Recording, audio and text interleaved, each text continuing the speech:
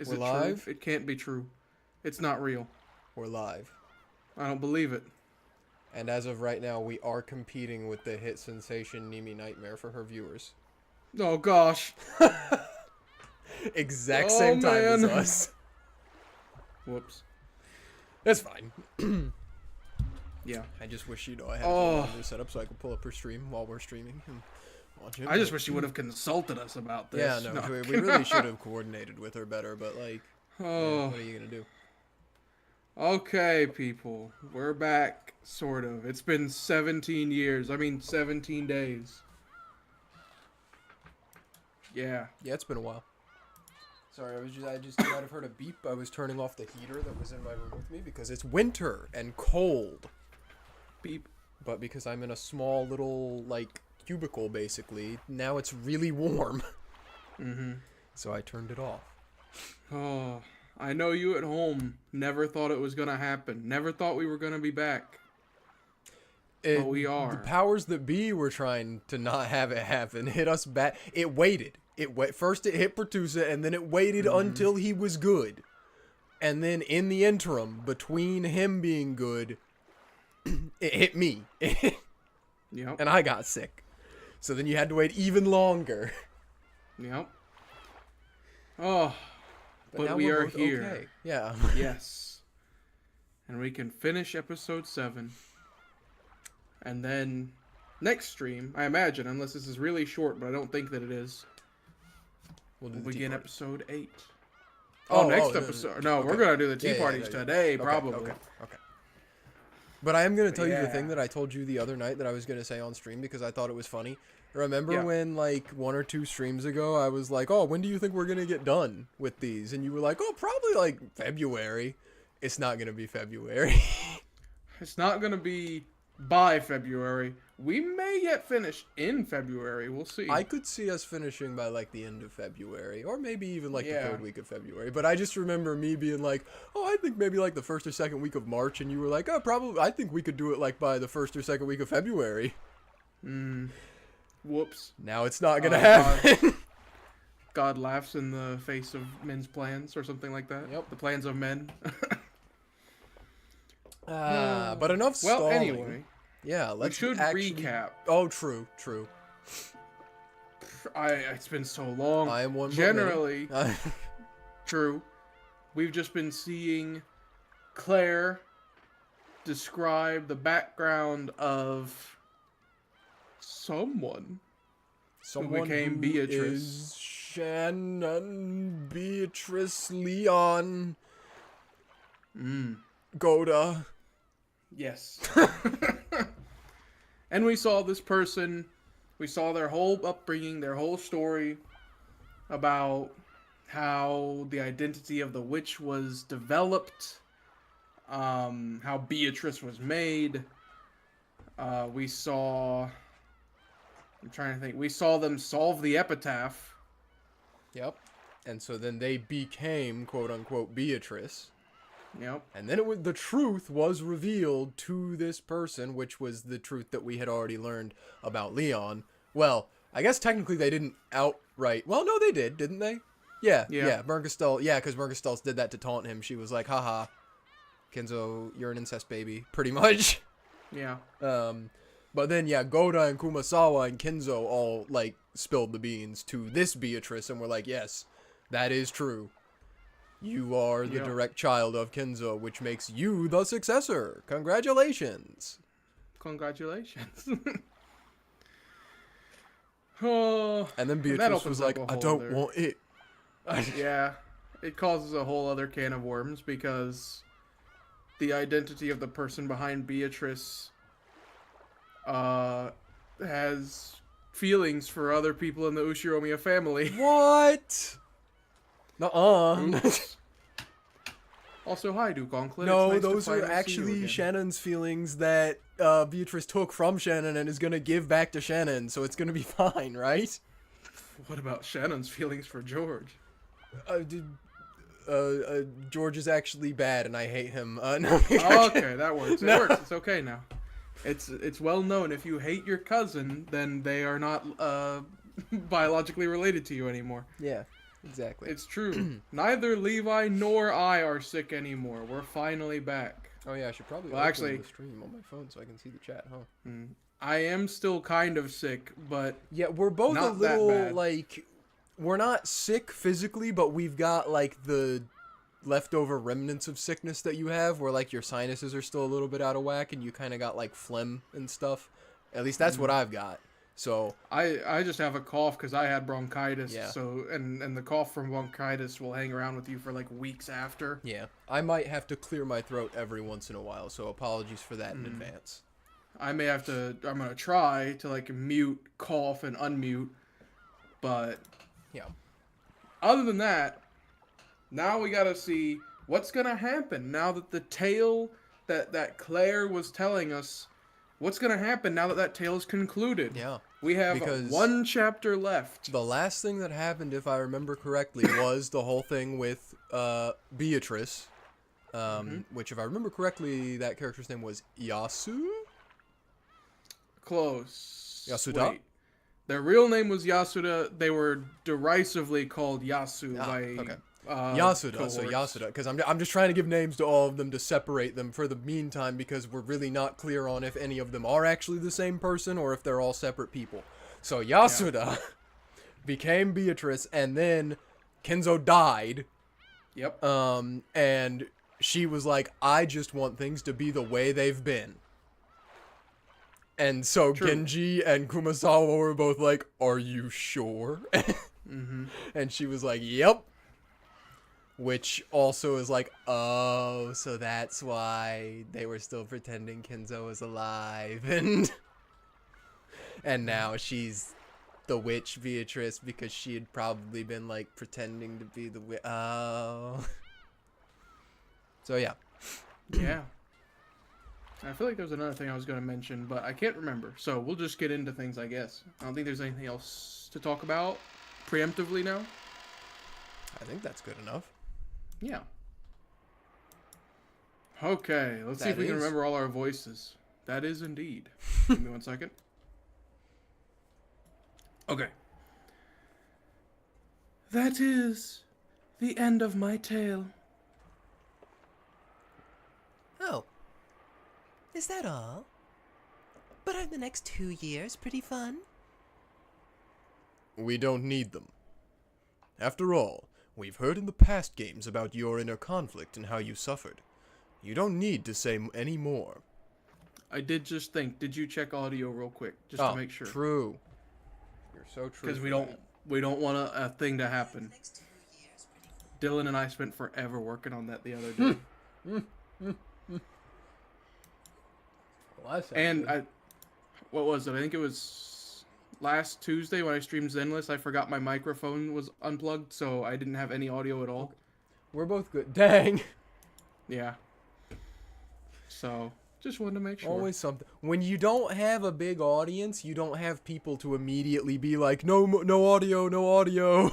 It's true. So it was you don't crazy because know. there were people chatting, but they were newcomers mostly. So I don't think any of them. I think everybody just thought it was supposed to be a no commentary stream. Dang. It was crazy. Yep. Okay. Now we're good. Back into it. We are good though. Yeah. Both of our audios sound good. Okay. You mean the conflict of the furniture with incomplete souls? There was a duel. The result had almost been decided. However, the year 1986 was incredibly merciless. I'll bet you cursed your fate. Yes, if it had been 1 year sooner. Or else 1 year later. Why? The duel would have been settled, though the way it got settled would have been different. You get it? I mean, if Battler hadn't come back in 1986, I suppose the understanding could have been that Shannon would have been married to George. Or Canon would have confessed to Jessica. So the duel would have been settled. So the duel would have been settled because one option would have already been picked. Mm-hmm. But because Battler was there, Specifically in 1986. specifically in 1986, something changed about those circumstances and made Because, the as Will duel said- necessary. Well, as Will said, it would have been settled in a different way if Battler didn't show up. Meaning that the different way would be Shannon or Canon. So the not different way must be someone else. Okay. Silently, Claire hung her head. If only I had been given time. Or else, if I hadn't been given time to worry. I hate everything. Dang. Why? Did it have to be 1986? Ask the author. Asked Featherine. Also a new song immediately called The End of the World. Dang! I decided to abandon control over everything. Oh. Abandon control? Like the ceremony in which I inherited everything from the previous head, I decided to abandon myself to the fate known as a miracle. And Hope Battler remembered? It may be more accurate to say that I abandoned myself to the choice of the roulette. We could not even decide our own fate. Green Beatrice, sorry. True, I always think of like mint Beatrice. Beatrice, yeah, I was gonna say Yeah. mint Beatrice because it's a very mint green. What's that ice cream flavor? Chocolate chip mint? Chocolate chip. Mint chocolate chip, yeah. So we let fate decide everything for us. Perhaps one of us will find what they seek. Or perhaps all will be joined and released. Or perhaps someone will put a stop to this folly. No matter which fate the roulette chose, I plan to obey its ruling. I will not resist fate. After all, whenever I have tried in the past, fate has always been heartless to me. Claire hung her head and let a single tear drop down. Oh. That's me. Okay, yeah, it doesn't say me, so... Yep. Humans will carelessly say that people possess infinite possibilities. However, the Endless Witch knows how limited those possibilities really are. So out of her limited fate, she tried to create the infinite. By entrusting her fate to God, she tried to create the infinite. However, this did not mean that she was resigned to her fate. She spun the roulette of fate with an unshakable and certain will. A certain fate where absolutely no one could escape if the epitaph was not solved. She sealed off the island with it, herself included. October 4th and 5th, 1986, were sealed away by an absolute and certain will, and she abandoned herself to that short span of time and the one fate out of many that would be chosen on that island. And now, my confession is over. Isn't that enough to place my motive for the crime? If you still do not know, I will say no more. It's not as though anyone could understand my heart anyway. Yeah. There's no need to say any more. Leon, after watching how I have wandered through a dead end of fate, do you see how great a hope you are to me? I'm a different possible you. The happiness you live in makes me jealous, but even more overwhelmed with happiness. The future you represent was a possible one. Right now, that fact alone is my salvation.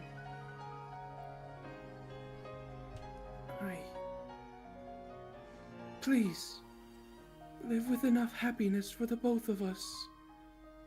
I'm glad I got to meet you once. At the end. You have my thanks, Lady Bernkastel. I'm just carrying out your funeral. There's no need to thank me. Well, it's about time to end this. It's about time to send the dead to the land of the dead. Yes. This is my funeral, after all. It's time for me to go back to where I belong.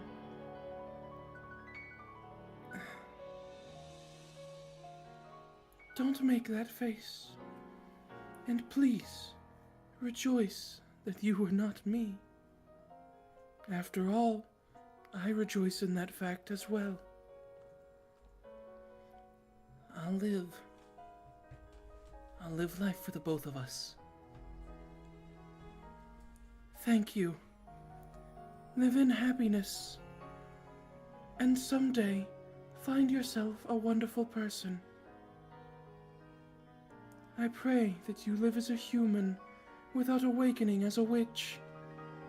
That you have a whole and single soul. And love one person with all your strength.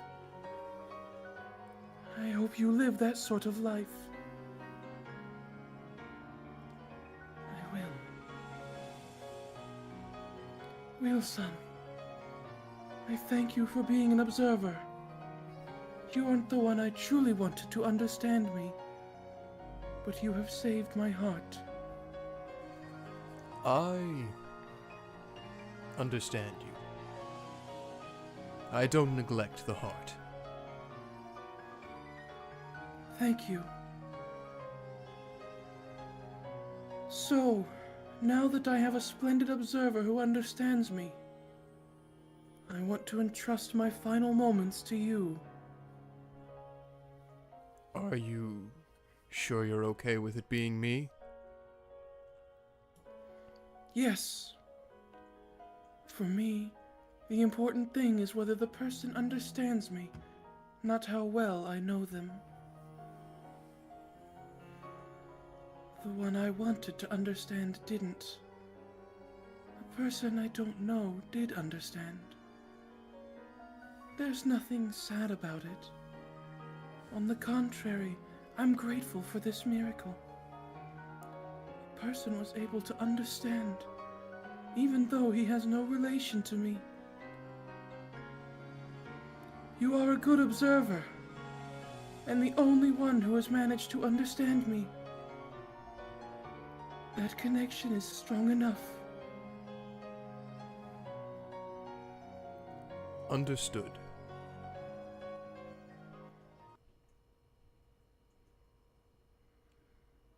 I offer my heart to you, nameless and wonderful observer.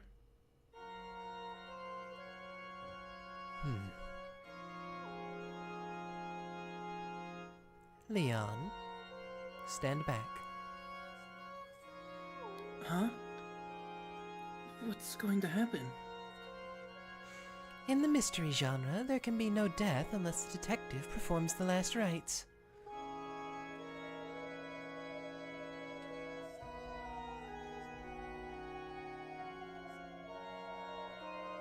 Will just stopping your heart be enough?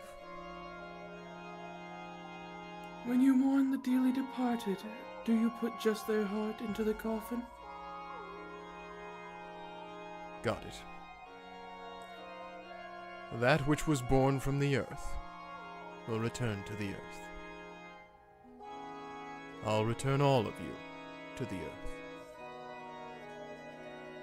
Earth to earth, ashes to ashes, dust to dust, illusions to illusions, and dreams to dreams. Right. Then let us begin. This is my burial. We're about to get one of the coolest scenes in all of Umineko. Whenever you're ready. Let us start.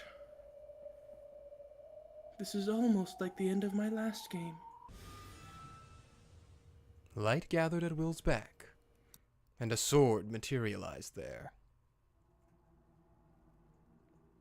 Slowly, he drew it out.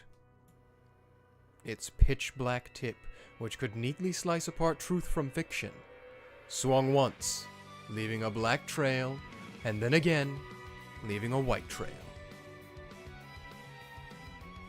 I'll cut the truth out from the fiction. Come. Following Will's lead, a similar sword appeared in Claire's hand. Its tip glinted silver, the opposite of Will's. Okay, so the way we're gonna do this, like I said, they're about to give you the answers cryptically. To keep the flow, I'd rather us talk about it after the fact and I can pull up the transcript, okay? Okay. Unless you're just pogging out of your gourd and you need to talk about it when it happens. Okay. Let's try to keep the flow. Okay, you ready? Okay. Yep. This is Golden Nocturne, the song playing. First game, first twilight. 6 corpses in the gardening shed. Oh, it's a katana. Illusions to illusions. The corpse that cannot return to the earth returns to illusions. That's the answer. Okay. Will's pitch-black slash cut across Claire's body at an angle. The blade passed through her like she was water, but its tip sent golden flower petals scattering. First game, second twilight.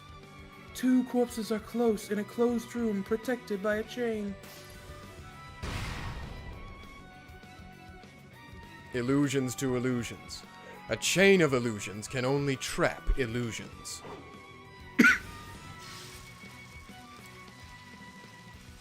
The razor-thin black blur sent golden flower petals scattering again. Oh, hi, Kenzo. First game, fourth twilight. The old head from the closed room study, confined in a scorching furnace. Illusions to illusions. Let the man of illusions go to where he belongs. I feel like that one just makes sense. We already know the answer to that one. Yeah. First game, fifth twilight. The last moments of the sacrificed boy with a stake in his chest. Illusions to illusions. The witch and the stake of illusions can pierce naught but illusions. First game, sixth, seventh, and eighth twilights. 3 corpses lying in the closed room of the singing girl. Illusions to illusions. Illusions of the blind girl's song. Illusion of a closed room.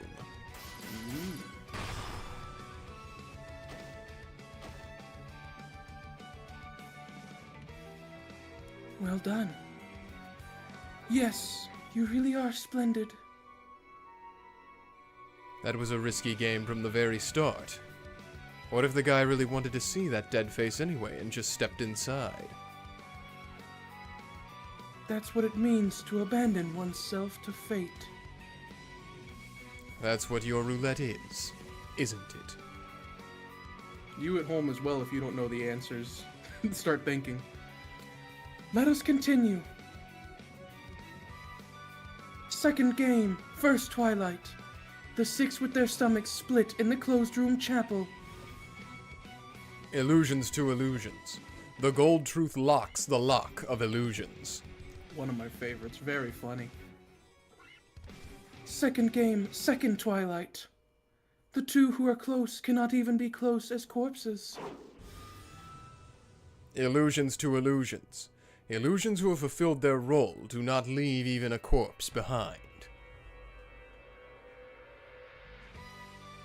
Second game, fourth, fifth, and sixth twilights. In Natsuhi's closed room, none are left alive. Go to George and Shannon. Yep. Earth to Earth. First change up, first change up. And there's a specific reason for it, too. No one would dispute that a coffin is a closed room. I like how it sounds in the Japanese, because illusions to illusions is maboshori wa maboshori ni, and then tsuchi wa tsuchi ni for Earth. Anyway. Second game, seventh and eighth twilights. The two sliced to death by the red-eyed illusion. Which one was that? That one was when the ghost canon killed okay. Kumasawa and Nanjo. Okay. Or not really ghost, but you know what I mean. Earth to Earth. Illusions to illusions. No illusion can create a corpse. But something can. Every time the blade passed through Claire's body, golden flower petals flew everywhere. The petals covering her heart were being torn away bit by bit. The illusion of the witch was breaking down and becoming flower petals. Third game, first twilight. 6 corpses connected by the linked closed rooms. This was all the servants for the most part. Yep. Illusions to illusions. In a closed room ring, the end and the beginning overlap. Third game, second twilight. The corpses of mother and child lay together in the rose garden. Earth to Earth. No falsehoods in their final moments as told. The third game, very interesting when you start reading it at this point. Third game, fourth, fifth, and sixth twilights. 3 corpses lying in the mansion. Earth to Earth. No falsehoods in their final moments as told. That would have been Rudolph, Kyrie, and Hideyoshi. Third game, 7th and 8th twilights. The corpses of husband and wife lay exposed under the arbor. Earth to Earth. The obvious culprit wields a mutable blade.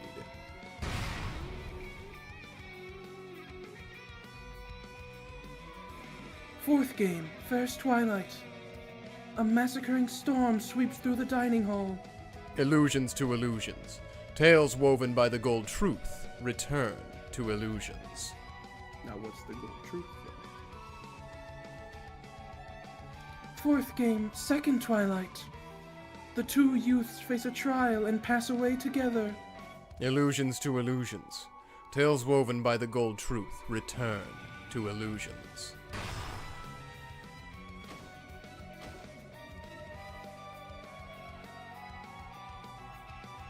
Fourth game, 4th, 5th, 6th, 7th, and 8th twilights. None of the runaways are left alive. Earth to Earth. Illusions to illusions. Silent corpses adorned by fiction. Fourth game, 9th twilight. And none shall be left alive. Earth to Earth. Illusions to illusions. When fiction is shut up inside a cat box, it becomes truth.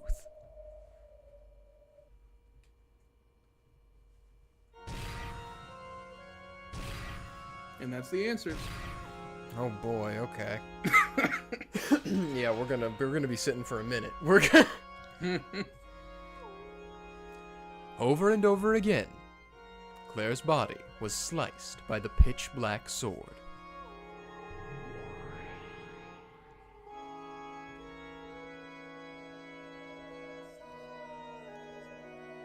As proof, the chapel was now filled with golden flower petals, which danced around like gold snow.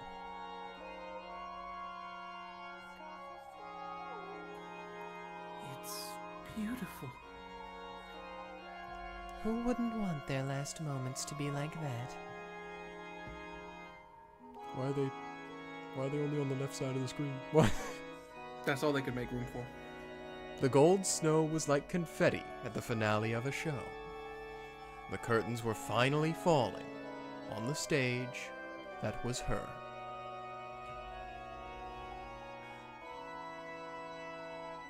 Then, one final question. Sure. Oh, don't hit me with it. This is a... That's a cool CG. That's a cool CG. Look at that. That's a cool Yeah. CG. Again, I wish we had an anime so badly. I want it to be a good one, though. Claire slowly raised her hands. The sword she held became golden rose petals and melted away. She stood there, arms wide, waiting for the final strike. I knew that was going to be close. Who am I? Illusions to illusions. The promised reaper lowers the curtains on the tale, regardless of the witch's will. The pitch-black blade that Will swung high cut down Claire's form.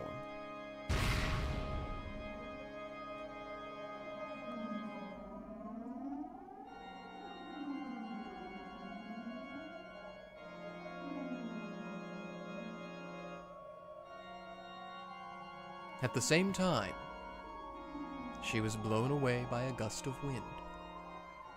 Her human form crumbled in an instant, became a storm of golden flower petals, and was torn apart.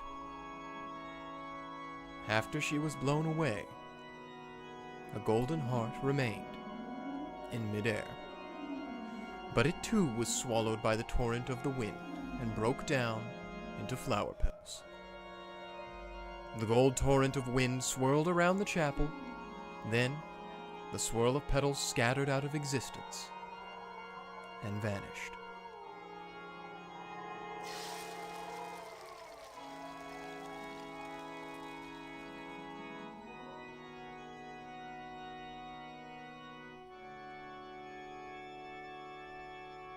A few remaining petals danced around like snowflakes, and those final vestiges decorated the chapel beautifully.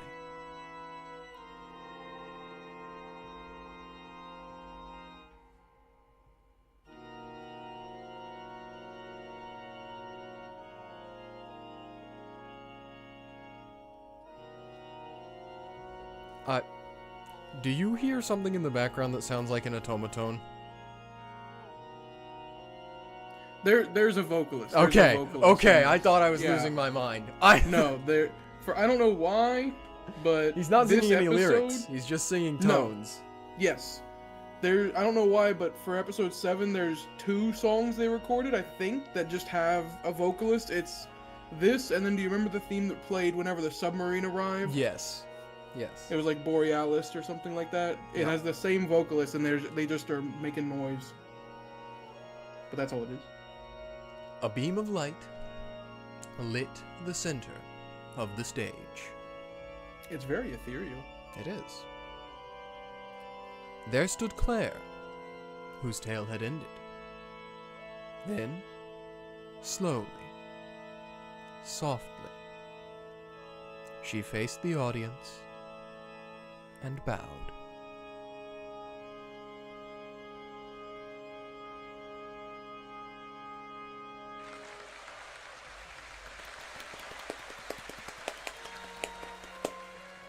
Applause spread throughout the room.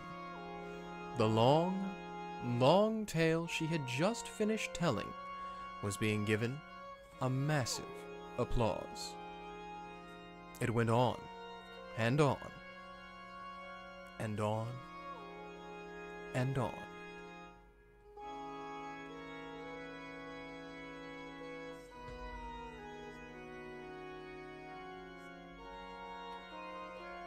The stage slowly sunk into the darkness of oblivion. Behind the darkness and the curtain, Claire continued to bow in front of the unending applause and disappeared. People are born with sin and live life to obtain forgiveness from someone. Or perhaps they are born with riddles and live life searching for someone to solve them. Here, all of her riddles had been solved, leaving no lingering regrets behind. People are riddles. They want someone else to solve their riddle. They live life wanting someone to solve that riddle that they are, the most difficult riddle in the world. I love that line. They want someone to look at the riddle they are. And they want that person to solve it. For her, that wish has been granted. Her soul will wander no longer. Sleep in endless peace in your cat box coffin.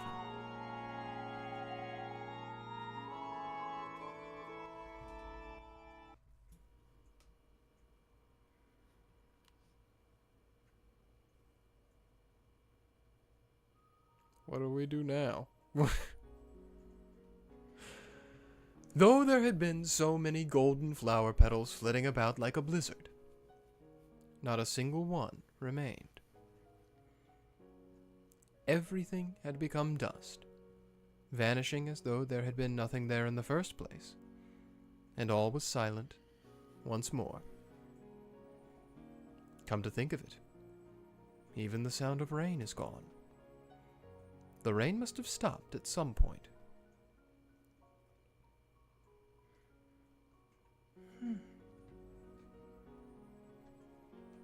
Meeting you was her salvation. I hope so.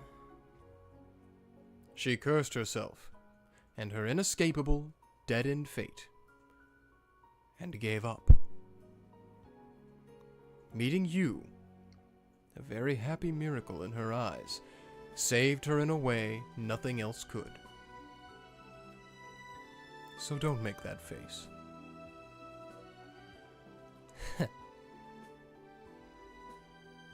That was a pretty tasteful ending. For you. Oh, Al only told me to carry out the funeral. Well, I pretty much just called a facilitator, you, and let you do everything. Thank you, Will. Mm,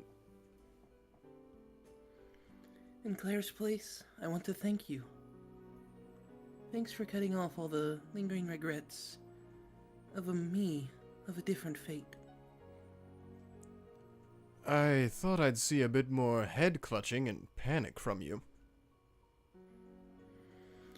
I understand now. I realize how happy my life has been. If fate had toyed with me, and if I was living in another world, I might have gotten stuck in the same dead end of fate. However, thanks to an extremely improbable bit of good luck, I live in this world. I now know how much that means. How much it's worth.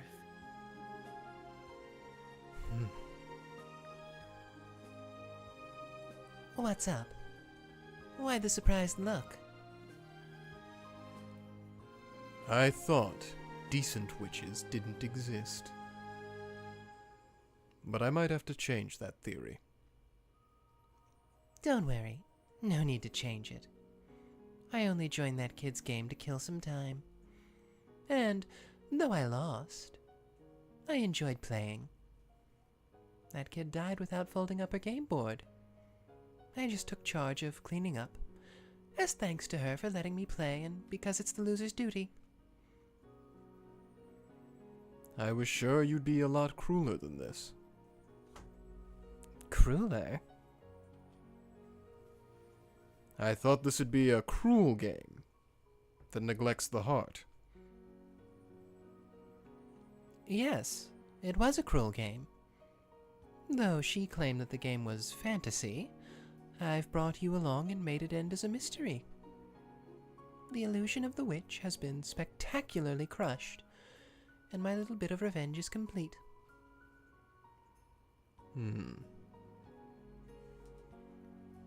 This tale of intertwined loves ends thanks to an absolute and certain willpower. Out of respect for that certain willpower, the Witch of Certainty made that kid a witch for just 2 days. Even within this limited span of 2 days, I've been able to enjoy an endless kaleidoscope. I won't be bestowing my favor, so no miracle will occur. However, even this ending is something that child wished for. I wonder which truth actually lay at the end of this endless tale. Well, Leon, stay tuned. We've still got a whole other episode. Mm-hmm. Who knows? Not being able to say that for sure is what makes it a cat box. When you open the box, you get a tale where no trace of the mansion remains, and no one except Ava survives. Now that Ava has died without saying anything, all the truth is inside the cat box. Endless possibilities, all kept within a limited box. Now that I think about it, maybe the whole island where she lived and died was the Golden Land. If you can call a cat box a golden land, that is. By the way, Battler has written up the most fun tale imaginable of the inside of the cat box. You mean that book in Beatrice's coffin? That's right. It's the happiest possible tale for her, which he thought up himself. It was a really fun, love-filled, happy tale. I also think that tale was the most fitting one to put in her coffin. No, that's wrong. Huh? You heard, Claire. You are her hope and her salvation. More than anything else, you living on in happiness will be her salvation. Right. Live happily. That's all you need to do to be that kid's miracle. Yes. I'll live happily enough for the both of us. I'm surprised you found this kid. Didn't you have to search through about 200,000 of them in that vast sea? Such trivialities are all I am capable of. And now, the funeral is over. As promised, I've released the barrier. Once you leave, time will start moving again like normal. So, you're done with us now. If I don't get back quickly, Diana will start scratching the curtains. We weren't together long, but thank you for your help. Well, that's a weird pose. That's He's being cool. so long. Be happy. For the sake of the hundreds of thousands of other yous.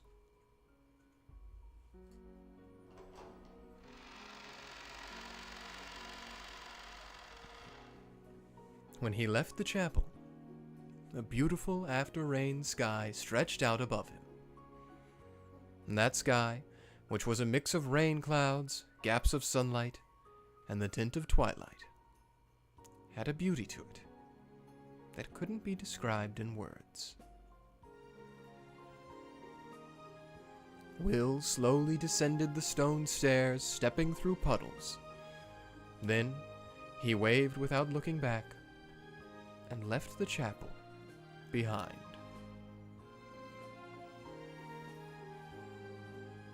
His form and footprints gradually faded away until there was no trace left. Okay, time for me to disappear too. Goodbye, Leon. I have you to thank as well.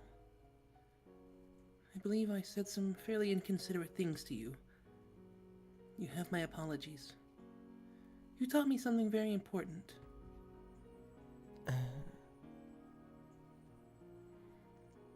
What is it? No, it's nothing.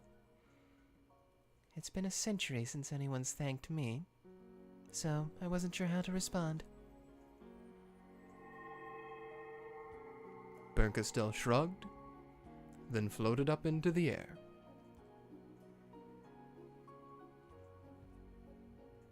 Then she looked up at the beautiful 7 colors of light shining in through the stained glass, and spoke as though someone was looking down on her from there.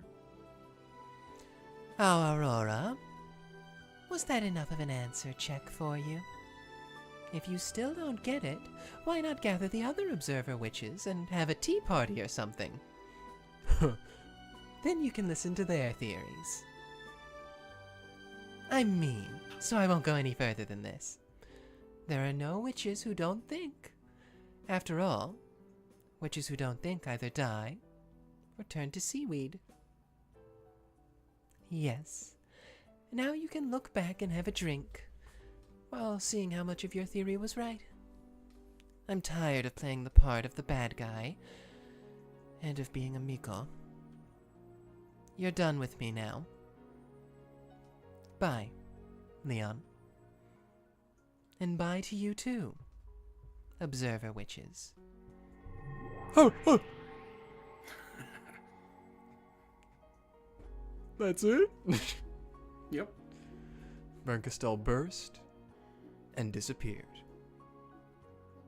Gets to be the good guy for 5 minutes, says, "Man, I'm tired." Yep. Well, disappears. A single golden flower petal glittered. Leon picked it up. It was the only trace of a miracle that remained in this chapel. At that time, cheery voices could suddenly be heard. It was the relatives. They came out of the waiting room one by one. So, this is where you were, Leon. I was looking for you. Mom, my apologies. I was just thinking about something. Looks like the rain's finally stopped. Finally, some good weather. Everyone, let us return to the mansion. I have been told that Beatrice's funeral is over. Dad, where's the head? He'll be here in a sec. Today was pretty crazy. And playing along with Dad's little funeral show was a real pain. You shouldn't say that. It was a very important ceremony. That's right. I think it was very important for Father. I'm starving. Goto-san, I think you can cook up something for us? Yes, ma'am. I'll prepare some tea at once. Where is Leon? Lend me a hand. Our family head. There you are. As Kenzo came out after the others, Leon ran up to him. You did very well today. Beatrice's funeral is now complete. Yes. And I'm sure that Beatrice's soul was saved. How could you know that? I was with Beatrice until a second ago. And I saw her leave on her journey with no regrets. That's how I know.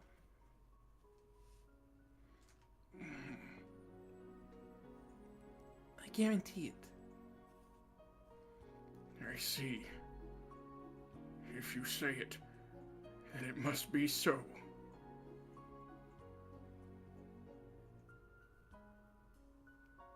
The relatives left the chapel, one by one. Leon left too, giving Kinzo a shoulder to lean on. A beam of sunlight peeked through the clouds, looking like a staircase leading up to heaven.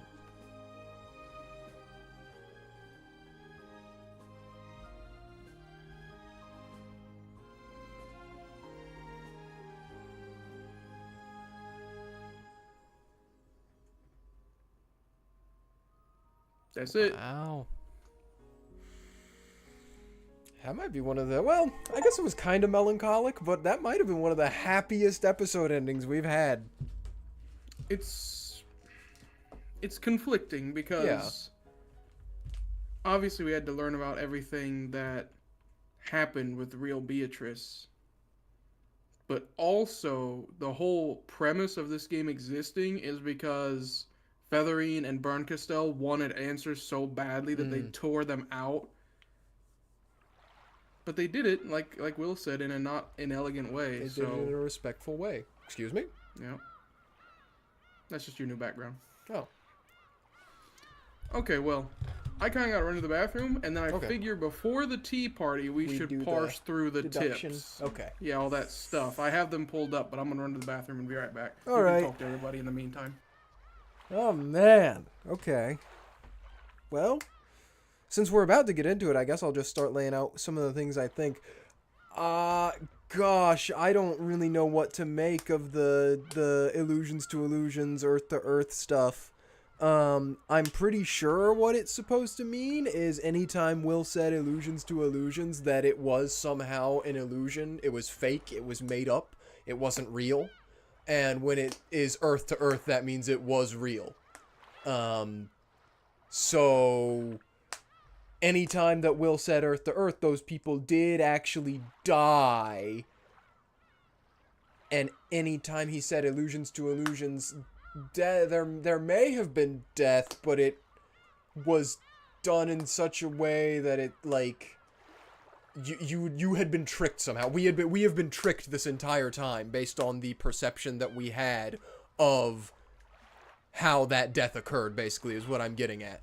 So anything that is earth to earth is like, we saw it and we can pretty much understand, yes, that is how the death really occurred. Whereas illusions to illusions is like, nope, there's more that you got to think about. You were tricked in that circumstance.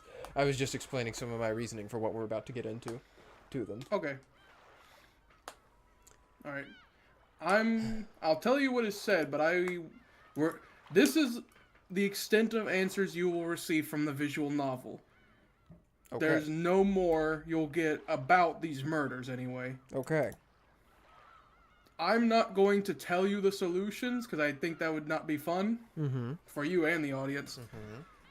If you want to hear them afterwards, you can ask me after the stream, though. Okay. But anyway, so let's just go through it again. Yeah. And you audience, stay tuned either just for our deduction or for the tea party, which I assure you gets wicked freaking crazy.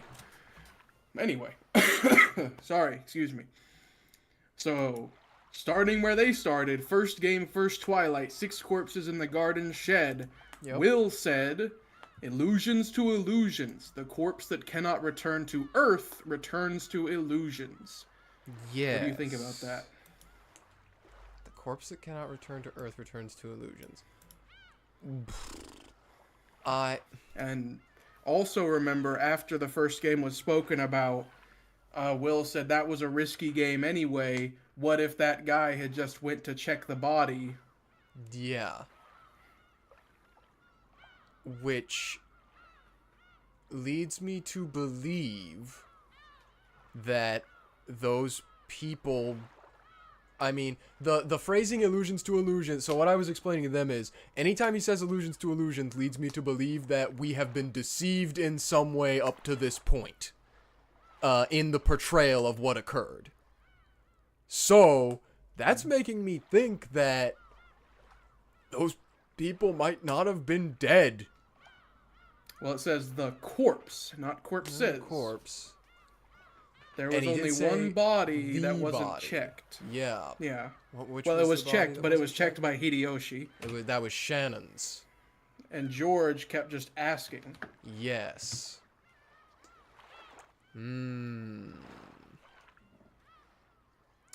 So...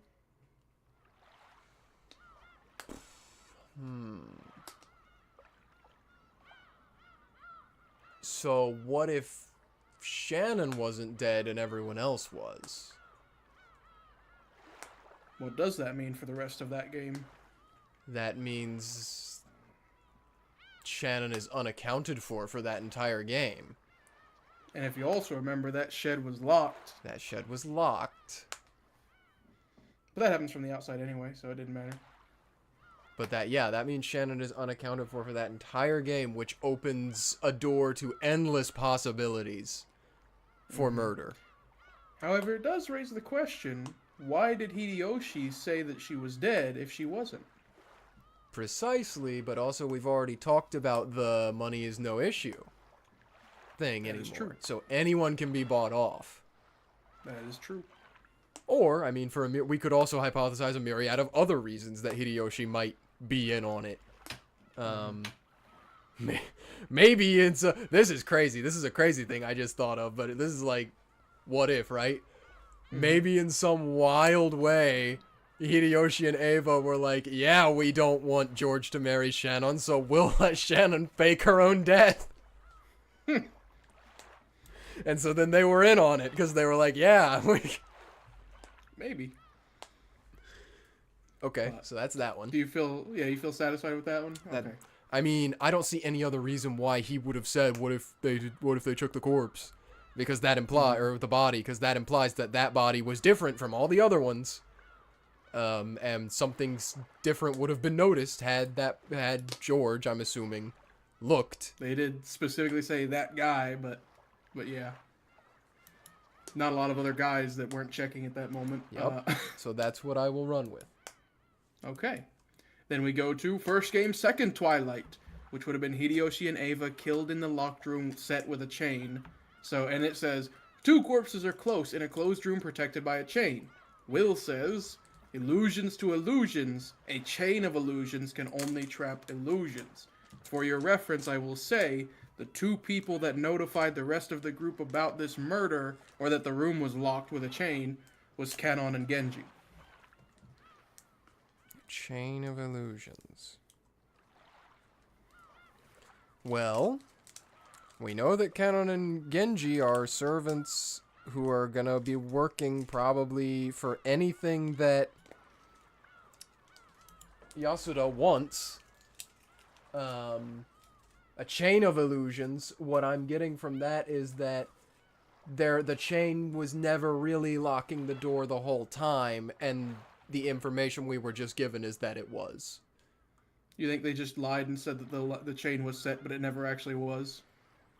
Maybe not necessarily that it was even set, but just that it wasn't actually keeping the door. In some way, the door wasn't truly locked. Because it's a chain of illusion. Or maybe the chain of illusions isn't that chain, but it's a chain like a chain of events. But then it says a chain can only trap illusions. Trap illusions. So what does that mean? Was the chain trapping the illusion of them being dead? Were they really dead? Or is it supposed to mean like they were really dead? They were really dead. Yeah. Only a chain of illusions can trap illusions. Or a chain of illusions can only trap illusions. Yes. I mean,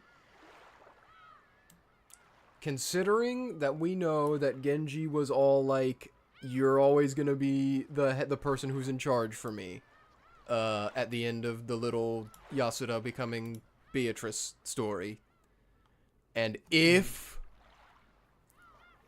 Yasura is the person who's going around killing everyone for whatever reason, which is heavily implied is the case, then I see no reason as to why, if the people who told everyone the door was locked at the time that they were in there were Genji and Kanon, I see no reason as to why they couldn't just lie. If they're doing it for the interest of what Yasuda wants. Is that your answer? Yes. Okay. Moving on. First game, fourth Twilight. The old head from the closed room study confined in a scorching furnace. Will says, illusions to illusions, let the man of illusions go to where he belongs. I feel like you already know this answer. I mean, is it just supposed to be like Kenzo's burning in hell? Is it? Not quite. But what's the one thing we know about Kinzo at the start of every game? That he's already dead. In the first game, we didn't know that yet. But now we do, so now it's that this is where he belongs. He's dead. Where he belongs. Exactly. The man of illusion is going where he belongs. He's dead. He's dead. He's dead. Yeah. Sorry that's kind of giving it away, but I mean, we knew no. that one. Okay. More exciting stuff. First game, fifth Twilight, the last moments of the sacrificed boy with a stake in his chest. Will says, illusions to illusions, the witch and stake of illusions can pierce naught but illusions. Also, for your reference, Nanjo checked Kanon's body and said that he was dead. Yup, and Nanjo is also another one of the people who is supposedly in on it. If I'm going off of that theory of like people being in on it, because he was also there with Genji and Kumasawa, and it can only pierce illusions. So, and because it was Kanon that was pierced, he's also a servant. So again, I'm just going on a lot of people are just lying Okay. to Sometimes put up a front of this is what happened. Okay. Moving on to the... Not quite the last one. Oh, there's an additional one from the light novel. We can do that one. Okay. Anyway. First game, 6th, 7th, and 8th Twilights. 3 corpses lying in the closed room of the singing girl. Illusions to illusions. Or, sorry, this is what Will says, but you kind of already figured that. Illusions are the blind girl's song. Illusion of a closed room. So this was Kumasawa... Nanjo, Genji, I believe so. Were all dead in the parlor that was locked, with Maria also in there, and she was just singing. The blind girl's song. Illusions are the blind girl's song. Illusion of a closed room. Which makes me believe that it wasn't really a closed room. Remember what we've determined about Shannon and Kanon at this point.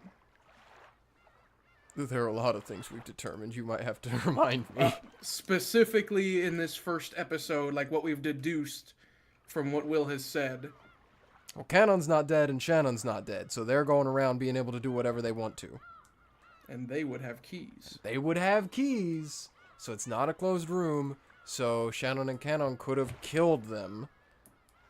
But is it just that, like, Maria was like, I don't see it. Is that why she's called the blind girl? She was facing the wall. She told everybody else, she was told by Beatrice to face the wall and sing a song. True, okay, yeah, okay. So, yeah, that's funny. Okay, I was just making sure that, like, I wasn't not reading into it enough by her being called the blind girl. But no, yeah, okay. Yeah. Anyway, let's do the additional light novel one, because it's interesting. It has to do with Natsuhi's death, which I don't know why they didn't cover. True. From episode 1. Claire says, first game, 9th Twilight, death of the noble woman who faced a duel with a gun in hand. Will says, Earth to Earth, a melody of overlapping murderous intent. Only a single deadly bullet was fired.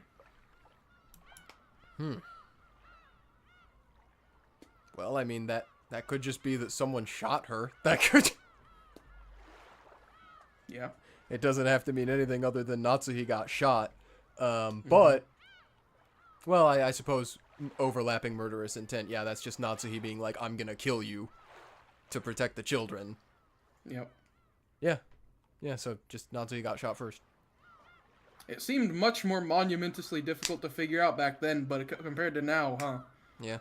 It's Of course, I mean, we have the answers. We have the answer key thanks to Will. I also, in episode 1, was unaware of the fact that there was more than one gun, too. That's true. That is something that gets revealed later on in, like, what is it, 3 or 4, when all of the siblings are like, we all have guns now. Something like that. I think it was 3. Yeah, so. Yep.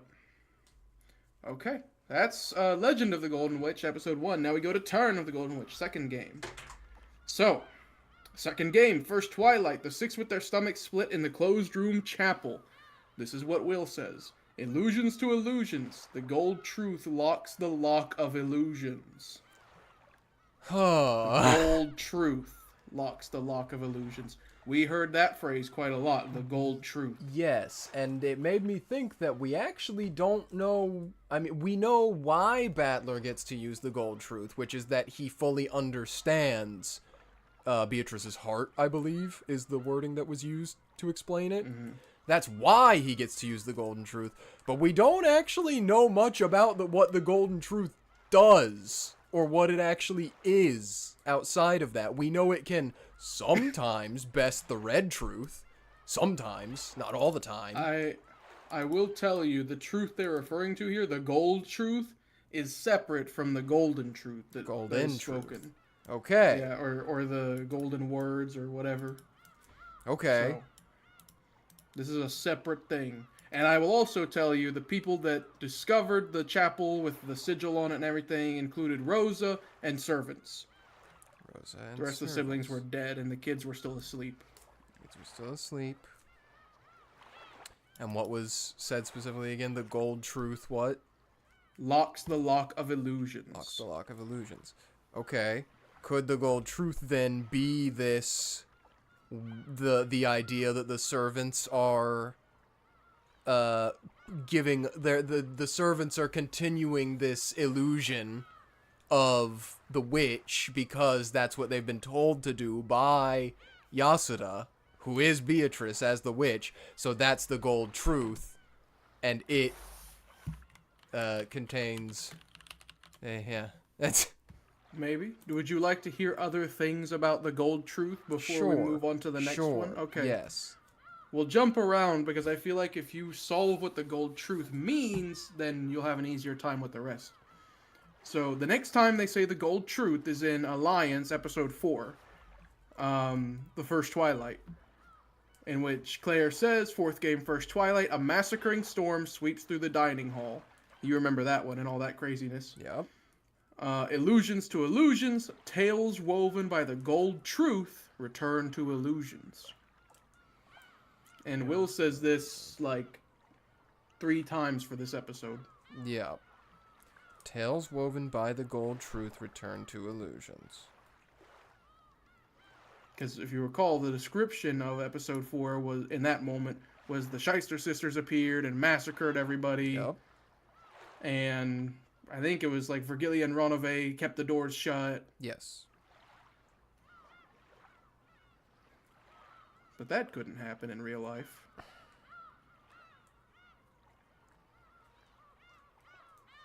Tales woven by the gold truth return to illusions.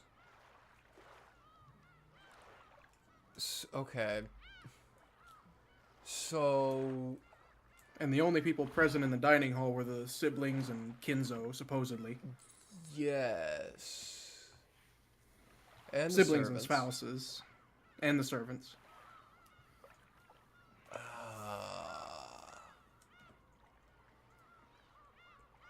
So does it have to do with any time... Well, What are the other 2 times that Will says that for something? The next Twilight, he says, fourth game, second Twilight, which is George and Jessica. The 2 youths face their trials and pass away together. Will says, illusions to illusions, tales woven by the gold truth return to illusions. And then the next one? Is there another one? Or is that it? Let me see. Nope, that's it, actually. It said 3, but I forgot about the first one.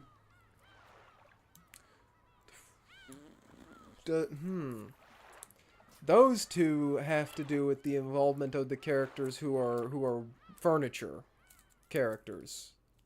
Who are characters that we only see being summoned and used magically. Except for the one in turn, which just has to do with the chapel. That's what I was about to say. The two where he says gold tales woven by the gold truth return to illusions have to do with furniture. The first one doesn't necessarily. No, it says the gold truth locks the lock of illusions. Gold truth locks the lock of illusions.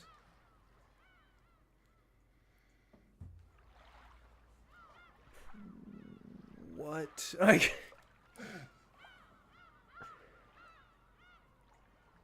So, is the gold truth?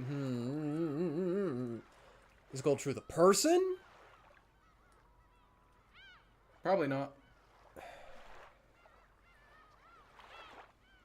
Tales woven by the gold truth. What could be done to make people agree on a truth that isn't real? Money. Is the gold truth bribery? If it were, would that make sense in this context? She pays off everyone to say these things happened. Does that work for the lock and the lock of illusions?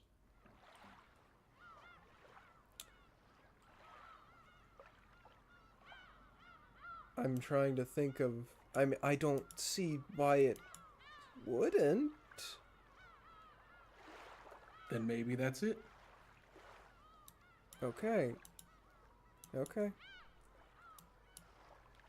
It's just been Which so would long since imply- I've... See, this is like that. It feels just like such a simple answer. And so Doesn't it's it? been so long since I... Well, yeah, just boiling it down to she bribed them. After everything that's been like episodes 1 through 6, that's like now I'm having to pull myself back into reality. Mm-hmm. And so it's hard. Yeah. So that would imply, because Rosa was the only surviving adult in episode 2, that she's been bought. Mm-hmm. Okay. And the door to the chapel was never locked. Never locked. Now we can move on in proper progression. So, second game, second Twilight. The two who are close cannot even be close as corpses. So that's Jessica Cannon killed in Jessica's room. And there was all that debacle about who could lock the room because I believe the keys were in the room. Yes. Anyway. Will says, illusions to illusions, illusions who have fulfilled their role do not even leave a corpse behind. So, I mean, if we're working off of the last episode's assumption that Canon is in on it, then he probably wouldn't be dead again.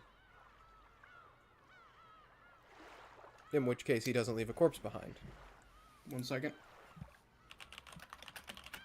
But that is to say, if that would have to be the, like, same through line as episode 1 as well, which I know obviously things can change, circumstances can change between each episode. The only problem with that is that Beatrice does say in red in this one, Canon was killed in this room.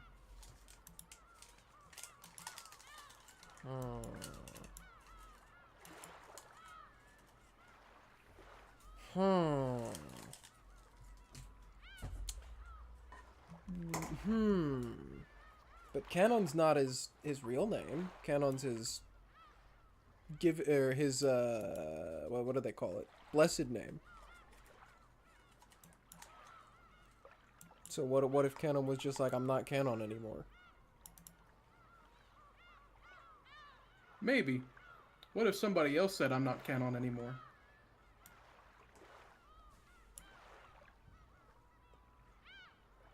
True. Someone could have just been pretending to be Canon.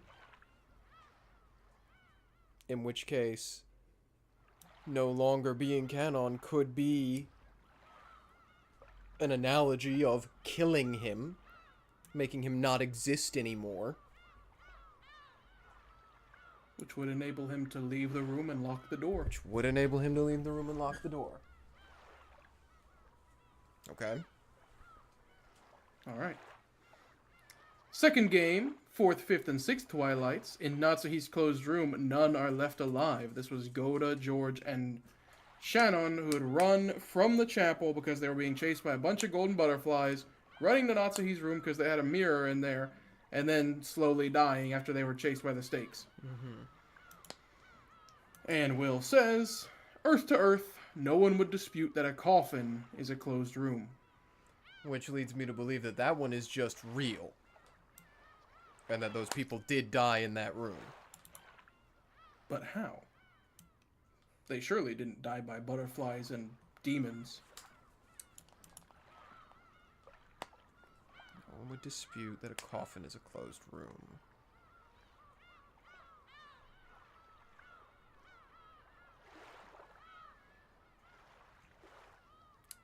I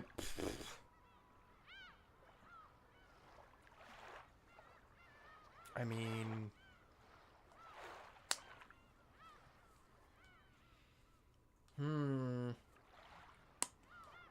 Murder-suicide?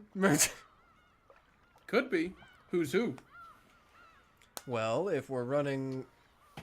Well, If Shannon's in on it, then Shannon murders the two and then kills herself. Because Goda seems to not be in on it, and George is George. Maybe. If it makes the most sense, it might be right. But does it make the most sense? That's the question. Because I do think there is a Shannon, and then there's a Shannon who's Yasuda Shannon, and I think they're two different people, and I think the Shannon who's Shannon likes George, so I don't think she would just kill George. What if they aren't two different people? What if they aren't two different people? I haven't figured that part out yet, producing. Oh, if that's not the case, then yeah, I mean, sure, she kills George, but then, like, why the suicide part, though? Or, what if Shannon died in that room? No, Cannon was killed in the other room, remember? What? I said Shannon. Oh, whoops, sorry. Yeah. But I'm going along the same line of You're thinking. starting to cook. Yes, you're starting to cook. What if in the same way that Canon was killed, Shannon was killed in that room along with George and Goda, and so someone left the room. It just wasn't any of those three. Okay, that's what I'm going with. That's what I'm going with. Okay. Second game, 7th and 8th Twilights. The two sliced to death by the red-eyed illusion. This is when Kumasawa and Nanjo were brutally killed by the squelching cannon. And Will says, Earth to Earth, illusions to illusions. No illusion can create a corpse. So... The only other person in that room at the time was Genji. Yes. And Genji is in on it. And if the murderer is both Canon and Shannon, then they just reappeared after leaving the closed room murder of the other three and kill those two. And because Genji's in on it, he's like, yup, that's what happened. He was the one that reported it to Rosa and the rest. Yes. Yeah. Yeah, I don't think there's any issue with that. The Earth to Earth part makes me assume like those deaths were real.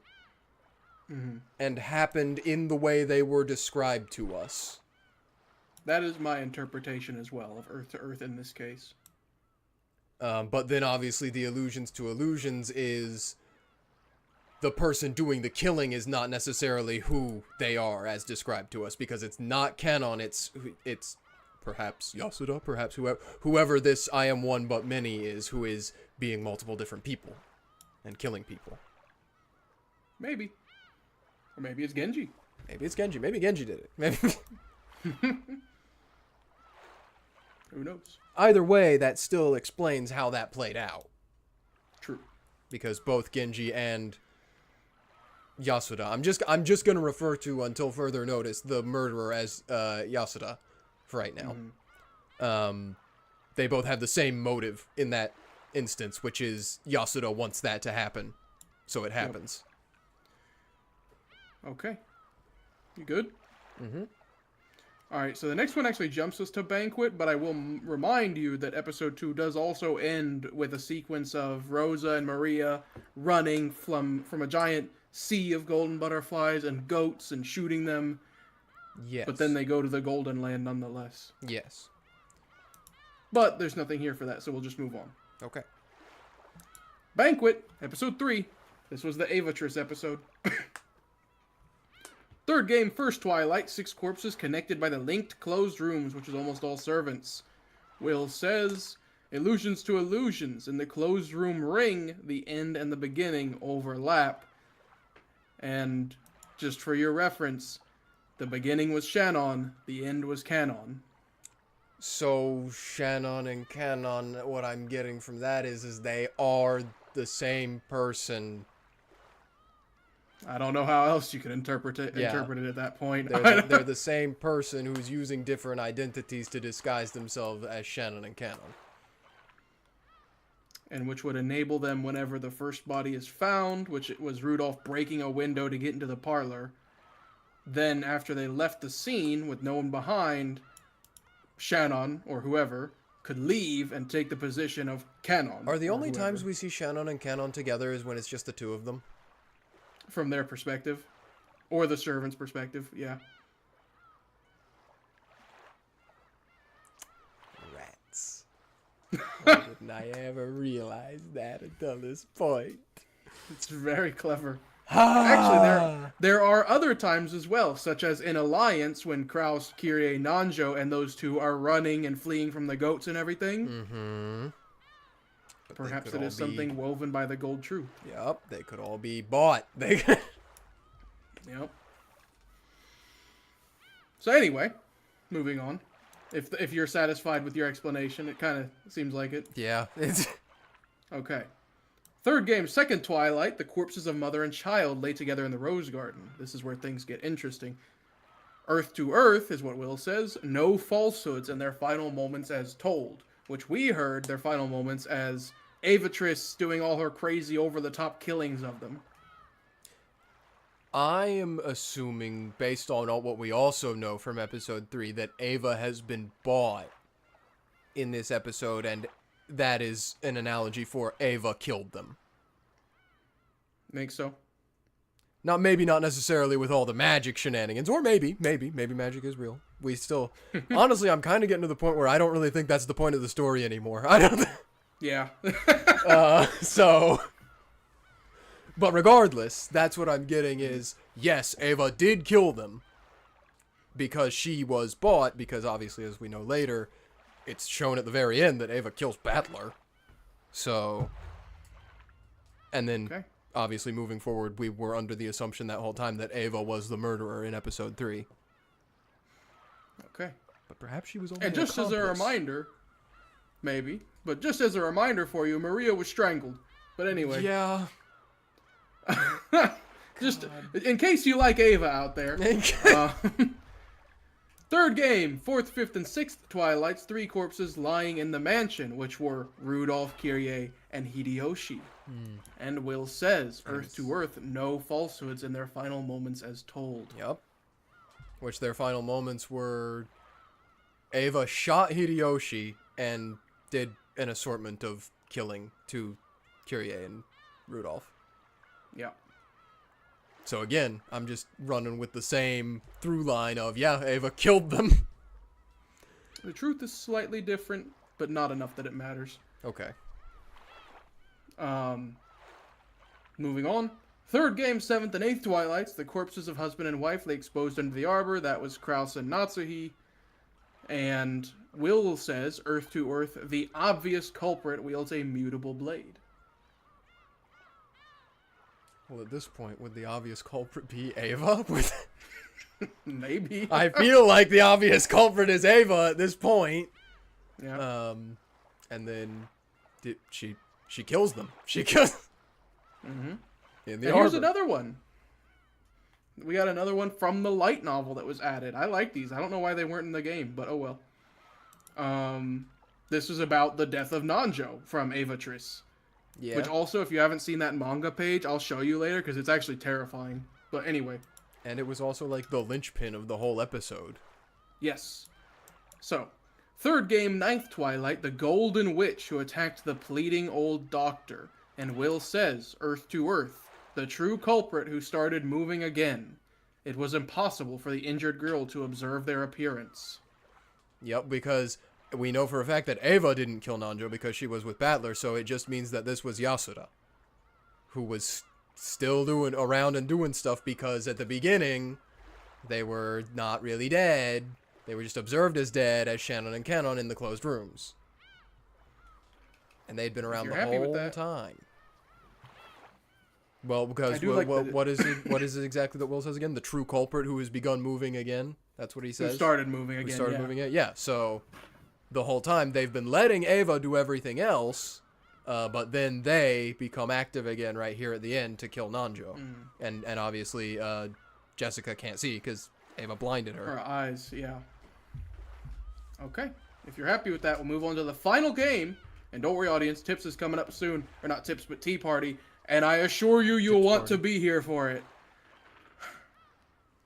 Yeah, there's a lot of different versions of this, Duke. There's light novel, manga, obviously this, and there's the anime. Yep. And the stage play. But anyway. So, Alliance. The one with Anjay. The one with Sakutaro. Yeah. Okay. Fourth game, first Twilight. A massacring storm sweeps through the dining hall. Will says, illusions to illusions, tales woven by the gold truth return to illusions. Bribery. Okay. Money. So that would imply Everyone was paid off. except one person. Who wasn't there. Because Jessica and George have the same will line, tales woven by the gold truth return to illusions. Yep. There's only one person who wasn't. And that would be Shannon Canon? Nope. No? It's a cousin. Is it Battler? Yeah. I mean, well, yeah. I mean, It's just really funny. it's literally the Furudo Erika episode where Battler was like, everyone's gonna play a prank specifically on her. Yeah. Except it's everyone's gonna do this specifically to Battler. I always think it's really funny. Okay. Fourth game, second Twilight is the same thing. Two youths face their trials, pass away. Tales woven by the gold truth return to illusions. I imagine you've already made your statement on that one. Yep. Then we go to, this one's pretty similar, but it's fourth game, fourth, fifth, sixth, seventh, and eighth Twilights. None of the runaways are left alive. Will says, earth to earth, illusions to illusions, silent corpses adorned by fiction. So everyone's dead in that group except for the Shannon Canon pair because they're not actually dead in any of these. There's that. And then the adorned by fiction, their last moments is told were being killed by the Shyster sisters' arrow. Yes. And their whole story about the goats chasing them and Yep. the using the waves and the Yes. Tenkaichi Super Budokai. magic. Yeah, super magic moment with all that. The cross counter. Crazy and stupid and fun. Yeah. Okay. And then we have two more left. So fourth game, ninth Twilight, and none shall be left alive. Will says, earth to earth, illusions to illusions. When fiction is shut up inside a cat box, it becomes truth. And which murders were those? It's the ninth Twilight. Oh, And oh. I am ashamed, but I'm pretty sure that's the end. 1 second.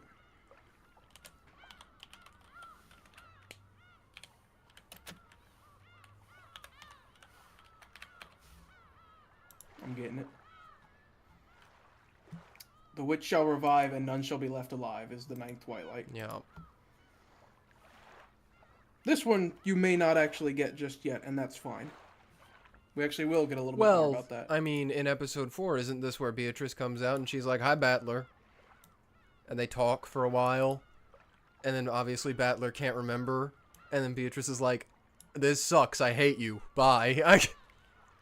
Yes. Specifically, this is mostly in reference to the right here, right now, you're the only one on this island and I'm about to kill you. You're the only one on this island, and I'm about to kill you.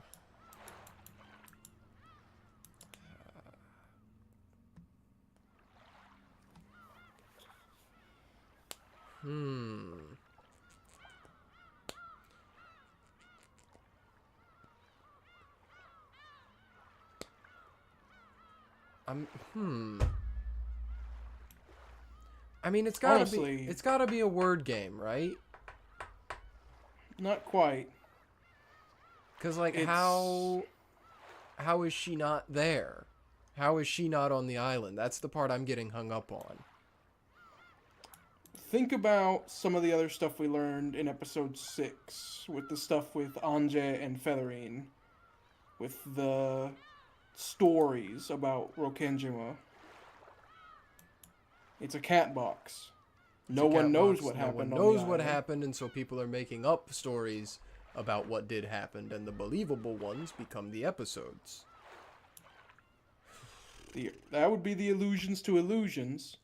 The earth to earth, I would think, is that none shall be left alive. Yeah, Battler dies. Now, you still don't know the how for that. Yeah, I mean, But that's is generally that, the answer. none shall be left alive. So is that saying she murder suicides Battler, Sort of. or he's the only one on the island? So is she dead by the time she kills him somehow? Maybe. That'd be kind of hard to I figure know. out. That's why I'm like, Yeah. There is the Rokkenjima explosion thing, so does she leave the island and the island explodes and kills Battler? Does she leave the island? Does she leave the island?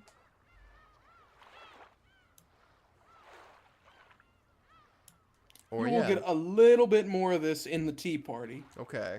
So, if you want to wait on that, that's fine. And honestly, the answer remains the same for this next one as well. Okay. Which the final question is, who am I? And Will says, illusions to illusions. The promised reaper lowers the curtains on the tale regardless of the witch's will. The island explodes. And kills everyone. Maybe.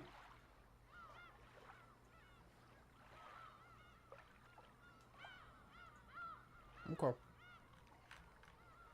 Anything you want to revisit? I don't want to, because then I'll start second guessing things. So Okay. I just want to lock it in now, and if I'm right on them, I'm right on them, and if I'm wrong on them, I'm wrong on them. All right. To answer your And that's question, Duke Onklet, about the light novel thing, because I was going to wait until we were done, I just see it as, like, literally any media ever does that. So, like, it's just like a Star Wars. After the Star Wars movies came out and got really popular, they made books that were just the movies, but as books. So, like, it's just the same with this. That's the reason why there's a light novel. That this came out, and then it got popular enough that they were like, let's also just make it a light novel. Yeah. And the reason I'd say you've barely heard of it is because it's the same reason people barely hear of Umineko. It's long. Mm-hmm. People don't read it, even though it's peak. But, speaking of it being long, let's move on to the tea party after that nice happy ending that we had. Let's see, what could go wrong? This is the part where my heart's gonna get ripped out and turn into golden petals and blow away in the wind. At least until episode 8. Okay. Who is hold this? I believe this is me. I'm not sure, but I think it's me. Okay. When I came to, all was silent. The room was dimly lit, and yet it was massive. Where on earth is this? The theater. I was sitting in what seemed to be a very short sofa. It was very constricting, and looked like there were several more of them off to each side of me.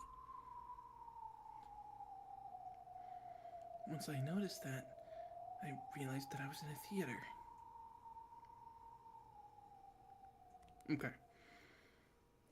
Where on earth am I? I don't know how long I've been here. And more importantly, I don't know where this is. Beatrice's funeral ended. Everyone went back to the mansion, and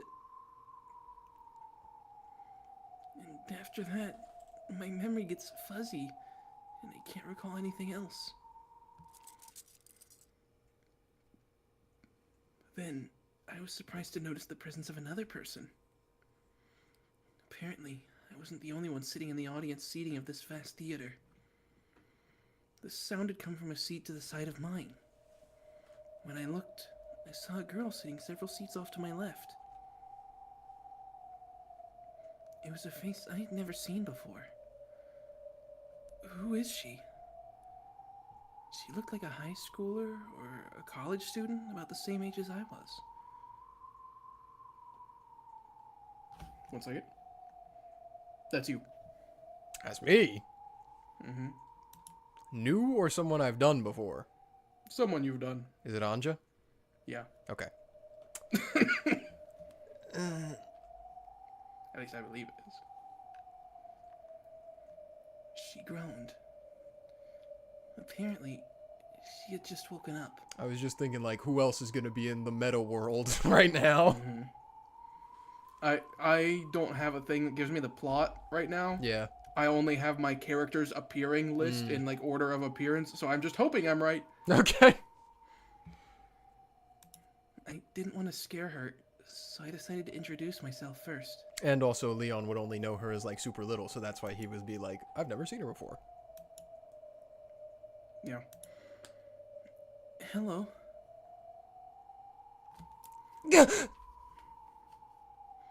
Apparently, she was equally surprised to find someone other than herself here. She jumped when she heard my greeting. Who the hell are you? I feel the same way. It seems that neither of us is here of our own accord. Is that the one-winged crest? Huh? Do you recognize this crest? She looked suspiciously at the one-winged crest emblazoned on my collar. Anja, who clearly also has one on her, but Leon just hasn't seen it yet for some reason. On the other side of him. Oh. I don't know. Actually, didn't he say she was on his left? Yeah. So yeah, that would put it on the... Because it's on her left side, so it would be on the side you can't see. Her stare, which was unmoving but not openly hostile, wasn't exactly pleasant for me. Allow me to introduce myself first. I am Luciomia Leon. Ushiromia? Huh? What? Leon. Written as but pronounced Leon. Pretty strange name, don't you think? No stranger than mine. But I'll have to apologize. I don't know who you are. That's hardly surprising, since I don't know you either. This is where she pulls out the yes you do. This is... That's not what I meant. Who are you? There's no one like you in the Ushiromiya family. And why are you so sure? Do you have something to do with my family? I'm the last Ushiromiya, baby. I'm a member of the Ushiromiya family. Sorry, cough. But that's... She showed me her left sleeve, and the crest of the one-winged eagle emblazoned on it. I regret having to ask the same question, but who are you? I've never seen you in the Ushiromiya family. First they tear me into little bits, then they make me read. What's next? Which witch am I supposed to be entertaining this time? She spat out those words and seemed to be complaining about something. It's really funny to me that Anj is just like, which one? Come on. And she says it so casually. First they tear me into little bits. Then they make me read. Anjay's just tired of this, man. I'm tired of this, witches. All of them in unison. Well, that's too damn bad. Yeah. Anja. I'm Ushiromiya Anja, Rudolph and Kyrie's daughter. What? Anja-chan? But you're supposed to be 6 years old. I was 6, during the year of the final family conference on Rokkenjima. Now I get it. So you're a person from the year 1986. I'm 18 years old, and I'm from the year 1998. I'll say, Duke Onclid, don't worry. You're in for a treat. Anyway. In other words, you're the Anja-chan of 12 years in the future? I'm glad you believe it. But unfortunately, I don't have a clue who you are. Who are you? Who are your parents? My father is Kraus. Natsuhi is my mother.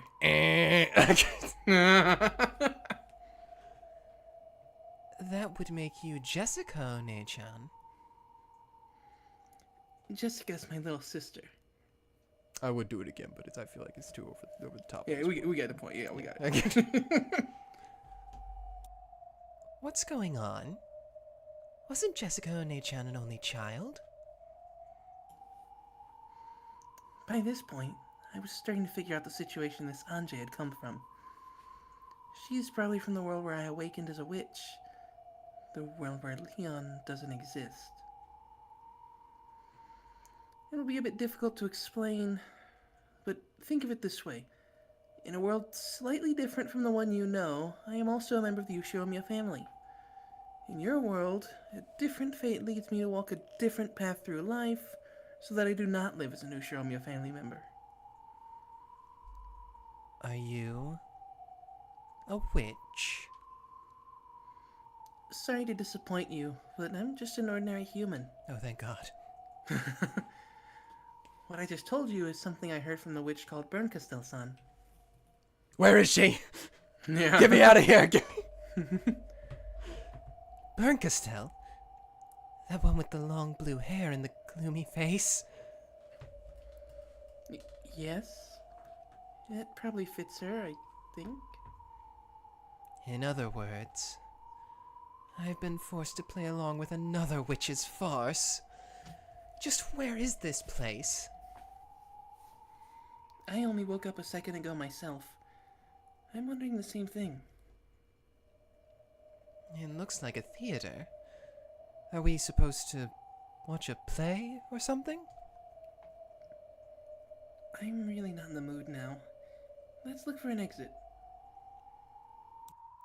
You haven't noticed yet. Look. Huh? These are... I thought I heard chains earlier. I heard a chain sound effect, and I was wondering if that was going to be addressed. I finally noticed. Both of my wrists and ankles had chains attached to them. As long as I sat here, I had enough slack that I could move about a little, but it looked like there wouldn't be nearly enough for me to get out of this place.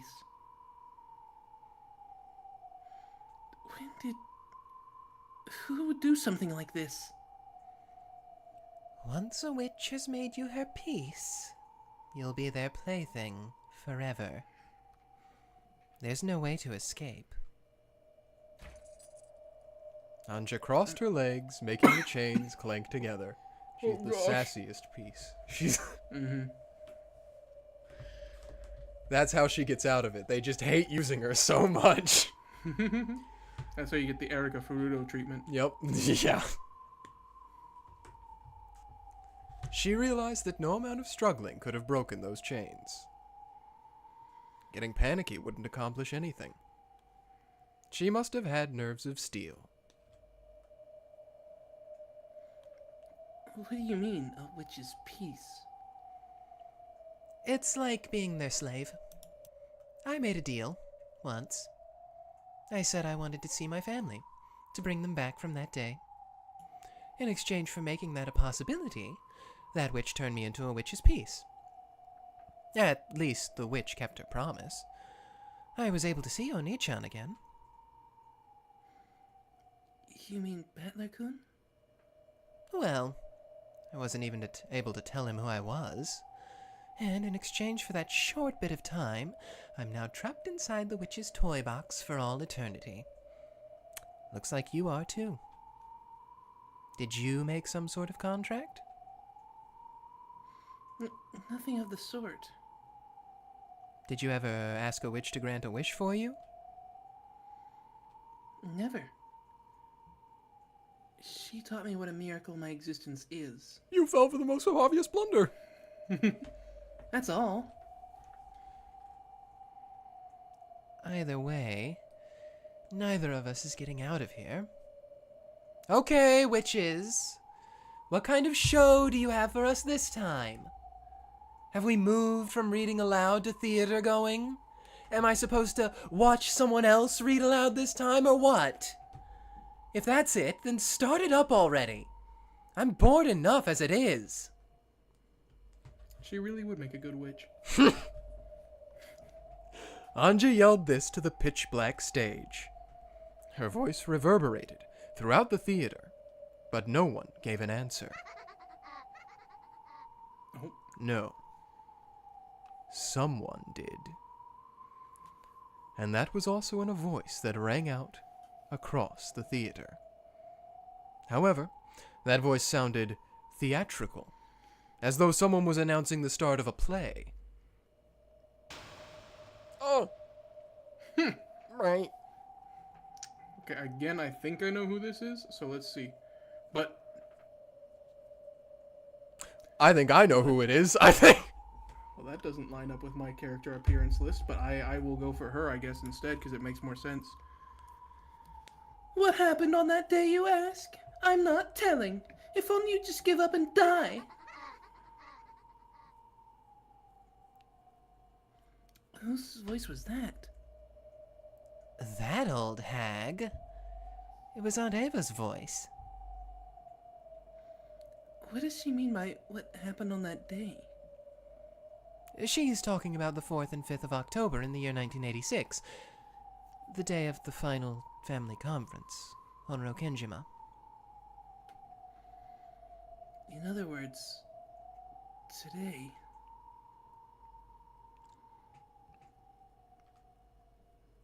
Uh-oh. Oh. Today is October 4th, 1986. As a prelude to the family conference, Beatrice's funeral was held. That's a surprise.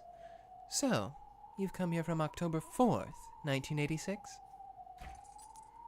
Tell me, what happened during those 2 days? The answer she seeks is inside the cat box. All I can tell her about is my close call with a sad life.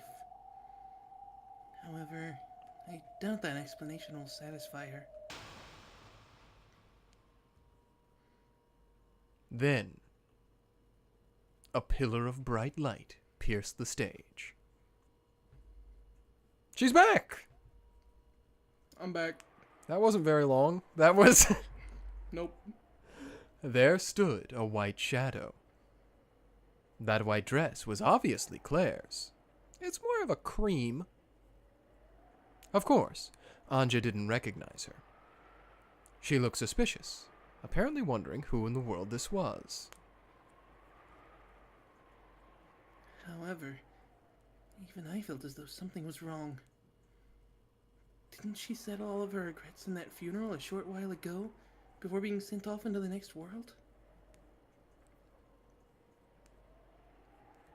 She stood all alone, in the narrow beam of light in the center of the stage, and the expression on her face was lifeless. Is this going to be a certified Bernkastel moment, or is it something different? I cannot tell. I don't have my plot, so I don't even know. The light began to grow brighter and brighter. It shone more and more fiercely on her, until it became blinding just to look at her. You need to wear some makeup, honey. Oh!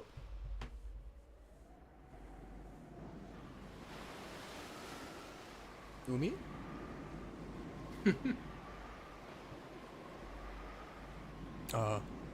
No, this could be either of them because it says we.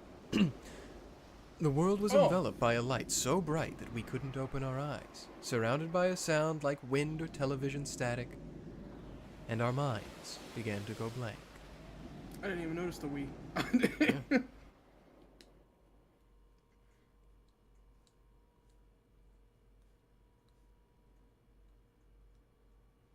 Welcome back, question mark?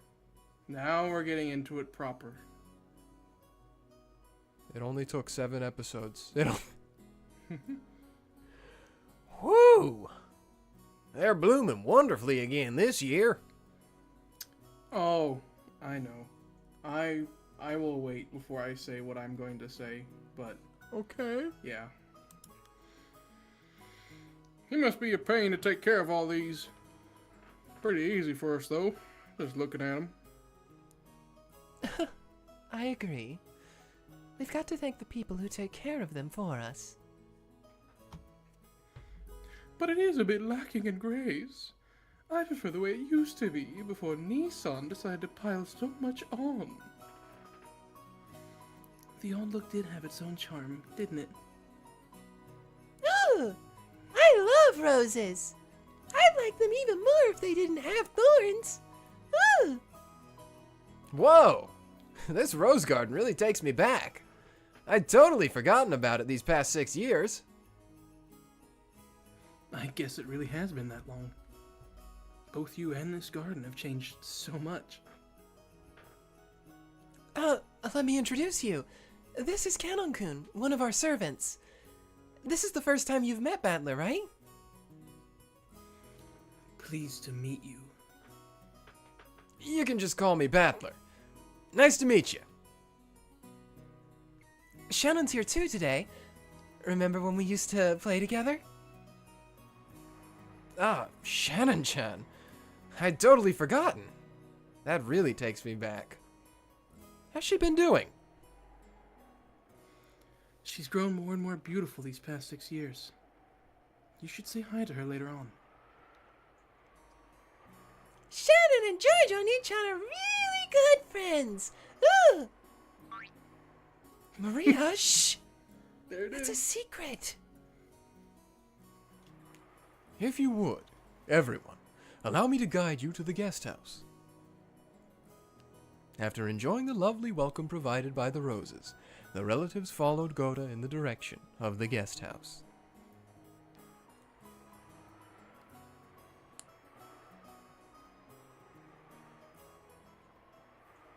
Okay. October 4th, 1986. Rokkenjima. In a world without Leon.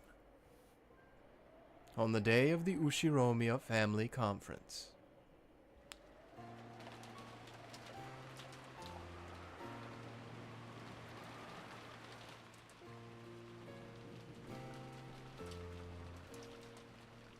Maria read a mysterious letter aloud after dinner, just as she had been told to. The writer of the letter claimed to be the Golden Witch Beatrice and challenged the family. Try and solve the riddle of the epitaph. Otherwise, I will take everything.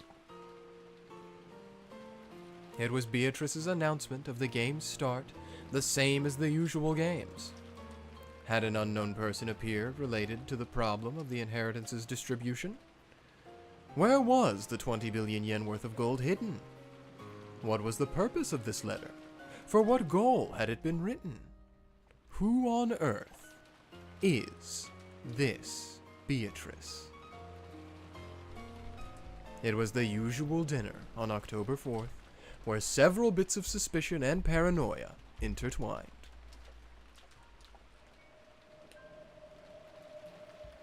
George-kun, I'm sorry, but could you go to the guest house with the others? My apologies. Shannon, take the children to the guest house. We will move straight on to the family conference. Yes. As you wish. Beatrice, the Golden Witch. What a fascinating letter you've sent us. She's telling us to solve the epitaph? Ridiculous. That gold belongs to us. Why would we ever give it up to some outsider? If we could just find that gold, we'd all be happy. No one would have to lose anything. Let's go, everyone. We'll be having an adult conversation from here on out. Sheesh. Sounds like it's gonna get complicated. Come on, Maria. Let's go. Beato's ceremony has begun! Okay, everyone. I shall guide you to the guest house.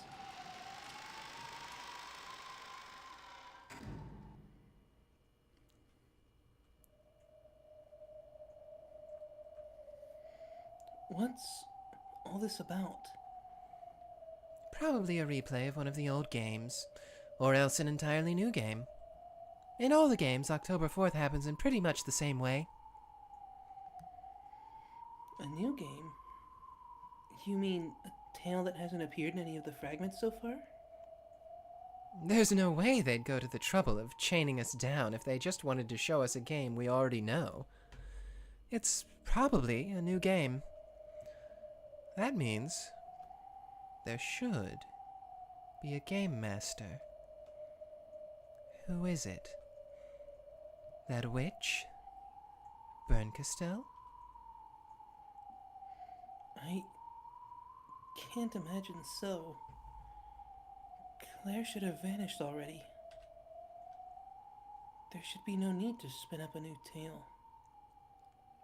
Beato's game board was hijacked by those evil witches long ago. Even Beato is nothing more than a piece in their games. Just who's behind this? What are they after? What do they want to show us?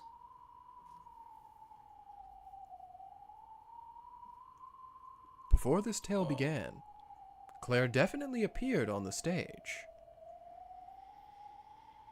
She is the teller of the tale of Beatrice's game. Oh. Beatrice. The me from a world of a different fate. However, didn't she entrust everything to Will, who solved all the riddles? There should be no need for her to make new riddles. In that case, is Bernkastel using this tale to test me? Along with Will, I have at least touched the deepest depths of this tale and understood the culprit's heart. So, even if an entirely new tale presents itself, I should be able to see through the riddles.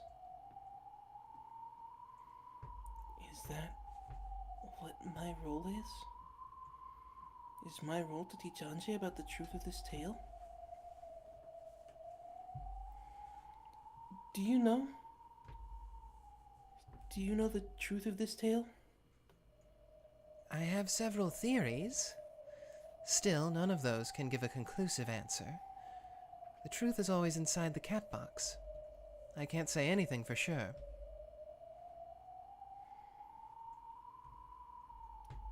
In this world, Anja is absent on this day. So it's only natural that she doesn't know what happened. However, at the very least, I do know who the culprit is, and what they were trying to do on this day. I think I finally understood my role in this. What do you mean? Apparently, you're here as a theater goer, and I'm here as a commentator. Then, as a commentator, what exactly is it you're going to explain for me? After all, I know who's behind the crime that's about to occur. What did you say?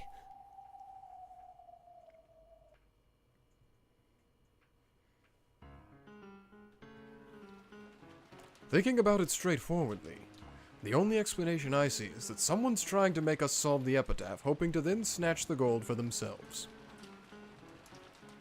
I agree. If they'd already solved it, they could just take it.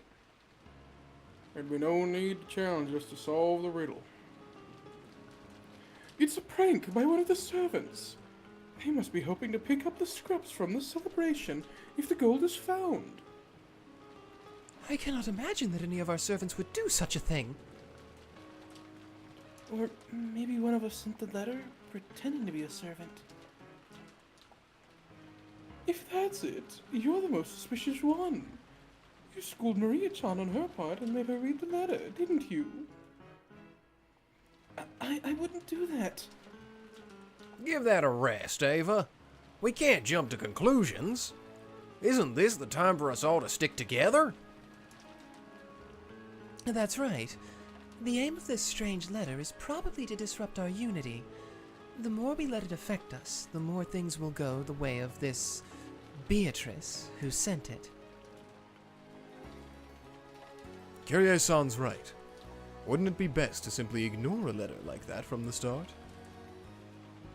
That is what I've been saying this whole time. This sort of prank is not worth considering. Yes, that's it exactly. If a couple improbable claims for damages get you flustered, you'll never be able to sell anything. My husband's right. This is a child's prank, and taking it seriously is just a waste of time.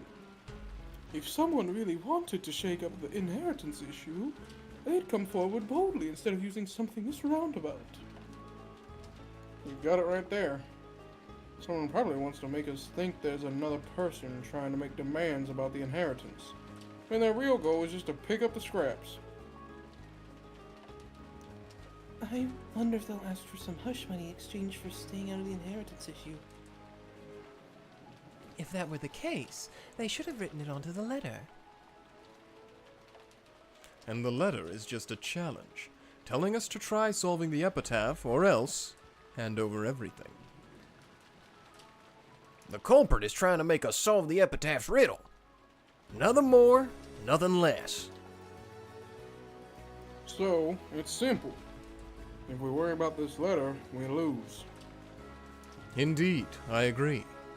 After that big mysterious show, like something out of a mystery novel, we've all gotten a bit too wrapped up in this. It seems we're all taking this too seriously. But who did it? Such an aggravating thing to do. If it wasn't a servant, then one of us must have written it. I'm not naming names, of course. Stop it. I really know nothing about this. Settle down. Anyway, what this letter says does make a bit of sense. All of us need money. And, if possible, we need it right away. You don't say. No one here has any objections to that, right? Of course not. Whether it's money or love, You can never have too much. Thanks for just interjecting that in there for a second, You Rudolph. betcha. We don't know when Father's inheritance will come to us. However, the gold of the epitaph is different. If we find it, we could just split it then and there. In a sense, it's even closer to us now than the inheritance is. Assuming we can solve the epitaph. Everyone here has tried solving it on their own, yes? Kyrie asked the room at large, and everyone wordlessly nodded back. And now we're going right back to the beginning. Guys, we shouldn't solve the epitaph. That's what it wants us to do. Unless. Here we have 4 people who have inherited the blood of the one who made that riddle, and each has tried solving it on their own. That doesn't sound very efficient, does it? True. We've all been greedy and tried to go it alone. However, we've already reached a decision about how we'll split the gold up if it's found. And about acknowledging Anarchy as the successor. Though you demanded quite a lot in exchange. I wonder if we can solve that epitaph. If we pool our efforts and work together. 2 heads are better than 1. And here we have 7. Today, we reached a general agreement about the inheritance problem. Why not take a shot at the epitaph for a bit of fun on the side? Nice idea. Let's give it a try and call it a break. Okay, so this is the timeline where they actually agreed on how to split the inheritance. Mm-hmm. Ridiculous. Of course there's no hidden gold. Take it easy. Just think of it as a game. Let's have Goda-san bring us something cool to drink. We can take a break and I'll play with the riddles as a big, happy bunch of siblings for once. Well, the night is long. It would at least be more productive than pointless inquiries into Father's health. I'll ring up Goda-san. He can bring us something. Let's have tea and sweets. Oh, and a map of Taiwan.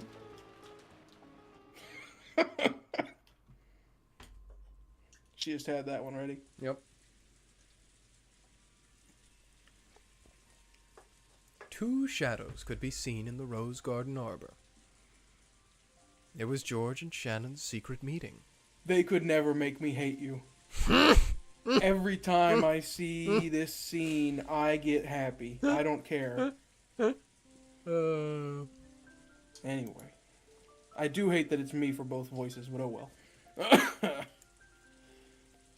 I want you to take this ring. George-sama. I swear to love you all my life. Not just now, while we're young. I swear to love you and keep you happy until we get old and go to our graves.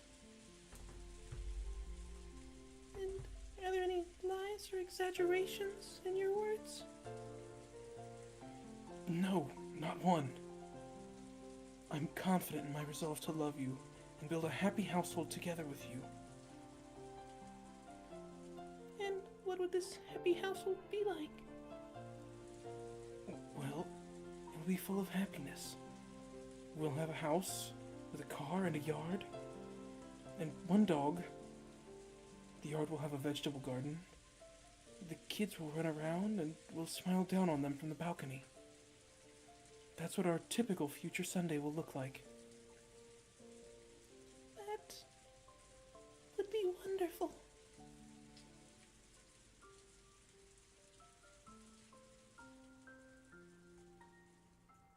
What? Those 2 are going out? Shh! Why are you so damn loud? Maria will wake up. I see. So that's how it is. Now that you mention it, they seem to have a pretty good mood going on there. That's right. They're about the age where you fall in love. We've changed a lot in the last 6 years. George Nissan used to be a bit unreliable, but he isn't anymore. That's what I thought. George Aniki's got that air of dignity thing going. But still. Shannon-chan and George Aniki. That's a bit unexpected. They played together often enough 6 years ago, but I didn't think they were that close.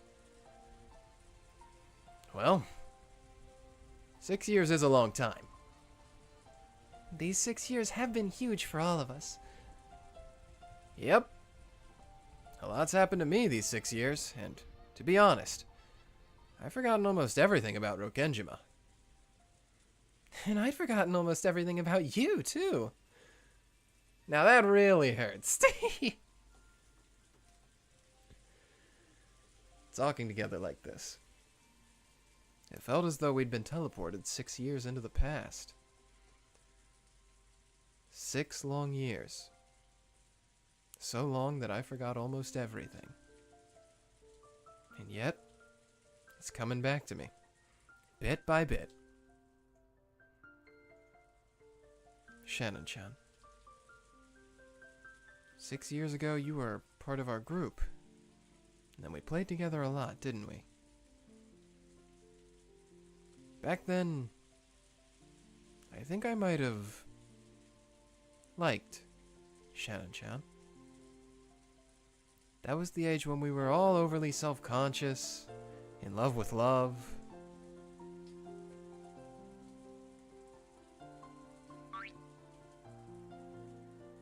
Bittersweet memories of jokes involving melodramatic, flippant words.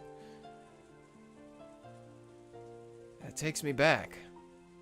I think I remember saying all kinds of stuff that I'd be way too embarrassed to say now. God, just remembering it is making my face go red. Shannon might be a scatterbrain, but her memory's incredible. Guess I'll just have to ask her all about your dark, embarrassing history. Quit it. That was 6 years ago. The statute of limitations has got to be up. I see. So Shannon-chan is going out with George Aniki. What am I thinking? Could this be jealousy? I didn't really think about it until now. But that thing Shannon-chan and I had back then was probably my first love. Well, it's not like I have any right to be jealous after forgetting the whole thing until we met again.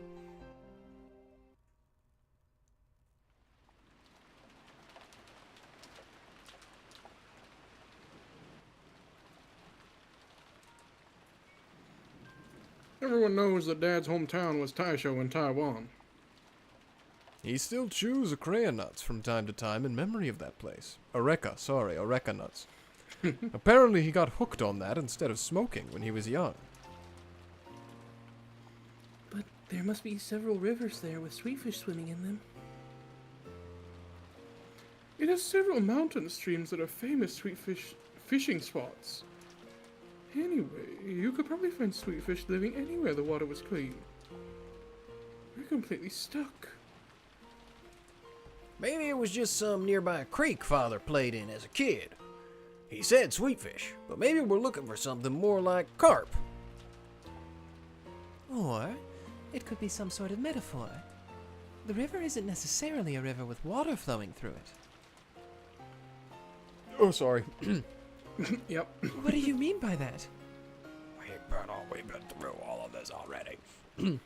Well now, who knows? Gary has a point there.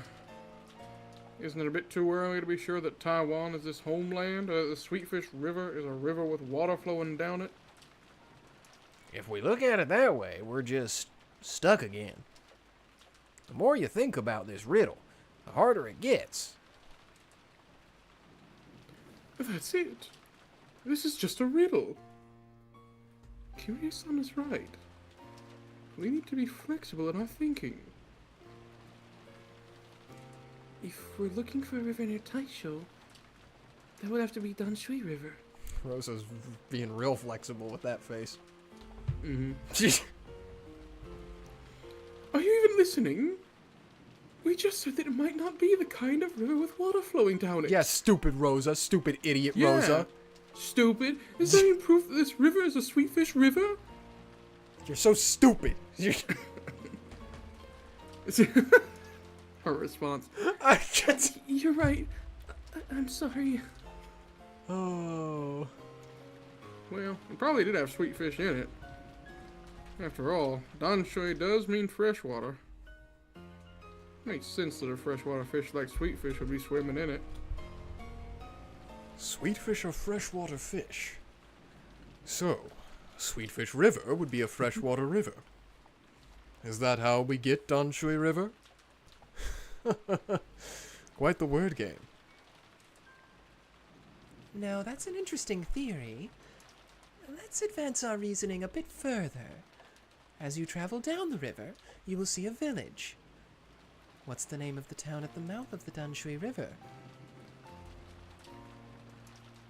It says Danshui here. I went sightseeing in Danshui. It was a calm and gentle harbor town. Beautiful sunsets. Did you find the shore the two will tell you of? Not really. Doesn't ring any bells. I guess the beloved hometown wasn't in Taiwan. It might have been Ottawa after all. If we can't discount any possibilities, then we won't get anywhere. Yeah, Rosa, you're so stupid. Stupid. That's crazy. We can't even get past the first line of the epitaph. It's all your fault, Rosa. Quiet, you're distracting me. I can't. It has to be Taiwan. Father wouldn't describe any other place as beloved. That is one thing we can agree upon.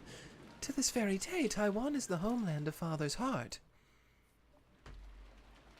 It's probably best if we don't spend too much time on the first line.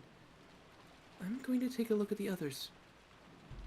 Just a quick peek, starting at the first twilight. Me too. I'll leave the Sweetfish River to you and Aniki, and have a go at the second half. On the first twilight, offer the 6 chosen by the key as sacrifices. How mysterious.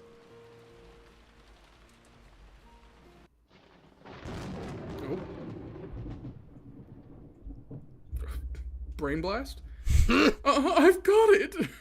That's also what happened in episode 3. She just had a eureka moment and figured it out. Ava suddenly muttered. All of the others spun around to look at her. Ava was flipping through the pages about Taiwan with incredible force, then found the page she was looking for and slammed the book open so hard that it almost tore. Dang. This whole time, the book had been open to the page with place names. As far as the overall mass of information went, this seemed the most useful page to start from.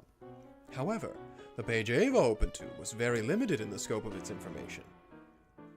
It was a map of railway lines. As you travel down the river, there's a village. A village. There it is, the village! What are you talking about, Ava? Explain yourself. Quiet! There's a shore, too, and a mouth.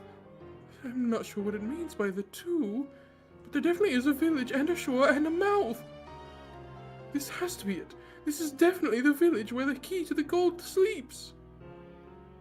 Calm down. Explain it so we can understand too. The Danshui line. I see. So the Sweetfish River was actually a railroad called the Danshui line. Well, I doubt there are any sweetfish swimming there. Thanks, Nazi. You're so pretty. You're so pretty, Nazi. Excuse me. Look! If we follow the Danshui line down, there's a station that used to be known as Kirigan. Look at the character it's written in. There's a village, a mouth, and a shore. She's right. There's a village, a mouth, and shore. Someone else say it. Dang it. As you travel down the river, you will see a village. True, that's the only station on the Danshui line that has the character for village in its name. I see. It's like a code pointing towards this station's name. This has to be it. There's no doubt.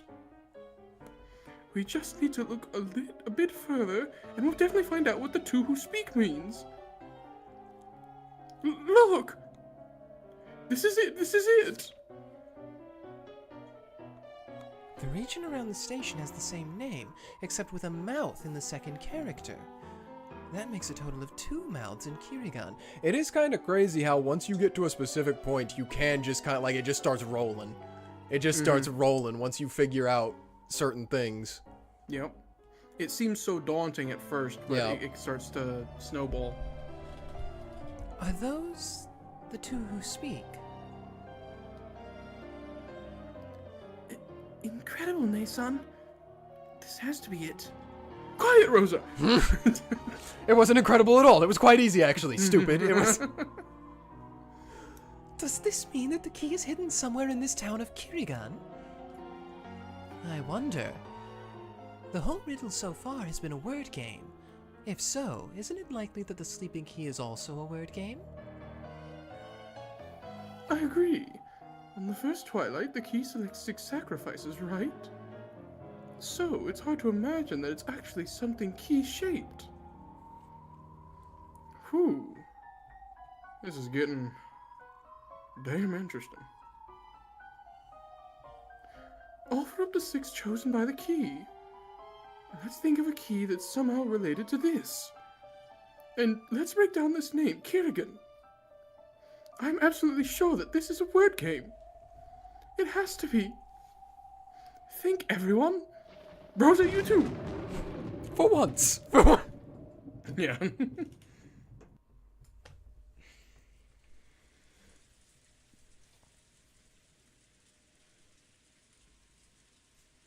That's interesting.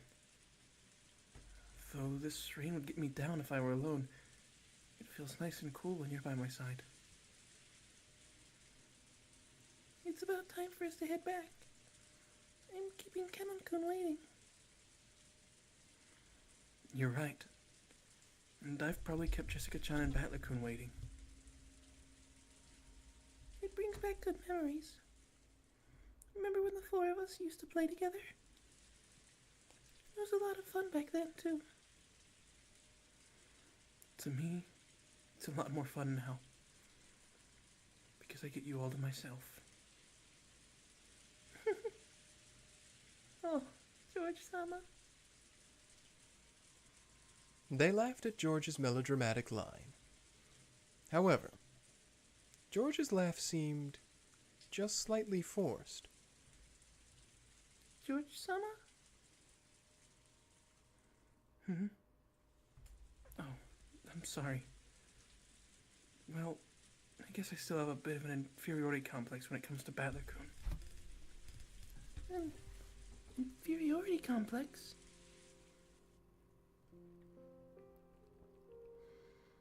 Like Uncle Rudolph, he's lively, interesting, and just full of energy. He's much more attractive than I am. I can tell how much he outshines me when we're together. That's not true. You're very accomplished and attractive. You aren't worse than Battler-sama in any way.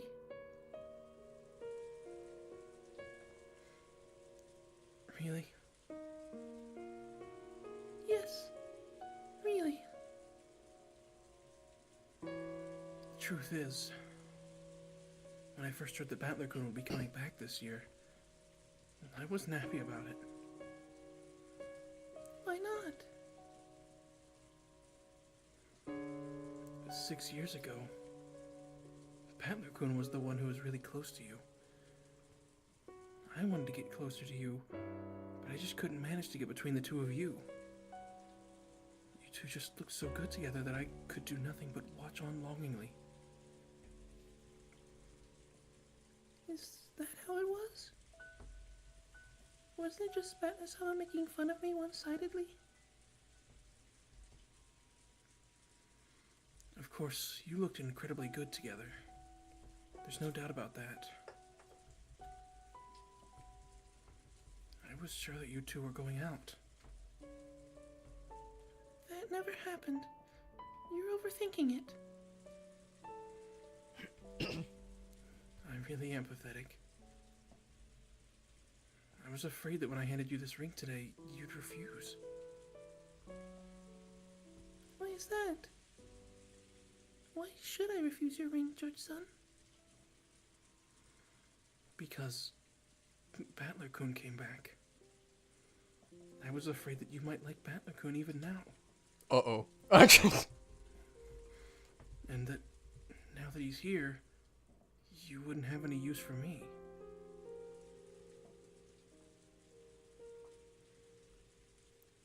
George-san, please look at this. You see this silver glint on my ring finger? What do you think that is? You're right. Sorry. What's got me so shaken, I wonder? I'm probably still jealous of him, now that he's gotten even cooler these past 6 years. He's just so cool. How pathetic. No, it's okay. Those feelings are a sign that your love for me is so strong, you don't want to give me up to anyone. If you're worried about my feelings switching to Battler-sama, just love me all the stronger so that such a thing would be unthinkable. Love me so much that I don't have time to think about other men. I'm scared too. I'm sure you'll meet many women in the future who are much more attractive than me. Or you might tire of me when I don't match up to your expectations.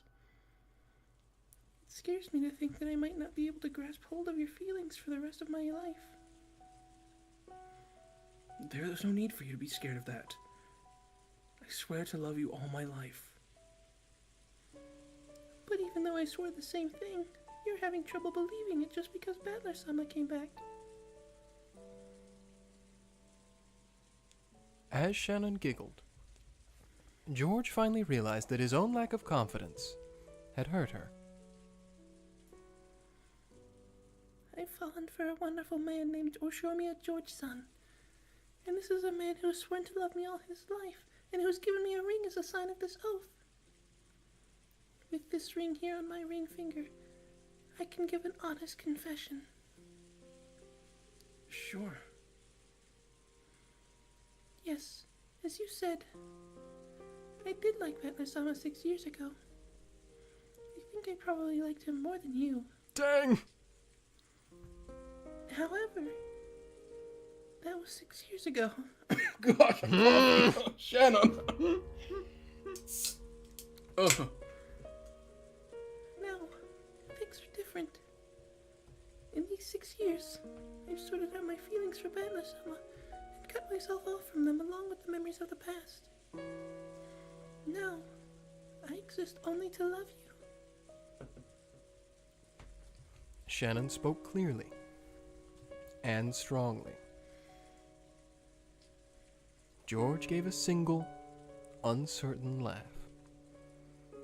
It was probably the same sort of laugh the George of 6 years ago had made. Then, he stretched resolutely and hugged Shannon without saying a word.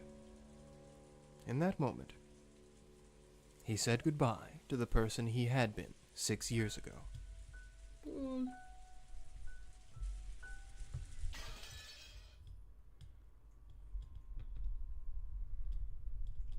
Yeah, this tea party's got chapters.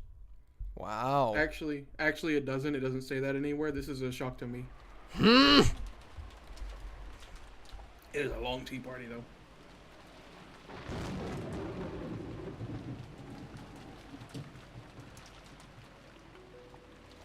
I got the ladder. Here we go. Quadrillion. This is the only place you'll find that number written on this island. 1/10 of 10 quadrillion. How suspicious. If our idea is right, there should be some sort of device embedded in that relief. We just need to check. Who's going up? I'll go. Hold that letter down, okay? Be careful. It is fairly high up. Rudolph climbed up the propped-up ladder, step by step, as the rain poured down on him. Look at the queue. See anything? Some sort of device? That was a bit shaky. Oh boy. What is it? Did something happen? Bingo. Take a look at this. Rudolph tossed the cue down. It hit Kraus on the shoulder and landed in a puddle. Dang, Rudolph, watch where you're throwing those things. Watch. Didn't cross counter that, buddy. This is the key. What does it mean? Rudolph-kun, don't tell me you can take out the other letters, too. Yeah, looks like it. Guess our crazy theories weren't far off after all. What's the next letter to take out? I. And then L. Oh, brilliant. Low. Yeah. There it goes. Following her instructions, Rudolph removed the 6 letters of the first twilight. Now that they'd gotten this far, nothing stood in the way of them solving the riddle. By trial and error, they finally reached the final stage. Lordy. It says to gouge starting from the head, which must mean going from left to right. Everyone's excited right now. It's true. Rudolph-san, starting from the left, turn the keys before taking them out. Got it. Fast on that one. He's ready. Now we've massacred all the letters. We reached the 9th twilight and none are left alive.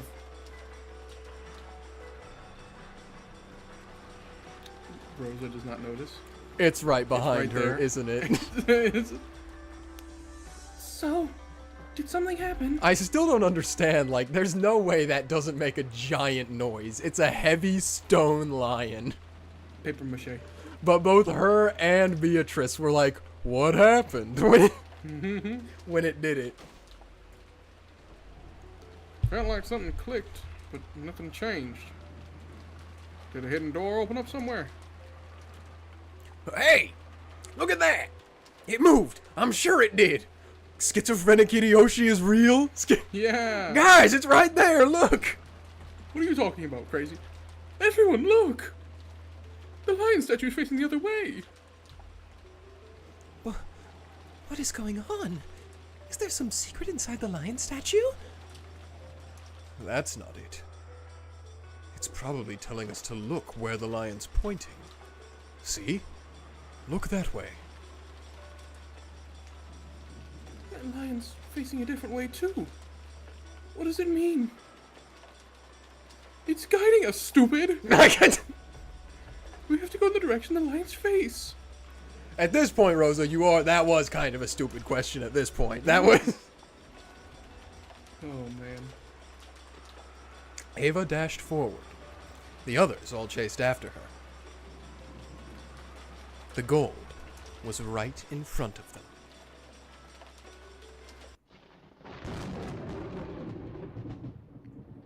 Now what?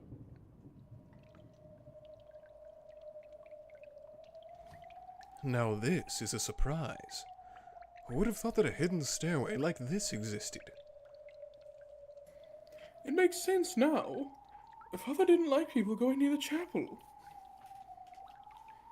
I wonder how long that device has been there. Judging by the feel of this underground passage, probably for quite a long time. I imagine it was built at nearly the same time as the mansion itself. Actually, before. The riddle of the epitaph was probably also planned many decades ago. Well, this is Dad we're talking about. I try not to let the things he does surprise me, but this... Just how far does this stairway go? Hey, maybe that old rumor was true. You know, the story about him having a mistress in a hidden mansion somewhere in the forest. Nah. I see. It's likely that this underground passage goes all the way there. I wonder if it connects to the mansion from that day. I think we found the goal. Look at that filthy door. Something's written on it. Ah, the door's just catching strays. Whew. Bingo. Something was written on the door in red paint. On the 10th twilight, at journey's end, you shall attain to the power of the Golden Land's treasures, once and for the last time. Does it open? It does.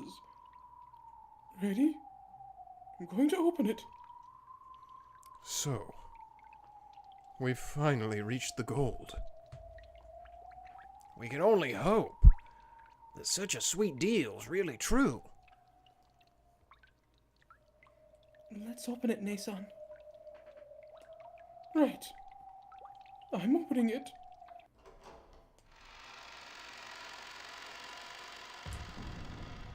The heavy door opened slowly.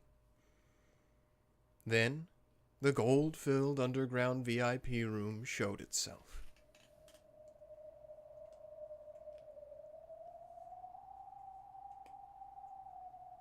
Hi. Yeah. They only had an instant to admire its splendid furnishings. Is it gonna explode? I don't know, I just really like this song. I just... As soon as the mountain of gold next to the canopy bed came into sight, they all froze, stunned. After a second, the stunned silence faded and was replaced by cries of astonishment and wild joy. Okay, no, I'm wondering what where the explosion comes in. I'm wondering. Incredible.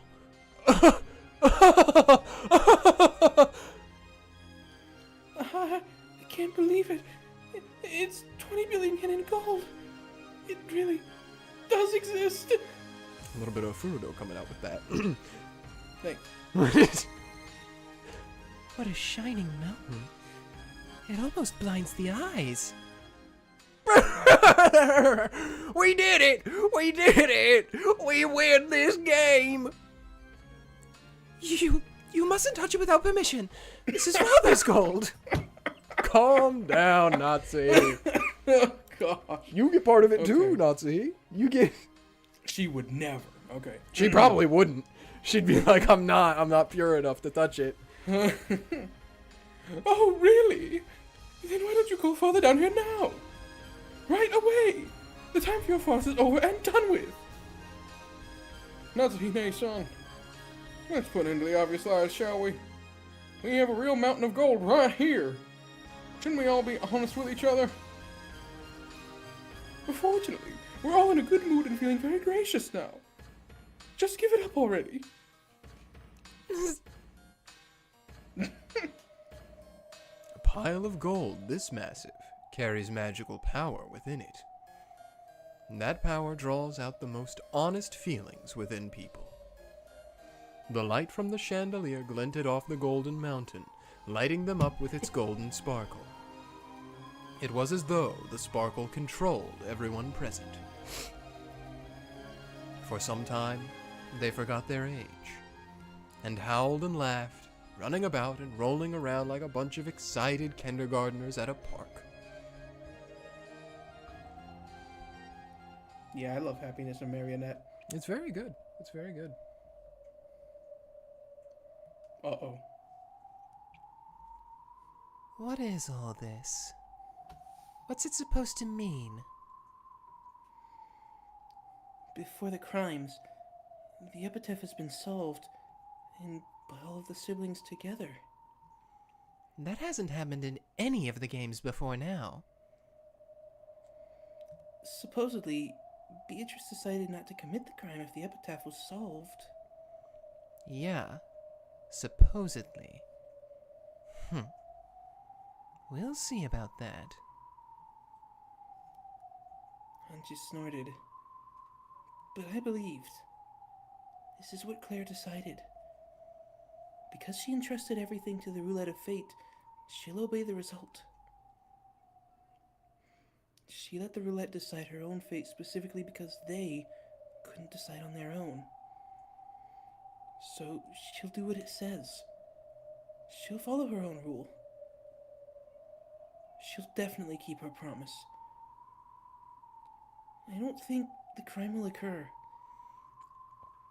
Are you sure about that? Yes.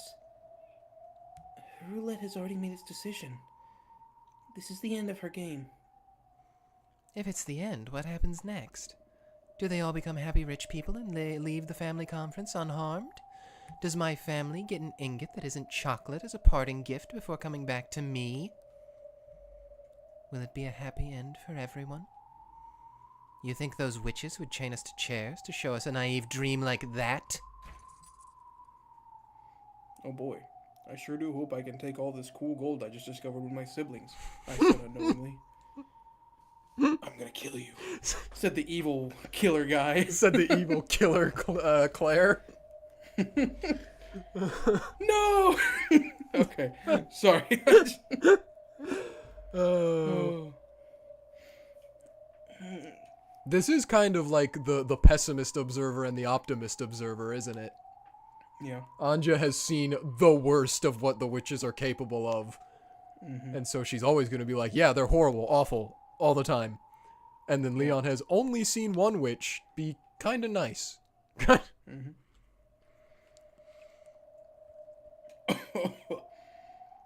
When she showed off the chain on her wrist with a clank, I was unable to counter her with confidence.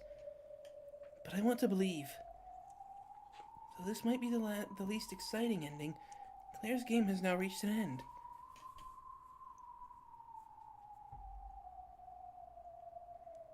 Perhaps, just once at the end, she wanted to show us a world where no crime occurs. Now that she has disappeared with no regrets, is she leaving us a parting gift in the form of a game where no crime takes place? In a sense, the most peaceful sort of game? I want to believe. If only these heavy, cold chains weren't holding us in place in this theater.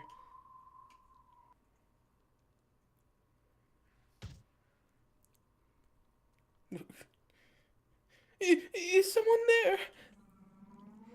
Rosa's shrill cry brought the celebrating to an immediate stop. Rosa knew she'd seen it. The curtain against the wall had fluttered, and a shadow had been there behind it. Come on, don't do that. You're just imagining things. Is someone there? If you are, come out! When Ava yelled, the curtain shook.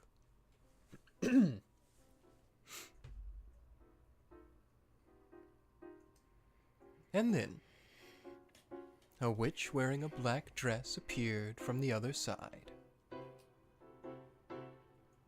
In an instant, everyone realized that the dress was the same as the one worn by the witch of the portrait.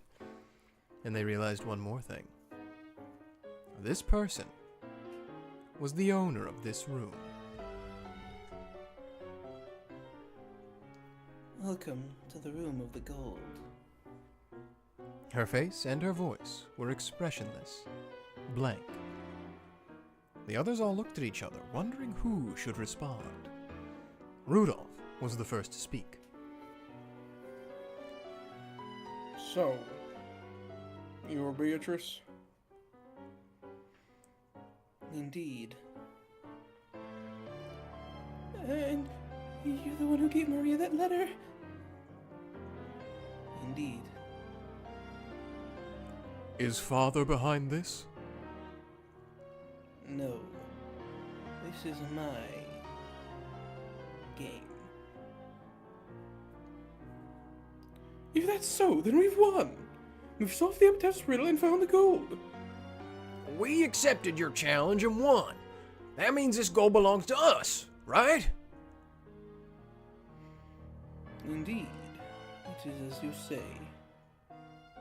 You have solved the epitaph splendidly and discovered the hidden gold. This game ends in your victory. This gold no longer belongs to me, but to all of you. It seems you're a graceful loser. Hey, you! If we hadn't solved the epitaph's riddle, what were you planning to do? The letter said that you'd take everything of the Ushiromiya family. Yes. I plan to take all of your wealth and all of your lives. I plan to do as I pleased with everything that exists on this island. The witch walked towards the table next to the bed. Then, for the first time, the others realized what sat on that table. They were 4 rifles.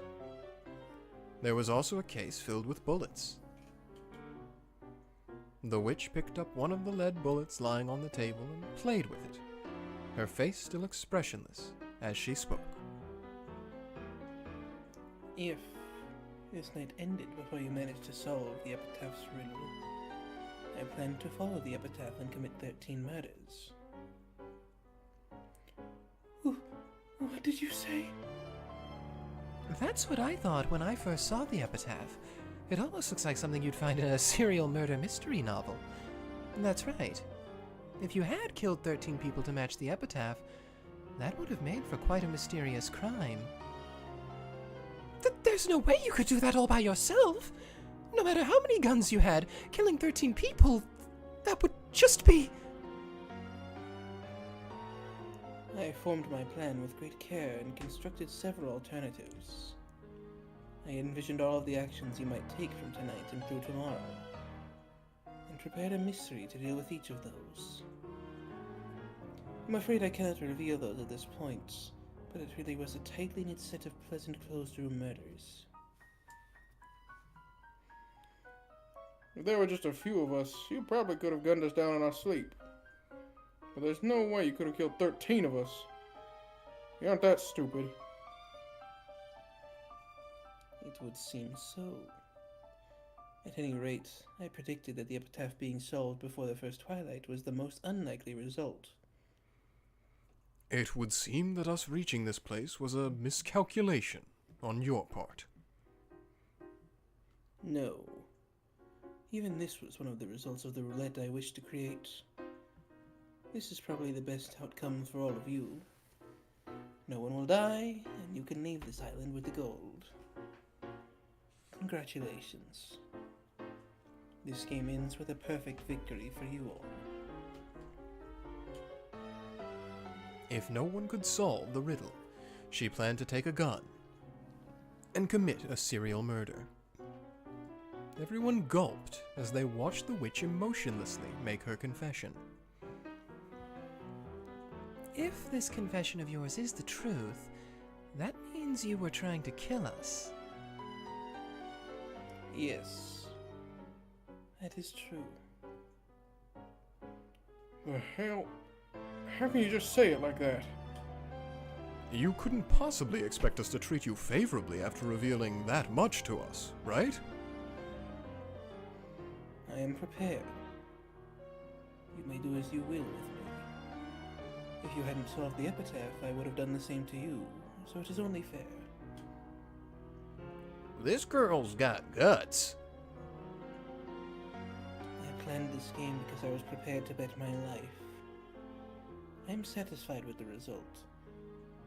If you wish to kill me now, I am prepared. By now, she didn't even treasure her life. As the witch spoke and walked near the others, they automatically stepped back. The gold belongs to all of you. I planned to give everything to the one who discovered it first, but I didn't expect there to be 7 of you. I leave the decision of how to split the gold to you. I will not involve myself. And The witch walked even closer. The group parted, and she walked up to the antique clock behind them. You know that motif that we've had since the beginning? Mm-hmm. The clock was large and had a dignified feel to it. The witch patted it and spoke. allow me to explain the device within this clock. For you have gained not just the gold, but the entirety of this island. What do you mean by that? If you read it like a murder case up until the 8th twilight, then only 13 people are killed. But by the 9th twilight, it clearly says that none are to be left alive. What does that mean? That she was planning to massacre all of us? Don't tell me. That clock. As you have guessed, it is linked to a set of explosives. Are you the one who set that up? Or was that Ushiromiya Kinzo? Kinzo is the one who set up the device. It's the source of his mad magical power. I don't have a clue what you're talking about. In other words, Dad set up this bomb, and if he ever went broke, he was ready to wipe out everything, including himself, and die? On this island, Ushiromiya Kinzo made a contract with the Golden Witch and obtained the gold.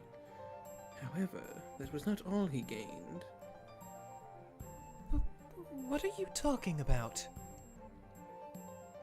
Wait, don't tell me. There is that rumor about the remains of an old Japanese military base existing on Rokkenjima.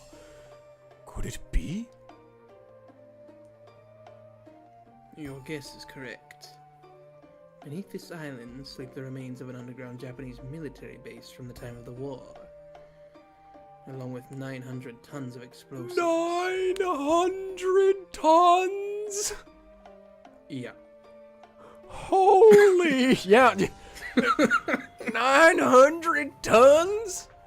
That's unbelievable. If that exploded, the result would be unimaginable. Forget just the mansion blowing up and leave a massive crater. You ever wonder why Anzu didn't see the mansion? I'm pretty sure I said that one time when we were talking about it. I said the explosion makes sense as to why the mansion was never shown when Anja came back to the island. Yeah.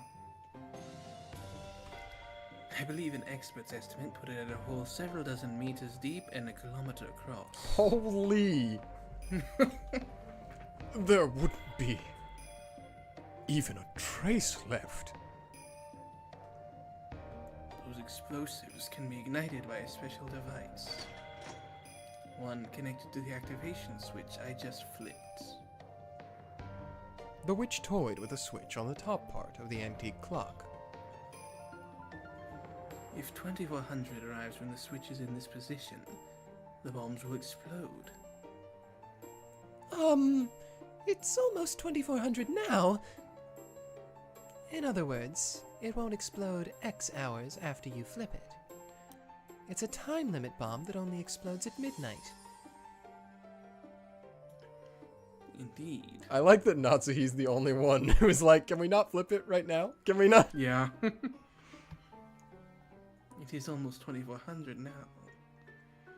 If such an explosion is what you desire, you need only leave it like this. Who would want that? Turn it off! By this time, Kinzo was probably the only one who knew. The secret base on Rokkenjima had started out as a submarine base. However, when that plan reached a standstill, it was redefined as a top-secret base for Homeland Defense. A huge plan had been drawn up to have the Army and Navy perform a pincer attack on American forces if the latter decided to land on Kujukuri Beach and press towards Tokyo.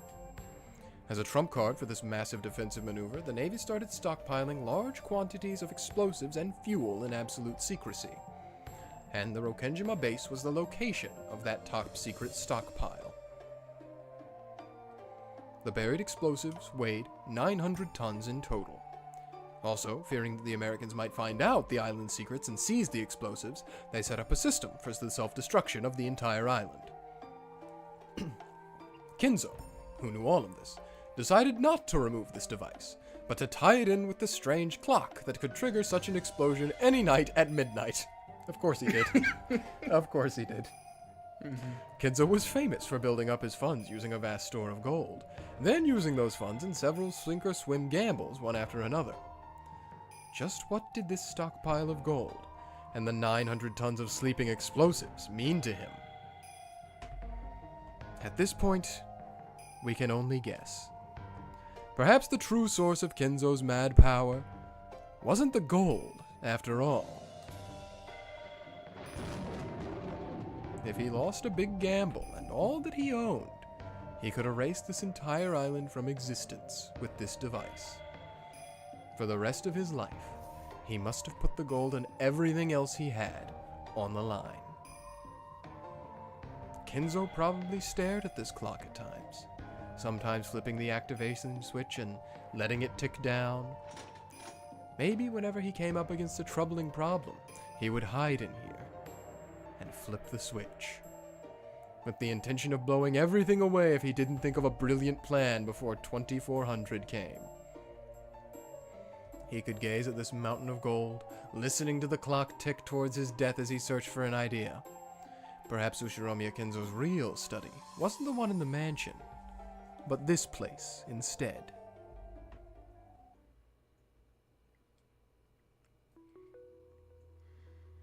That sort of switch sounds just like Dad. So maybe each time Dad worried about something, all of us kids were put on the line as well. This is Father, so it wouldn't be unthinkable. This device now belongs to all of you. If you desire a massive explosion, use it whenever you please. Are you crazy? Who'd want a big explosion? These explosives are half a century old, right? Would they really go off? It sounds like Kyrie does. It sounds like... Yes, of course. The explosives and the fuses are still working. I tested them myself. You tested them? You mean that? I see. Now I finally understand. So that's why the shrine disappeared without a trace.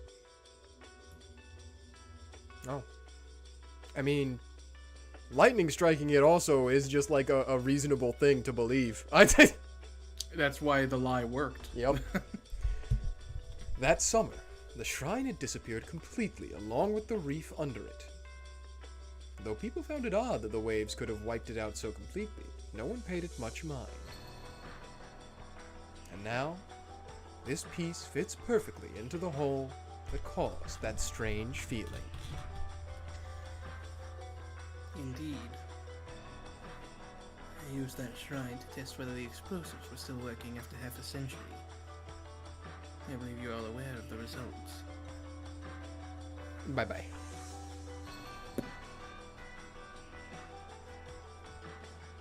The little bit I used was enough to make that entire reef vanish. It's easy to see how 900 tons of that would cause an explosion large enough to rewrite the map. If an explosion like that were to occur, it would certainly kill all of us. But what about you? I doubt you were planning to commit a group suicide with us. This underground VIP room is connected by a subterranean passage to the remnants of the military base. If you go straight along that, you'll come out of the hidden mansion on the opposite side of the island, Fluidorian. It's about 2 kilometers away.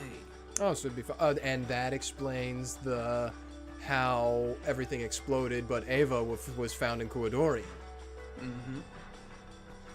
If you make it all the way there, you should be able to escape the blast. That's also why Rosa almost made it out in episode 2. Yep. I see. So you plan to escape to there just before the blast? I have only said that such a thing is possible.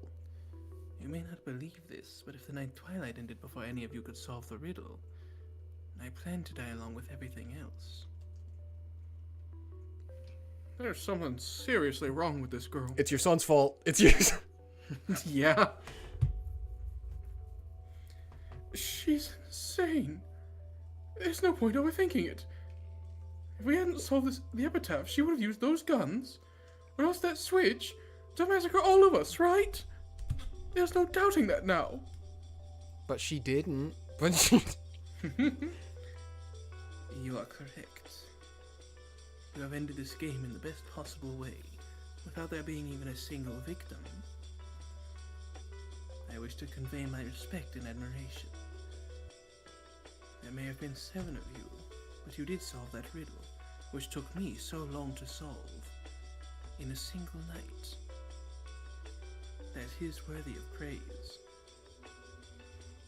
And I admire you for your graciousness and honesty in defeat.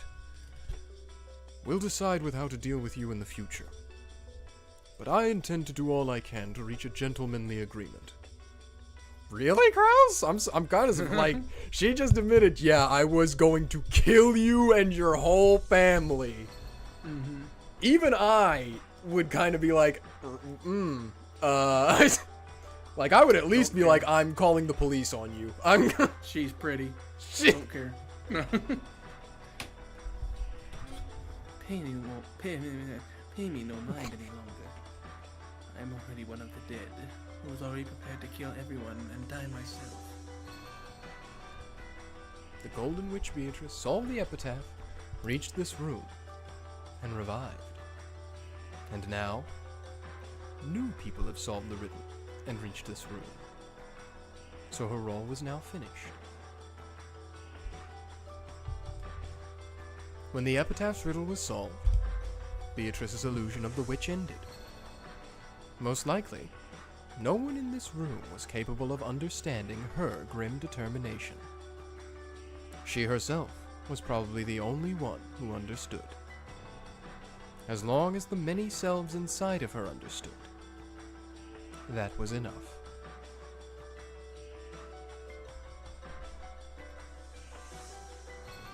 I am one yet many. I abandon myself to the magical roulette of endless possibilities. The results, the answer, is this. This is what the tarot cards known as the epitaph ceremony have shown me. Beatrice is already dead. They did not kill her.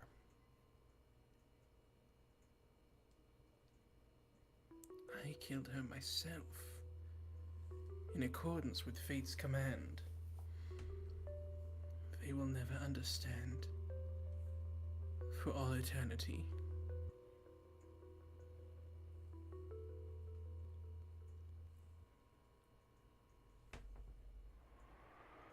Hey, this guy's in the chat watching spoilers right now. Get out of here. Get him out of here. You're not allowed to be here.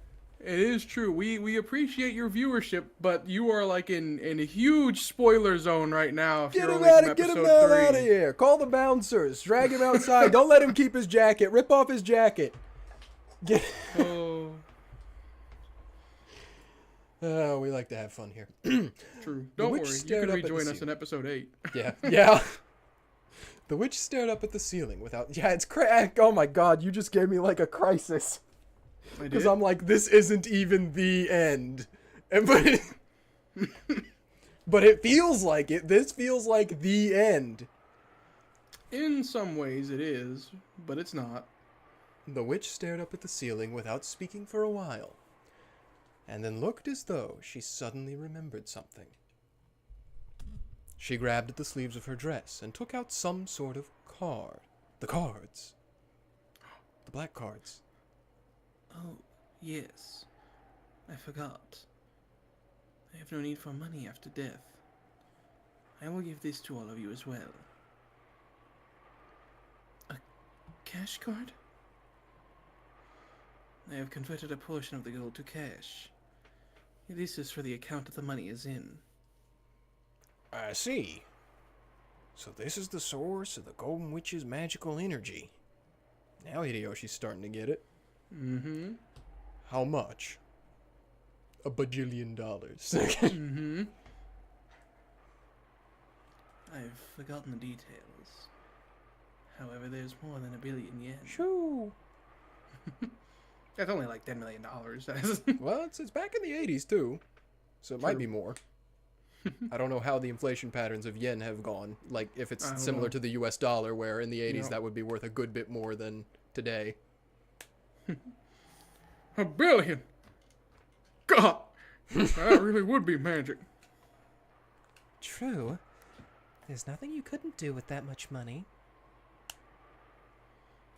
Very true. The strongest magic to counter the human's anti-magic toxin is this magic of gold. It may be that this card holds greater power than the ingots. Certainly.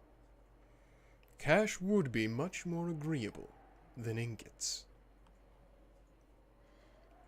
Here you go. I have no need of this anymore. The card she held out was not taken by any of them. Who would ever just hand over a card with 1 billion yen in it? I don't trust it. The mountain, yeah. The mountain of gold.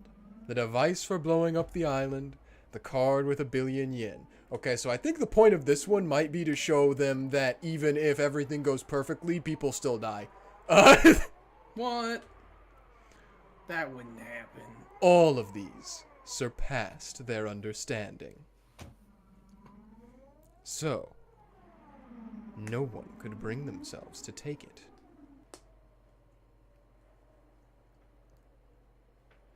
I don't like it.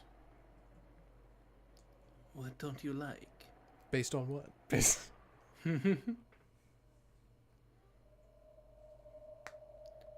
Here you go. Here's a mountain of gold.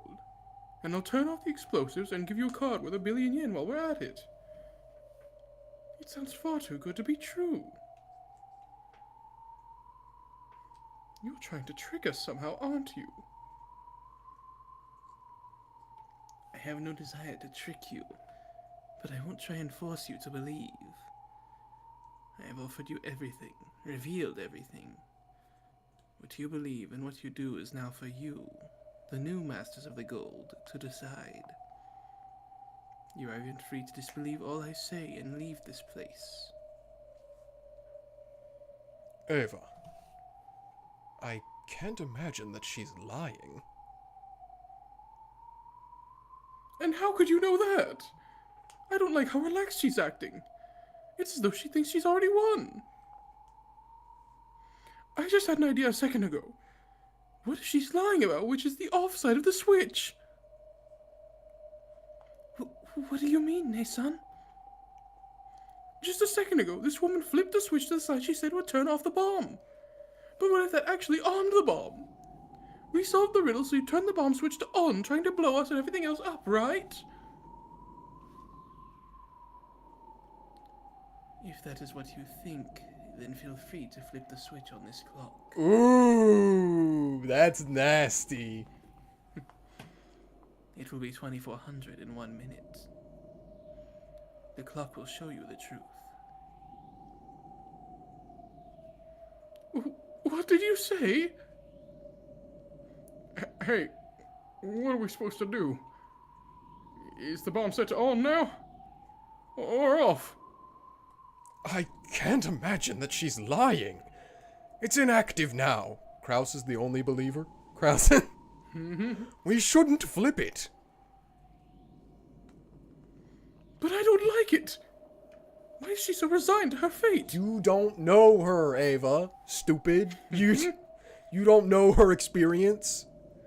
She's Why your is she half-sister. offering us- She's your... Yeah. Why is she offering us things one after another? She's tricking us to buy time. She wants to buy time until 2400 so that she can go down in flames along with us.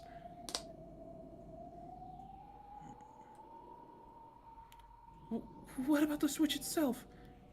Is there some way to tell if it's on or off? The upper part of the antique clock was a metal switch that could slide right or left. There's actually just giant letters that say on and off. Yeah. Right now, it was set to the left. However, there were no marks in particular on either side to tell which one was off or which was on. The final riddle. A 50-50 coin toss. Hey, tell us the truth. Which way is off? Left. It's off now. You idiot! You really expect an honest answer from her? It's the opposite. It has to be. Ava getting everyone killed because she refuses to have anything go nicely ever. The right side must be off. Oh boy. We don't have any more time, Nason. 60 seconds to midnight. Quit it, Ava! Don't touch the switch! It's set to off now! Ava-san, take your hand off of it!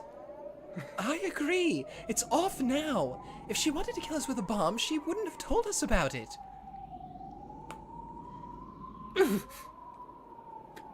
Beatrice!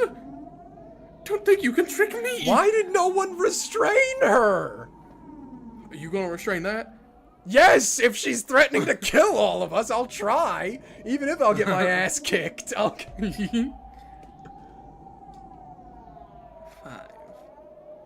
4, 3.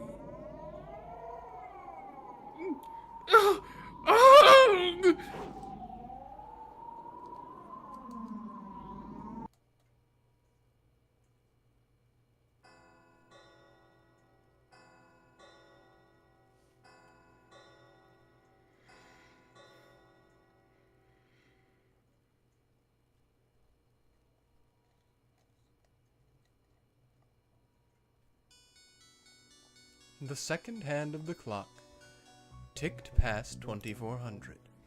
Did they blow up? And then you'll blow up!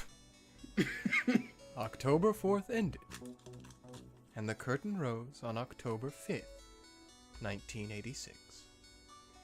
The switch was still pointing to the left. The witch's words had been proven correct. Ava almost killed all. Yes! Okay. Ava literally almost killed everyone on the island.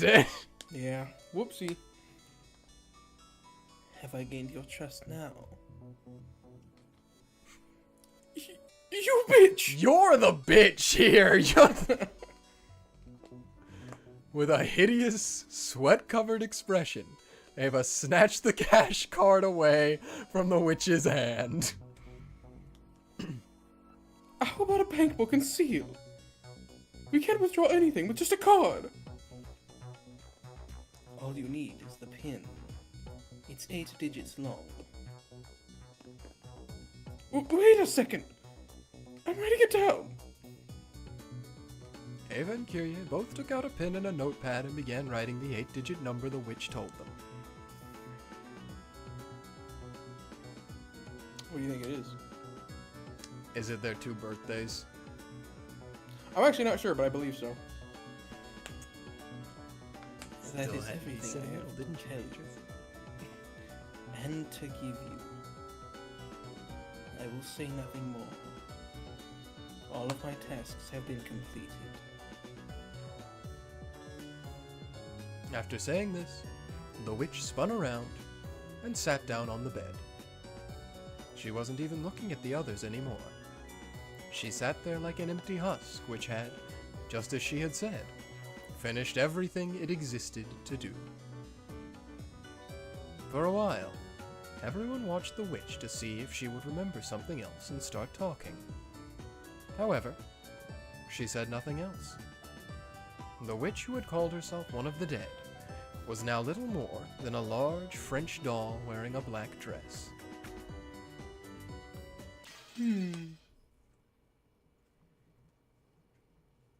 More to go. Dang. It's long, but it's worth it. Yeah, this Thankfully, is a- the question mark is not very long. Okay. Gold. Gold is the only physical embodiment of magic that can exist in the human world. Since ancient times, even a small bit of it could control men with its magic. In that case, how much magic power would dwell in it? If it was piled up in a mountain so high, you would have to look up to see the top. Don't be stupid. We'll split it evenly. Here we go. Isn't that the obvious solution? I don't think you agreed on evenly, Ava. Didn't we say that half of this pile would belong to me and the other half would be split between the four of us? The yells of the humans dancing around the gold reverberated throughout the underground room. In front of the pile of gold, they were arguing about how it should be split. Did you solve the riddle all by yourself, Nissan? You didn't, right? The four of us siblings solved it together. Of course we'll split it in 4 equal parts. Wonder who's gonna walk out of the room alive. Coward! Weren't you the ones who first made that proposal about the gold's distribution? How can you disregard that so easily? You really think you're in a position to bargain? When you're the one hiding Dad's death? Yeah. Shut up, Rosa. You've been swindling us this whole time, treating Father's wealth as if it were your own. All you need to do is split the gold evenly and we'll drop all the rest, including that particular issue. It sounds very fair to me. Well, if you insist, go ahead and try splitting it 4 ways. Let's divide this pile up right now, and you can take all your own shares home. I hope you have pockets that can hold 2.5 tons of ingots. It seems you've all been driven mad by the gold and lost all ability to make rational judgments. Sorry, that's me. Yeah. What do you mean by that, Crouch Nissan? I have a bomb. No, okay. You all have to go home. The bomb lives on my house. Look at this ingot. As you can see, there are no official markings, just Father's crest. How do you intend to turn unmarked gold like this into cash? Well, Have you finally figured it out? This pile of gold may be worth 20 billion yen. However, that's only if you can trade it for cash. Are any of you capable of exchanging this many unmarked, unidentified ingots for cash? At the proper rates? If it was a necklace or a ring, exchanging it for cash would have been a manageable problem. However, doing so for several tons of unmarked gold that couldn't be made public would be impossible for any normal person. However, Kraus could do it. Among the several business friends that remained from Kinzo's generation, there were some who had black market ties and a lot of financial power. The billion yen tied to the cash card that the Golden Witch had held out a second ago had already been turned to cash thanks to one of Kinzo's connections. The phone. However, none of the other siblings had any connections like that. They would have to rely on Kraus to get cash for the gold. Yeah, it does put you in a sticky situation, doesn't it? Now you're finally seeing it. I apologize for hiding all of those things about Father. However, you're in no position to take advantage of that weakness. you really think you have such an advantage just because of something like that? She would be the first one to pick up the gun. What do you intend to do with that gun? Please. You're scaring us. Ava was gripping the gun so hard it looked like it might snap. The 4 guns that the witch had placed in this room were now in the hands of the relatives. Just as the gold had led their hearts astray, it seemed these guns had the magical power to turn their hearts to violence. Finally, a scuffle arose between Ava and Kraus. Off to the side, Nazis started arguing with Rudolph and his wife, and the grand underground VIP room was filled with thundering jeers. Oops. This is the part where Anja says, "I told you so." This is... After being forced to watch this scene for so long, Anja's face was starting to contort with pain. It was only natural, after being shown this abusive argument between her parents and her other relatives. What on earth? It was painful for Leon, too. Leon would have tried to intervene and calm them, if that had been possible. The gold isn't going anywhere, right? If you just slow down and think, you'll be able to resolve this. Going by what Ava and the others said, it'll be clear that they need a lot of money before the end of the year.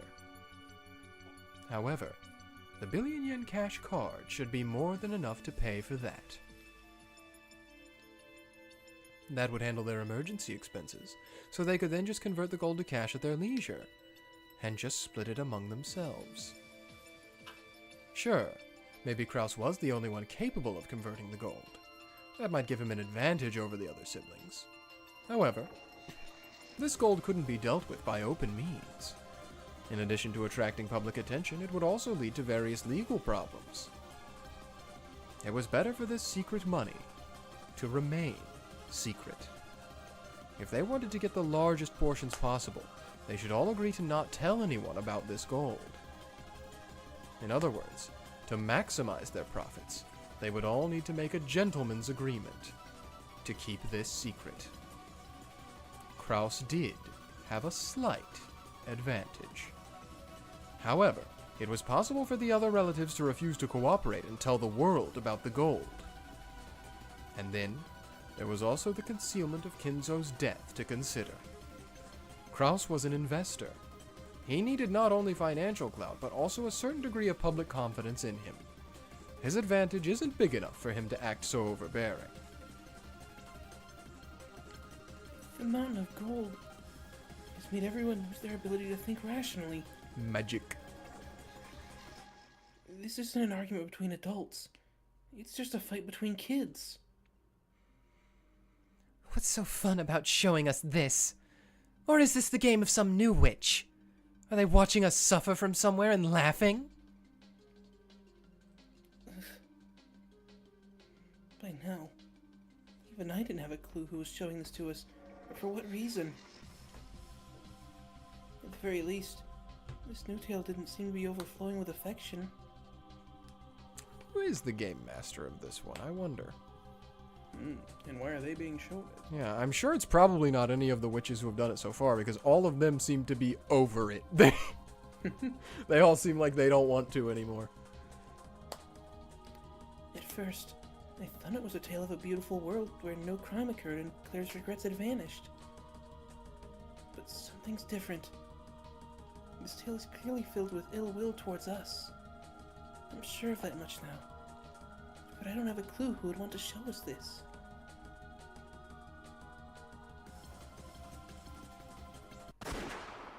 Uh-oh. Suddenly, Oh, indeed. an explosion rang out.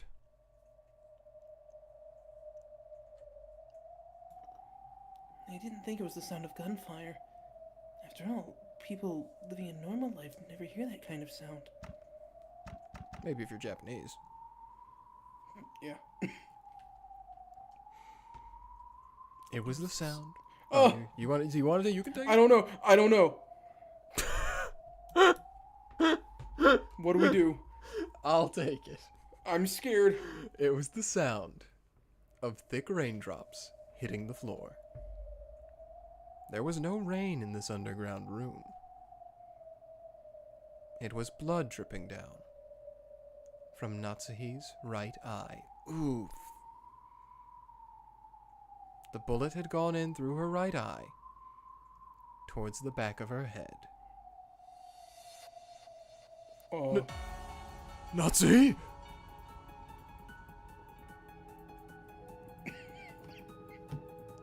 dang it.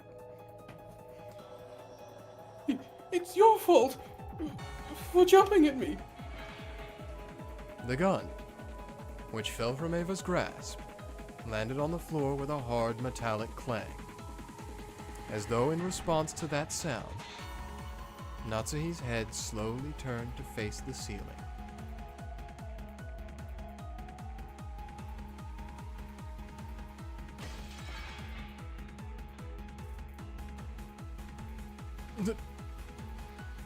Natsuhi? Natsuhi! Natsuhi flopped backwards. When the back of her head hit the floor, a red splash spread out beneath it, forming a single flower to adorn her dead face. I know this is very tragic, but the music. Well, it's all gone. It's going off now, so the music's got to keep pace. The excitement's back. We're here. We're moving at hundreds of kilometers per hour. Yeah, Mirage Coordinator moment. Natsuhi, Mason. Why did you shoot her? Why? Ava! Ava! Uh-oh. Kraus howled, raised his gun, and ran at Ava. At the same time, Hideyoshi leapt between them. A scuffle broke out between the two men. How could you? Nazi! Kraus Nason! You got it wrong! You got it all wrong! It was just an accident! Ava! How could you? I'll kill you! I'll kill you! I didn't shoot. I didn't. Even though I told her to stop, she just jumped at me. Kraus, who had seen his wife killed before his eyes, had lost all traces of rationality in his expression. He was so furious that, if he had knocked Hideyoshi aside and jumped at Ava, he might have torn her throat out. Why did you kill her? Why? Ava! It was an accident! An accident! Another accident's probably gonna happen soon. What? Calm down, Kraus Nissan! Ow! Yep.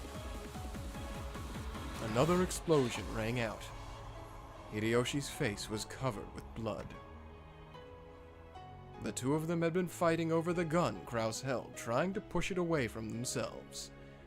When the barrel had turned to point at Kraus's chin, the sneering, formless Reaper, master of the Room of Gold, had swung its scythe once more. The line of blood trickled from Kraus's mouth.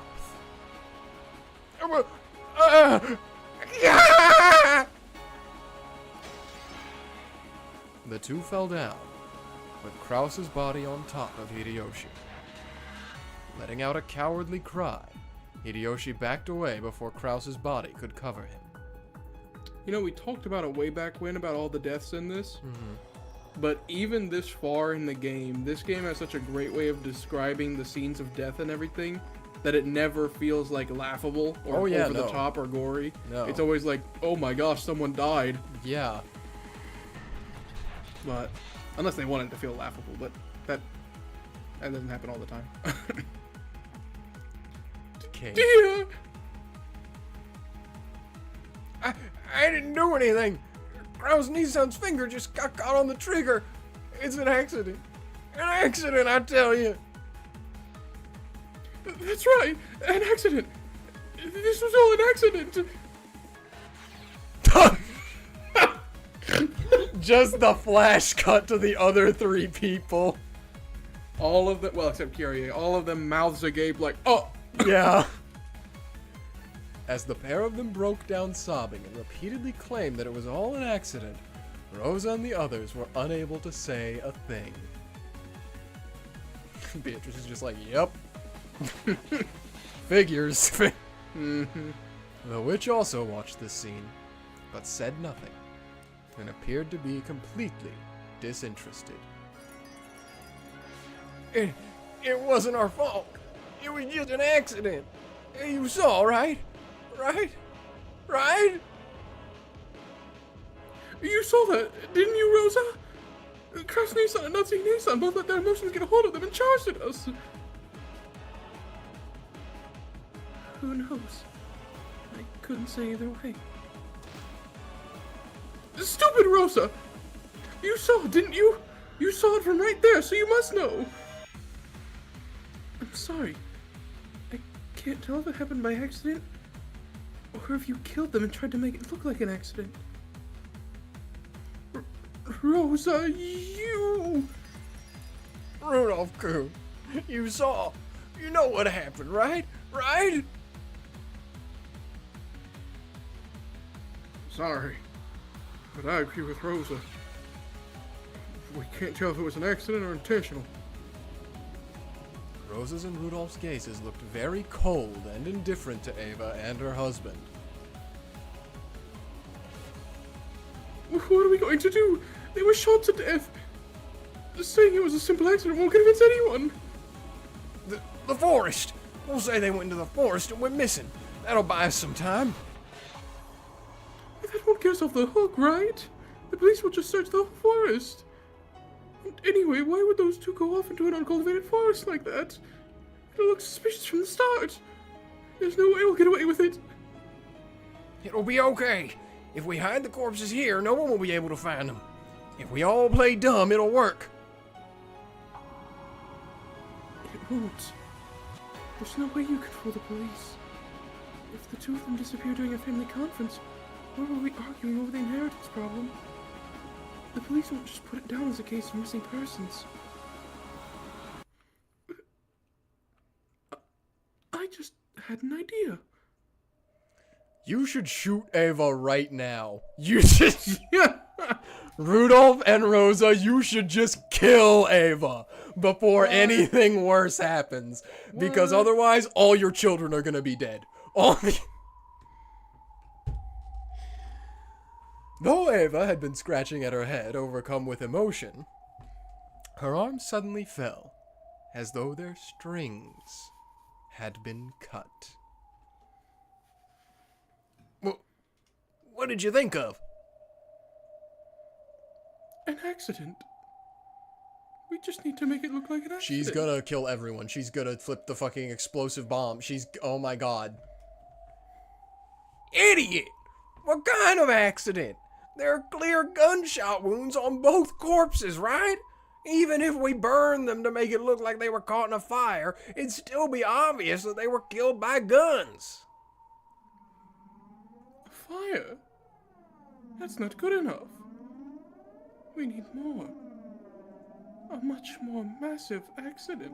Someone kill Ava, please. Anyone. Like, just realize right now that you need to do this for the good of the rest of your family. A massive accident? You know what else is massive?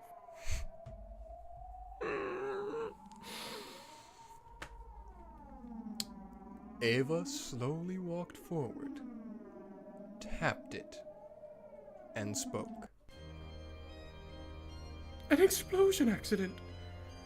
We just need the sort of accident that will leave no traces of their corpses. Which one is this one? Oh. As she played with the switch that would cause an automatic explosion at 2400, Ava spun around and looked at them, a crazed expression on her face. It was truly a mad flash of inspiration. If they flipped the switch to the right and waited for 2400, the 900 tons of explosives would wipe out the mansion without a trace. And there wouldn't even be anything left of the corpses. There certainly wouldn't be any way to tell that they had died by gunshot wounds before the explosion. It's an unshakable fact that this island is still filled with explosives from the war. Then, by coincidence, tomorrow night, something will set it off by chance and the whole thing will explode. Yes, it'll be an accident. An explosion accident. What do you say? There's no way the police will find out the truth. This way, we can pull it off. We can hide the manner of their deaths. Duh! That actually was creepy. I did not like that. You didn't like that? I did not like the switching of the expressions rapidly. I don't think Hideyoshi liked it either. No, he looks terrified, the poor man. That's crazy. Shaking, Hideyoshi frantically searched for a counter-argument, hoping to shut down Ava's mad idea. But he couldn't find one. If they blew everything up, the facts would all be muddled. Or you could just own up and go to prison. You could... They could make it look as though Kraus and Nazi had died in an explosion accident. It's perfect. Just perfect. After all, it was an accident that they died anyway. We're just changing the type of accident. Isn't that right? We can think of any story we want. By chance, the rest of us will happen to be in the Hidden Mansion tomorrow night. Then, when the explosion accident occurs, we'll be lucky enough to survive. That story should work. Just what sort of story are you planning on? What kind of story could explain how the two of them alone remained here, while the rest of us conveniently went to the Hidden Mansion and managed to escape? That's what we've got to think of now, stupid Rosa! It doesn't matter what it is, as long as we all agree to it. I'll think of something. I am thinking! You all think too! Someone think of something! Calm down, Ava. I'll think about it, and so will everyone else. We'll definitely think of something, and it'll all work out. We'll share the burden, and you won't have to carry it all yourself. It'll all be okay. It will. I know we'll think of a good excuse. What kind of excuse? We took the kids and all the servants to go exploring an underground passageway, leaving just the two of them behind? And the rest of us all decided to spend the night in the Hidden Mansion? How could any excuse work? It's insane. And thinking of that insane thing is our job! Why are you acting like this has nothing to do with you? You think of something too! Because she didn't kill anyone, Ava. That's why she's acting like it has nothing to do with her. Nei-san, let me ask you a question. If you blow up the island, what will happen to this gold? Well, we've finally gotten our hands on 20 billion yen of gold. And you want to blow it all away? We can just carry it away. Yeah, that's right. The explosion will happen tomorrow at midnight. We have a full day. If we all carry it together, we might... Do you realize there's 10 tons of it, right? Just how much do you think our small group can carry? Back and forth across this long underground passage that goes all the way across the island. You're being absurd. Here! We have this card, right? The card with 1 billion yen, the one that woman gave us. We'll just carry as much gold as we can. We have the card with 1 billion yen on top of that. If we split that 3 ways, we'll have more than 300 million each. That should be enough for all of our purposes. I don't like it. You don't like what? We have a mountain with 20 billion yen right here. Why should we be satisfied with just 300 million each? Rosa... Ava's face twisted in anguish and was met by Rosa's look of cold unconcern. If we gave Kraus Nissan his share, we each have a share of 5 billion. Subtract the 300 million from the card and the rest of my share is 4.7 billion. If you agree to pay that much to me, then you can do whatever you want with this mountain of gold. What do you think you're saying? So you don't intend to cooperate? Nei-san, please calm down and listen. This plan will let both of us leave with the maximum amount of money. What? I want you to go to the police and turn yourself in, admitting that you got into a scuffle and the gun went off. Are you crazy? I don't want to go to the police! Of course, we don't want to say that the crime happened here. The police would find the gold. Yes, how about the rose garden? It's pouring rain now, so the police probably won't find any contradictions at the crime scene. I'll let you think of... Oh, wrong one. I'll let you think of an excuse for why you and Nissan started fighting while you were holding guns in the rainy rose garden. Please, don't try to get us and our shares involved just because you want to hide your own crime. Rosa! It's not so bad, right? After all, it's not like they'll keep you in jail for several decades. It was an accident, right? You'll be able to get out after just a few years. And when you've paid for your sins and come back, then you can do whatever you want with your 5 billion. No, I'd never do that. What would happen if we were arrested? What would happen to my husband's company? Who cares about the company? With 5 billion yen, working any longer would just be a waste of time, right? Rosa had never intended to go along with Ava's proposal. It was a question of maximizing each person's, if it was a question of maximizing each person's portion. No one had anything to gain from an explosion accident. An explosion would conceal Kraus and Natsuhi's deaths, and it would serve no further purpose. From Rosa's perspective, the ideal outcome would be for them to confess to their crimes without any unnecessary tricks. All she wanted was to change the crime scene from here to a different place. However, Ava didn't want to be arrested. She didn't like having her share shrink from 5 billion to 300 million. But even that was more than enough to cover the amount she had been trying to wring out of Kraus in the first place. She wanted to hide what had happened here, even if it meant blowing away 4.7 billion yen. What would happen if they were arrested? The life, the company, and the trust that Ava had worked so long to build were things that couldn't be bought back with money. So, she wanted to hide Kraus and Natsuhi's deaths, even if it meant blowing up all 4.7 billion yen worth of her gold. But from Rosa's perspective, that was just irrational nonsense.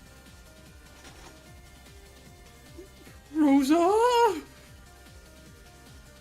do you think you're doing with that gun, Nissan? You going to have me die in the explosion too? Is Rudolph about to win by doing nothing? What's that meme? It's the company rivals shoot themselves in the foot. Yeah. Win by doing nothing. My favorite is the Mario Party version of it, where it's the Mario Party minigame where all the characters are on balls and they have to hit each other off of the platform. Mm-hmm. And two of them do. They both hit each other off, and then the third one just rolls off, and the fourth person is Luigi, who didn't move at all the entire time, so they just won by doing nothing. That's the best way. That'll make finding an excuse even harder.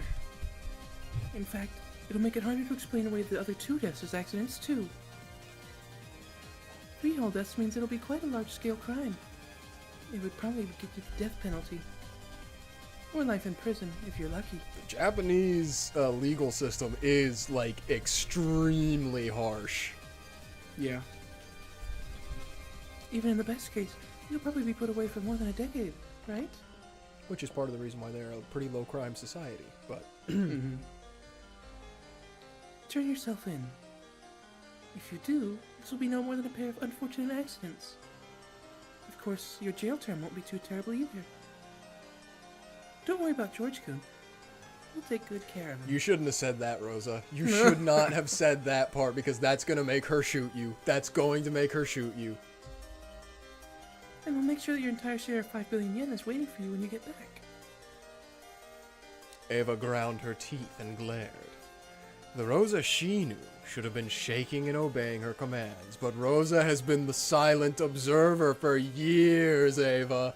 She's just been waiting for her moment to strike. And yet, Rosa wasn't scared. And as we know from episode 2, she will also use gold to kill you too. She doesn't even need the gun.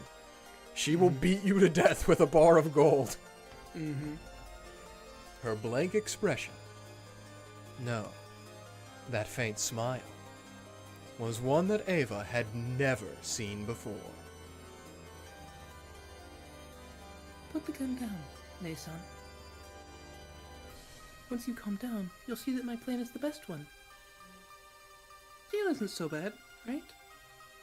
Think of it as a financial strategy. It's like Monopoly. It's like Yeah. you go to jail so that you don't lose any money. Yeah, you don't land on other people's properties. Yeah. Even if they put you in for 10 years, there will be 5 billion waiting for you when you get out. It's like working for a 500 million yen salary, right? If you think of it that way, won't you enjoy your job more? Liar! You just want to steal my share away while I'm in there. Now you're manded to you. Ooh, okay, Gosh. now you shouldn't have said that, Ava, because He has nothing to do with this, okay? I will run away. I'd never run away with someone's money. Ooh, I'll never do it. Rosa's once frigid face was filled with rage. The two howling people pointed their guns at each other, shouting insults. I imagine Kyrie and Rudolph are looking at these two like it's a tennis match, just going back and forth. Yeah. They both still have the exact same expression on their face since when Nazi and Kraus died. Yep. You could smell the Gold Room's Reaper slinking closer. And the smell of gunpowder, the explosive smell of death filled the room. Oh. A bubble of blood dripped from Rosa's mouth. New song called Ridicule.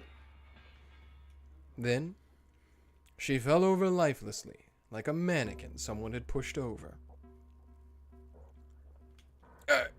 Ava! It wasn't me. Okay, that... Oh, wait, it might have been Rudolph. It might have... I swear I didn't even pull the trigger. I think that one was Rudolph. Oh no, it was Kyrie of all people. Okay. The round in the chamber of your gun was spent when you fired it at Natsuhi-san, right? You never reloaded, so even if you pull the trigger, that gun won't kill anyone. Have no fear. I think you should be very afraid after she says that, and then reloads. As Kyrie said this, she maneuvered the lever action with a practiced hand, and a smoke-smelling shell casing was ejected. It hit the floor with a small metallic sound. That tiny sound had a disturbing ring to it. Rosa-san's analysis was a little naive. She has no idea how difficult it would be to exchange this many unmarked gold ingots for money. Back in Dad's day, even just showing this gold to get funding was enough to create the massive rumor called the Ushiromiya Legend of the Gold. Exchanging this for cash is impossible. A pile of gold you can't use is no better than a pile of crap. 10 tons of gold were exchanged for cash on the black market, and the successor and his wife died mysterious deaths. Expecting that to go unnoticed is what's really unbelievable. We don't want to get the police involved. We'll blow up this island and destroy all the evidence. If it's tough parting with the gold, feel free to grab as much as you can hold. The 1 billion yen on the cash card is more than enough. In other words, Eva-ne-san was right. I'm glad. It looks like we're on the same page. If the police get involved, who knows what might happen? It's the same with cashing in the gold. I'm sure that would have tripped us up somewhere, so we had no choice. The 1 billion that woman over there exchanged for cash is the only money we'll be able to get our hands on. And even splitting that billion, it'll be more than enough for what we need.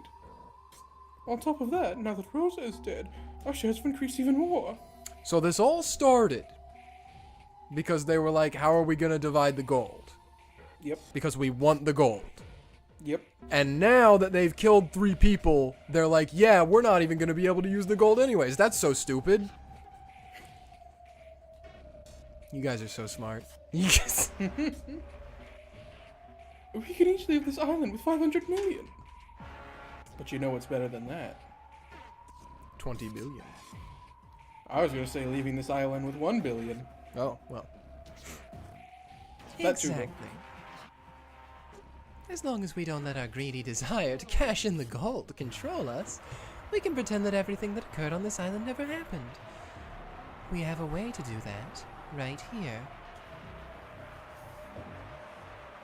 By this point, neither deaths from accidental discharges nor shooting murders meant anything on this island. Everything would be erased equally by the explosion accident. I mean, you guys also don't have to, like, blow it up if you just agree to not call the police.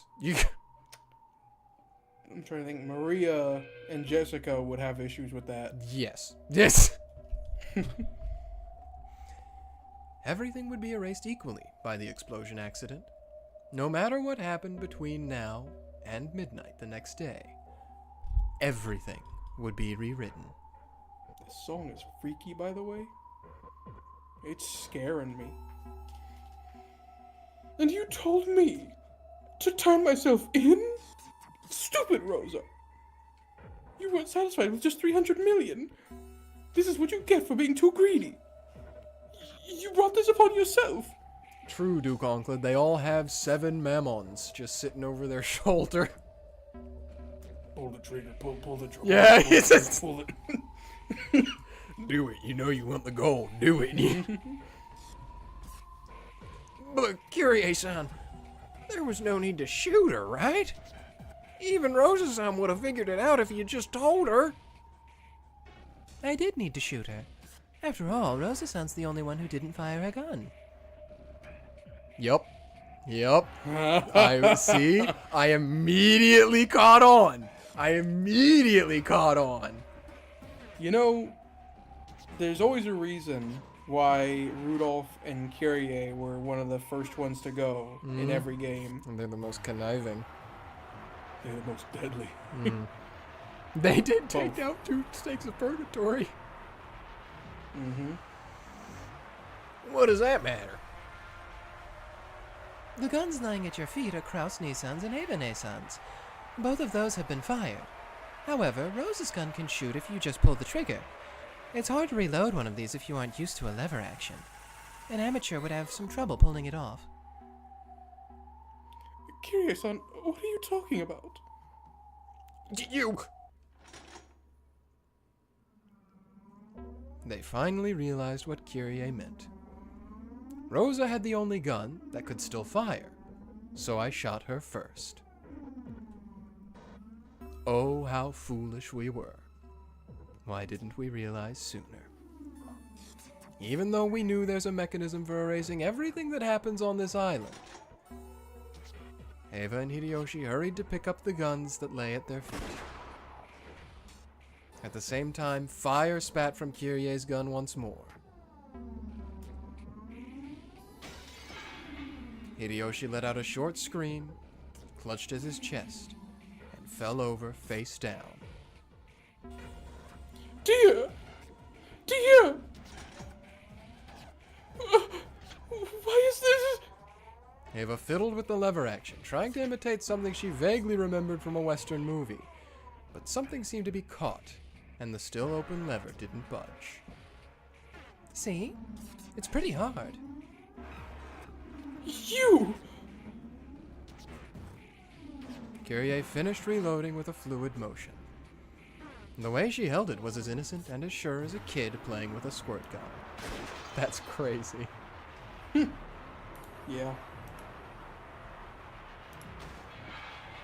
With another heartless cry of gunfire, I'm gonna be honest. I still think Kyrie didn't have to shoot Rosa because they would have just won by doing nothing. I think Rosa and Ava would have somehow ended up shooting each other at the same time, and also Hideyoshi too, somehow. Maybe, but this is way cooler. It is way cooler, I will give it that. With another heartless cry of gunfire, the puppet called Ava slumped down to the floor as though its strings had been cut. Hey, she already did that earlier. Yeah. Rudolph-san, the billion-yen card. Sure. The cash card with 1 billion yen, which Ava had just grabbed from the witch. That alone was worth more than enough. The 20 billion yen pile of gold had skewed everyone's sense of value. Just a few million yen is enough for people to kill over. And this was 1 billion yen. Rosa-san, Those were some famous last words there. Just 300 million? You were too greedy. No kidding. Lucky me. I don't have to fish through her corpse. As Rudolph walked up to Ava's body, he found the card lying beside it and picked it up. So, this flimsy little card is worth 1 billion yen? Sticking with the company would be a waste of time. So, do we close up shop and spend the rest of our lives in some southern country? I'm sure you'd get bored right away. Besides, I like seeing you get all worried about some problem, then leap around like a little kid when you finally overcome it. Dang! Yeah, I'd fold. Sure you do. Yeah. If a woman said that to me, yeah, I'm... Wait till I tell you that Kyrie's elemental burst involves strings.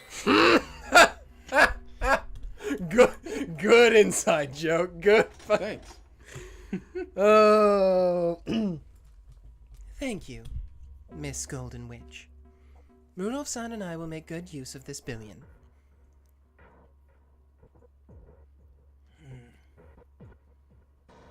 Krasny-san promised to treat you in a gentlemanly fashion, but I haven't made any such promise.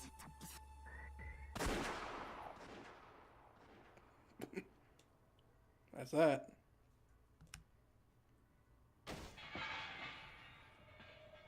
She pulled the trigger without a trace of mercy. When the ringing of the gunfire died down, blood trickled from the witch's mouth, and she fell over onto the bed. Damn. Once again, Kyrie ejected the used shell casing. The 4 metal sounds of used shells hitting the floor seemed to symbolize the fact that Rudolph and his wife now possessed all the shares of the gold. Well, if you blow it up, you're not gonna. All of them were really slow-witted. From the moment they heard about the bomb, they should have known that they wouldn't be leaving this island as a big happy family.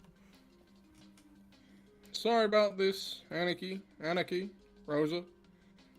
Well, that's life for you. Give me a break, okay? Anarchy and Anarchy get into a fight, Rosa gets dragged in, and I'm the only one who picks up the pieces. Just like it's always been, alright? It wasn't as though Rudolph and Kyrie had planned to kill everyone and take everything for themselves from the start. Kyrie had quickly realized by the length of the barrel of the gun in her hands that it would probably hold 5 rounds at a time. Yes. Kyrie and Rudolph were both very familiar with this gun. Rudolph, whose interest in guns from old westerns came from his father, owned a shotgun of the same model. Even Kyrie had earned the qualifications to use that gun, becoming familiar enough with it that they could go shooting together for fun. That's like so much effort to do in a country that's not the US, to get a gun license. It's Kyrie. Yeah, it's... That's like years of like classes and stuff you have to do though to get a permit. That's crazy. Including the witch. There had been 8 people there. 6 people, besides the 2 of them. Each gun held 5 rounds. That was 1 short. They didn't have enough to kill everyone. To be honest, it really surprised me when they got into a fight and one of the guns went off. That coincidental accident had provided the missing bullet. It wasn't the second shot. The very first shot, which had accidentally killed Natsuhi, had guaranteed that this massacre would happen. In this smoke and corpse-filled room of gold, the 2 of them wore easygoing smiles, hardly any different from those they usually wore. Sorry, I just read Gwen Lily in chat. What? Dang. Kyrie kinda perfect.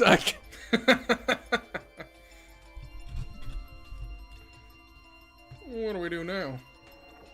Rudolph picked up Rosa's gun. Then, he fired the test shot at the wall and ejected the old shell with a smooth motion like Kyrie's.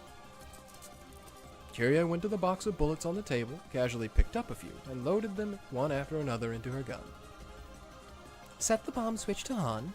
Then we just need to wait 24 hours. Everyone's gonna run wild when winter comes and they can't find us.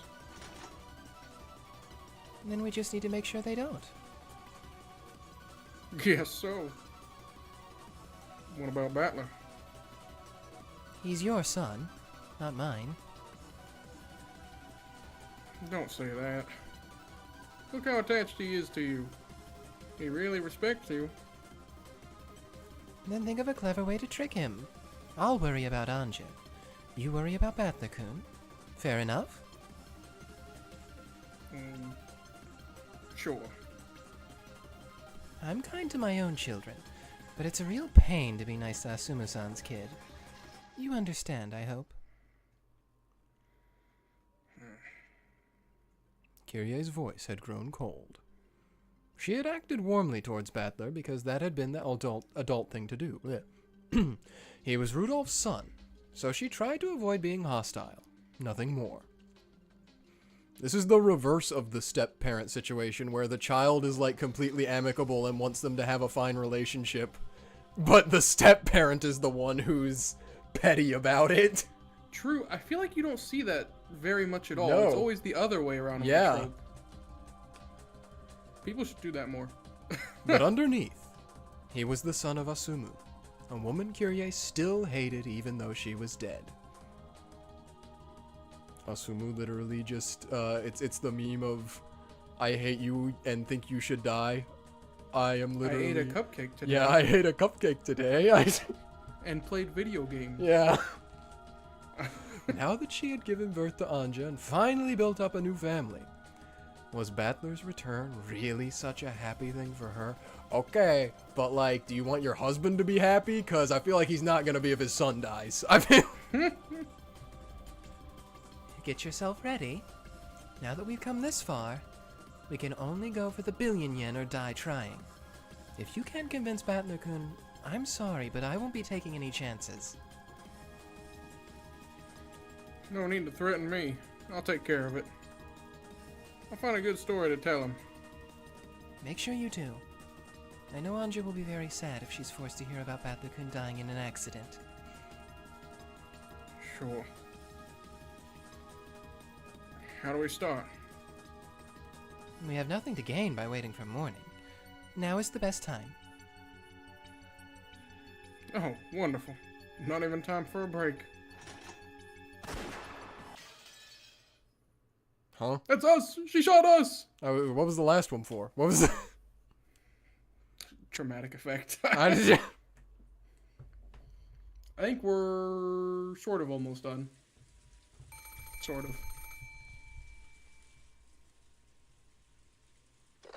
The phone is connected. Moshi moshi. A test? What's this supposed to be? At this time of night? Starting now?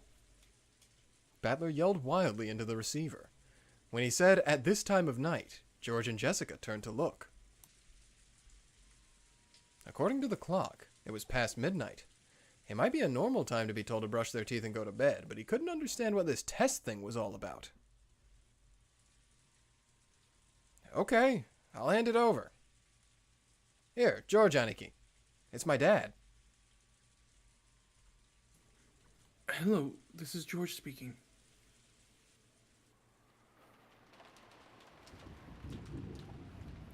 Hey, George-kun. Sorry to call so late. You weren't sleeping already, were you? You're all still up chatting away?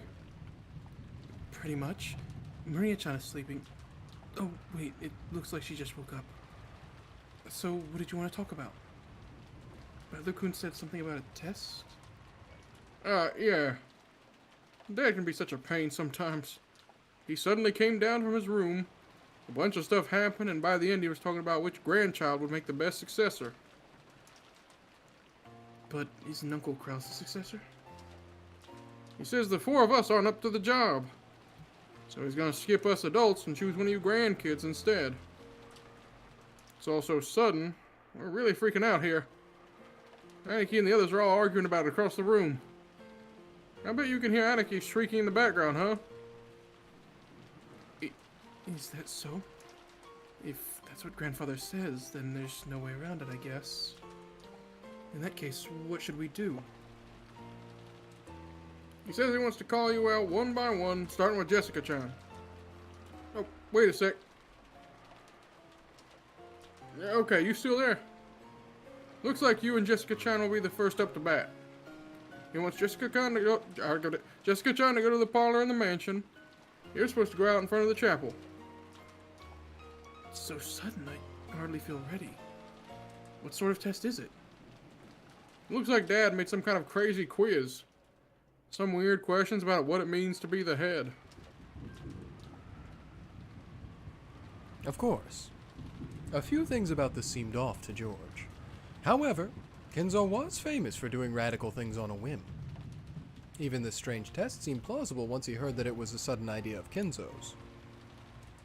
But even so, if he wanted to test them one by one, why wouldn't he call them out one by one? They could have just had everyone wait in some reception room to be called in one at a time. Why would two people be called to two different places at the same time? The plan didn't seem to make sense, and George felt he was missing something.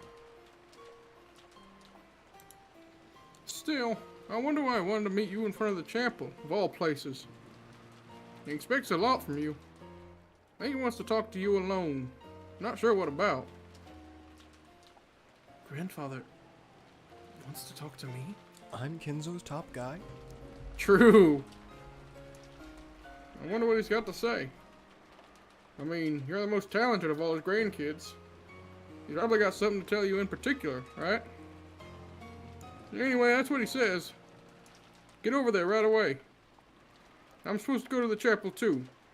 So let's get this over with. Or we're both gonna catch colds. I see. Okay. Then I'll head towards the front of the chapel. And Jessica-chan will go to the parlor. Sure. I'll see you in a bit then. What sort of test or private conversation could Kenzo possibly want to have at this time of night? Then again, it's a well-known fact that Kenzo doesn't have long to live. It wouldn't be so strange if he wanted to give some sort of will to each of his descendants individually. Inside George's mind, the faint feeling that something was wrong was replaced by a desire to meet Kenzo directly and hear about this in more detail. It really is, I'm his top guy. Yep. George set down the receiver and quickly explained to the others. What are they gonna do with the servants? I mean, just let them go about their day and then blow up. I guess that's true. I didn't think of that part. It says you heard. Grandfather says he wants to give us all some kind of test. A test? After hiding in his study all these years, he suddenly decides to give us a test this late at night? Damn that old geezer. What's he thinking?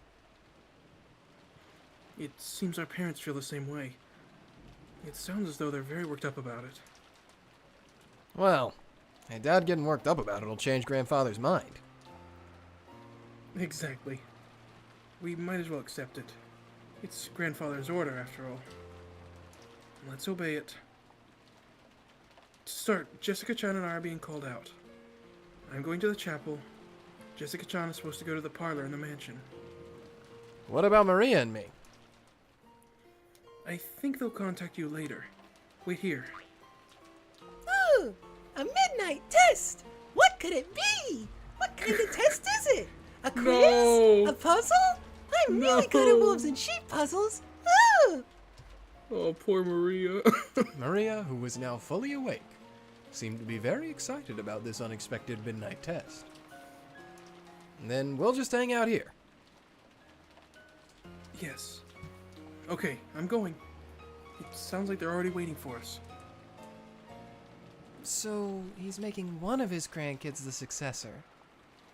Sounds great to me. Now I can let one of you guys deal with it. I'm gonna become the successor. I wanna do it. Ooh, ooh, ooh. Having Maria as the successor... Oh my god. Having Maria as the successor wouldn't be so bad.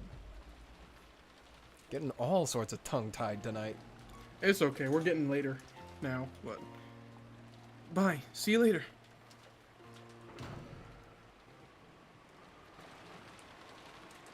I'm here for my test. Yeah. Rudolph put down the receiver and stood up. Okay. Guess I'm going to the spot in front of the chapel. It's damn cold out there. Go to son. Have some coffee waiting for me when I get back, will you? Goda-san's dead, isn't he? So that's what they're going to do about the servants. Yep. Next to Rudolph, Goda was lying face up. His face was covered by a crossword puzzle book. However, its pages were stained with blood, and you didn't need to move the book to imagine how he had met his pitiful end. How was it? A nice script, don't you think? Yep. We should be thanking Dad. If we just say it was him being fickle, no one's going to doubt us. Then let's split up. I'll take care of Jessica-chan. You take care of George-kun. You got it. Let's get this over with quickly so we can relax and have some coffee. There won't be any problems, yes? No sudden pangs of conscience? Kyrie smiled coldly. It probably would have been safer to call them out one by one and finish them off together. However, Kyrie had chosen to have her husband work separately. She wanted to measure Rudolph's resolve. If she was the only one who got her hands dirty and Rudolph just watched, his heart wouldn't be as dedicated to this venture. By having him dirty his own hands, she could make him truly determined to see this thing through. Kyrie understood this sort of mind game better than anyone else. Rudolph reflexively averted his gaze from the cold glint in her eyes, but then he just shrugged and answered her question. Of course. I have 1 billion yen riding on this. And I'm a man. I'm not going to miss a chance that'll never come again in my lifetime. I expected no less of you, Rudolph-san. I love people who seize chances when they come. That's why I fell in love with you. Thanks. I'm glad. Rudolph-san, What? stay like that. Always. Okay? Huh? What'd you say? Always remain the same Rudolph-san I love. Okay? Of course. When have I ever let you down? When you married Asumu? You should be worrying more about what kind of champagne we'll use to toast our victory. I'll do that. Take care now. If you really treasure Battler-kun, don't kill George-kun in front of the chapel, okay? It'll be a pain if he finds the body. Yeah, I know. I'll learn my ways somehow. We'll be outside and it's raining. Should be some way to do it. And you aren't a villain in some old western, got it? Don't grant any last requests or take down any final messages, okay? Kyrie lifted up her gun again and ran the lever to eject the casing from the round she had killed Goda with. Oh, she killed Goda.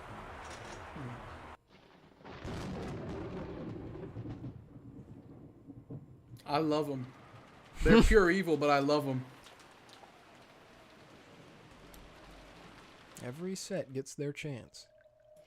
Is it not crazy that from this we've seen that Kraus and Natsuhi were like the only ones that were completely people. fine? Yeah. Yeah. It's...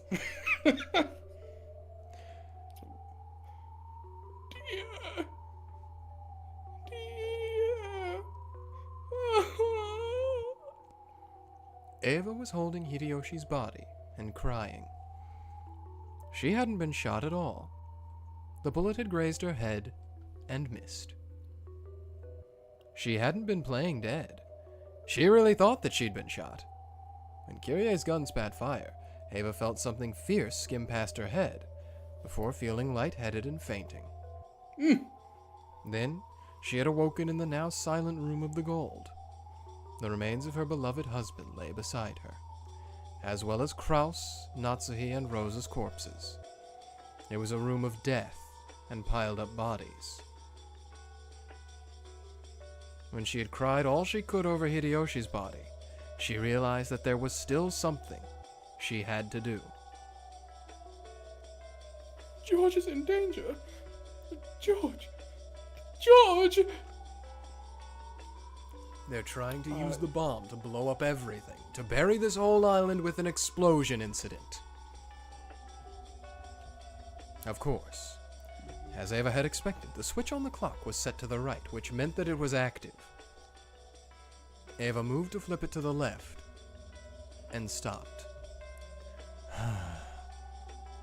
That's right. As long as the switch points to the right, everything that happens will disappear in this night of illusions. Yes, this is an illusion. No matter what happens tonight, everything will become muddled and hidden away. They're probably going to kill everyone else. That has to be it. I'm sure of it. When she looked at the table with the box of bullets, she saw signs that they had roughly grabbed a bunch of bullets before leaving. It clearly showed that they planned to use that many bullets. I have to fight. If only to protect just the life of my precious son. The gun that I dropped when I was shot is stuck with the lever open. No matter how hard I pull, it won't open any further and it won't close again.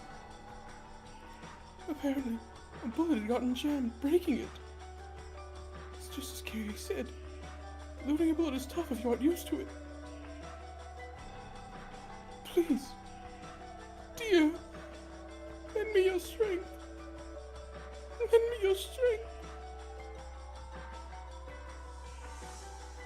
So that I can protect George. In Hideyoshi's hand was Kraus's gun, which he had been trying to pick up. Ava took it, prayed to her husband one more time, and tugged on the lever handle. With a light metallic sound, the golden casing spun through the air and bounced off the ground. When she timidly tried to push the lever back, this time it returned to its original place without any resistance. There was another metallic clang. It was the sound of a new bullet being loaded.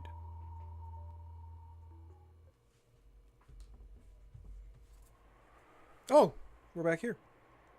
Yep. I figured it'd be something like this. Someone scheming to show me the game that disgusted me the most, just to mock me. In the game so far, various people have been suspected of being the culprit or an accomplice. The only difference now was that Rudolph and Kyrie were those suspects. However, to Anja, that was the most infuriating plot twist possible. Even Leon was full of painful thoughts. Solving the epitaph was supposed to be the only miracle that could lead to a game without a single victim. But ironically, the tragedy hadn't been averted even so. Does this mean we aren't allowed to have a future where we all happily return from this island alive? Even if the epitaph is miraculously solved before the crime occurs? A miracle certainly will not occur. Those words, which I had heard in one of the fragments Bernkastel had shown me, raced through my mind. Bernkastel's son, you showed me how wonderful my world was. I don't want to believe that you created this tale just to hurt Anje. By now, even I realize that you're the game master here. Please, tell me, why are you showing us this game? Of course, no one answered Leon's muttered question. The game created to mock Anja continued emotionlessly, with more terrible twists that didn't betray anyone's expectations anymore. Ha! Show whatever terrible game you like. You're trying to say that this is one of the endless possibilities inside the cat box, right? Just do whatever you want. I won't let something like this get to me. Someday, I'll find out the truth of what happened on October 5th, 1986. Oh. After meeting Kyrie in the parlor, Jessica was told that the test would be held in the dining hall, and she followed Kyrie there. I'm Kyrie. There's no one here. He'll be here soon. Sit over there. Jessica sat in the chair she had been offered, looking nervous and agitated. Kyrie was by far the calmer of the two. Kyrie closed the door behind her, revealing the gun that rested behind it. Jessica was facing the other way, so she saw nothing. Did you hear anything about this, Aunt Kyrie?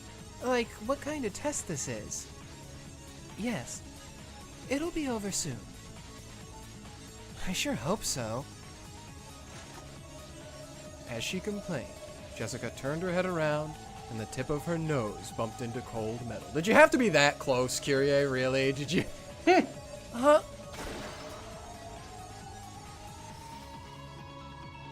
Yeah. Uncle Rudolph? What are you doing? I guess shooting people in the back just isn't for me after all. Hey, if that was dangerous, what on earth are you doing? Come on, why else would someone point a gun and pull the trigger? Rudolph reloaded rapidly and pulled the trigger again without any sign of hesitation. Dang! Didn't expect to get a CG. As the sound of gunfire thundered through the rain, George grabbed his side and fell to his knees.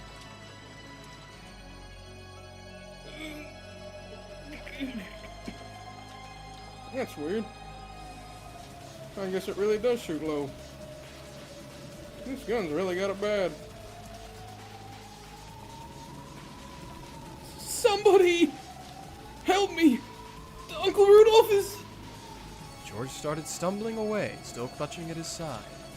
His voice as he called for help was weak and thin. In comparison, Rudolph, who stood behind him, looked perfectly calm as he fiddled with his gun and checked his sights. It hurts. It hurts. It felt to George as though something had been gouged into his side. It was so painful that he could barely stand and walk. He leaned against the trunk of a tree. After he crouched down trying to cover his wound, he was no longer able to stand back up. And George didn't have a clue what was going on. However, he had felt as though something was wrong this whole time. Of course, it was strange that he'd be called out alone to a place like this at a time like this. And yet, how could he have known that something was wrong? After all, his own uncle had told him that his grandfather was asking him to join the family conference. How could he have suspected? Sorry about this, George Coon. It hurts, doesn't it? If I knew it'd come to this, it would have been kind of to blow out your brains from behind. I thought it'd be too cruel to finish you off before you knew what hit you. But it looks like I got it backwards. Why? Uncle Rudolph? Why would my kind uncle do this? Forget about this. By tomorrow night, all of it won't have happened. With a quick use of the lever handle, he loaded another bullet. The casing of the bullet that had pierced George's side fell heartlessly in front of him. Everyone's gonna die in a sudden, unfortunate accident. Until that moment, we'll all be a big, happy family. That's how it's gonna be. So don't worry about this. Forget it all. Of course, George didn't have a clue what Rudolph was talking about. All he knew was that Rudolph wanted to kill him, and that he showed no trace of hesitation. His image of Rudolph as the ideal, cool, joke-loving adult didn't match up with the man standing in front of him, holding a gun. No. Maybe this feels wrong because it fits him too well. He has that same smile, as though he's about to tell some hilarious joke. But he's pointing a gun at me. Why would that kind, funny Uncle Rudolph do this? It made him feel unimaginably sad, and tears flowed from his eyes.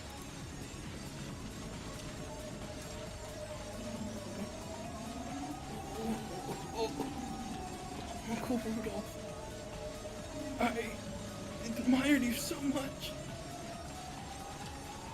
Haven't I always told you, George Coon? Make sure you don't end up as an adult like me.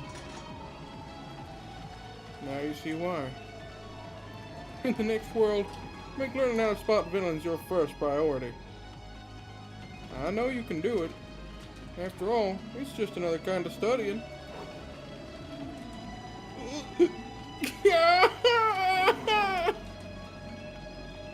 He bit down the pain in his side. With the last of his strength, George threw his whole body into a roundhouse kick. At the same time, fire spat from Rudolph's gun. The bullet pierced George's chest. George spun around as he fell amidst an outpouring of blood. He moaned wordlessly, clenching blood-stained teeth. A frigid gun was pressed harshly against his temple. So long. You'll become a great man in the next world. Don't get blinded by money like me. I can't believe that my uncle killed for money.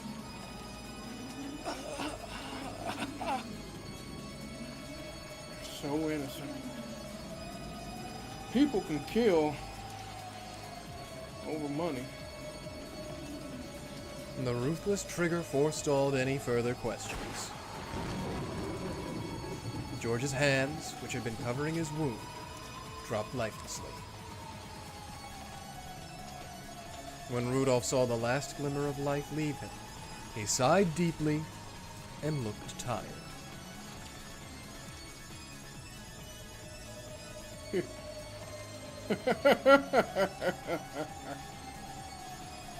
That was easier than I thought. Rudolph looked up into the dark, rainy sky, the raindrops hitting him full in the face, and laughed with an indescribable expression, his tongue hanging out. I thought my conscience would bug me more. Now that it's over, it was pretty easy. I don't know. Rudolph laughed. This was probably just the thing Kyrie had hoped for. It had taken considerable effort to kill George. He may have been merciless, but the last traces of a conscience in Rudolph's heart had probably slowed him down. However, now that he had killed someone with his own hands, a turning point that few people ever reach, Rudolph had finally awakened. No, he finally understood. I forgot to mention, this is also a brand new song called Yomitsu Hirasaka Corruption. Yeah. It's just like squeezing dough out of a bunch of morons. The same old game of musical chairs. If there's a pile of money in front of you, the first one to reach it wins. The slow ones just get kicked down to hell. Haven't I driven dozens of poor fools into debt with my earlier swindles? Several of those probably ended up bankrupt, and some of those might have hanged themselves. And I always laughed like it was none of my business. And that's all there is to it. The only difference now is that, for the first time, I've dealt the final blow with my own hands. Thanks, Kyrie. You're always the best at cutting away my naivete.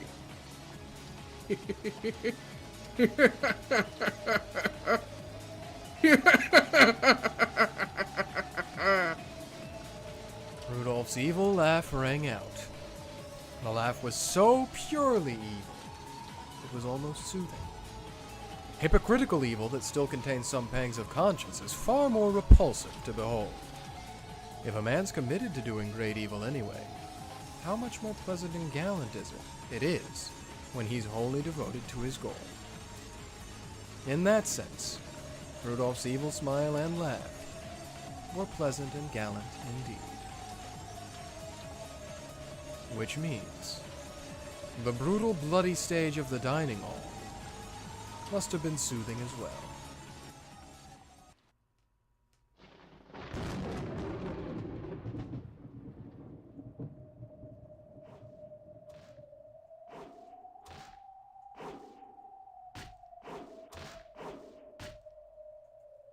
A clang, a thud, a crack, a squish.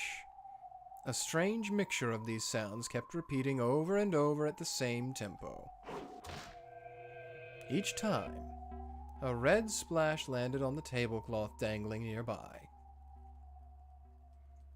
Jessica-chan, can you hear me?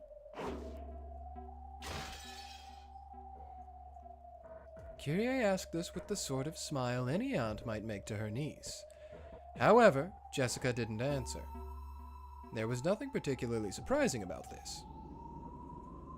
After all, by now, her nose had been broken, her eyes had been smashed, her teeth had been knocked out, and not only her nose, but her entire face was now hardly recognizable as a face. Just a lump of bloody flesh. Kyrie finally stopped her task of repeatedly smashing Jessica's face with the stock of her gun. Still sitting on top of Jessica, she tossed her gun to the side, pulled a compact out of her pocket, and looked her own face in the mirror. Then, finally, she realized that her face was covered by speckles of fresh blood. How terrible. These clothes will have to go too.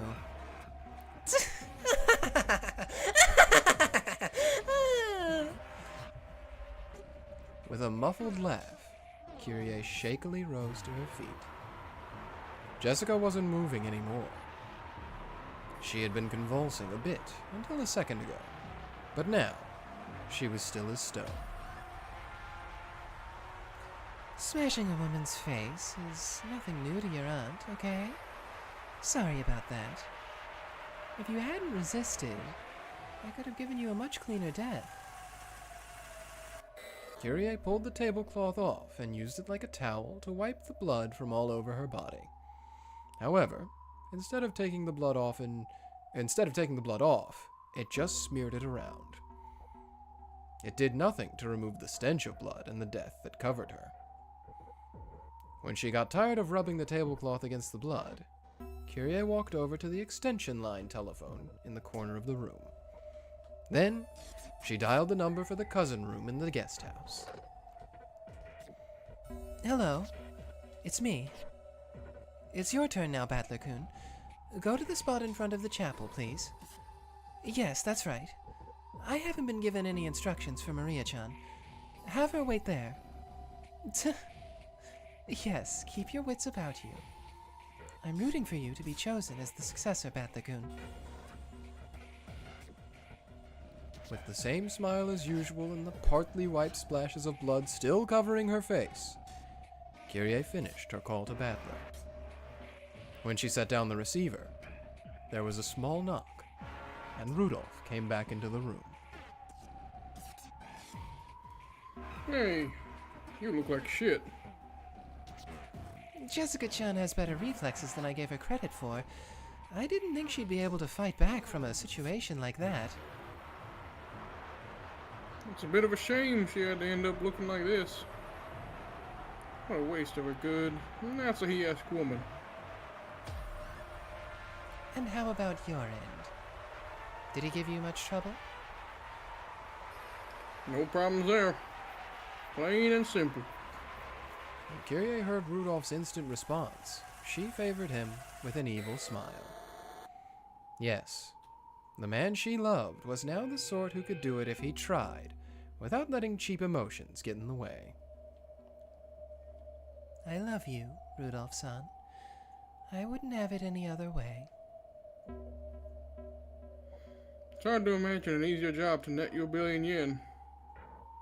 It's like Dad always said, in the life of every man, there comes one day when he has to be willing to kill. In other words, always be determined to survive, even if you have to kill to do it. That's my favorite line of his. What's next? My rifle is hungry for blood. You've got a big job coming up, convincing Battler-kun. That's right. That'll be a pain. Hope I don't have to end it by pulling the trigger.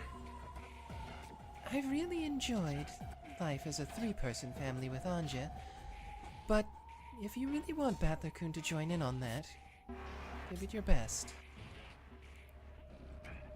Sure. I'll make sure we don't have any complaints from him. Don't worry. I've worked out a scenario to trick him good. Good luck. Even I hope that Anja's beloved big brother doesn't get caught up in the explosion accident. I know. Then I'll head back to the chapel. Rudolph-san,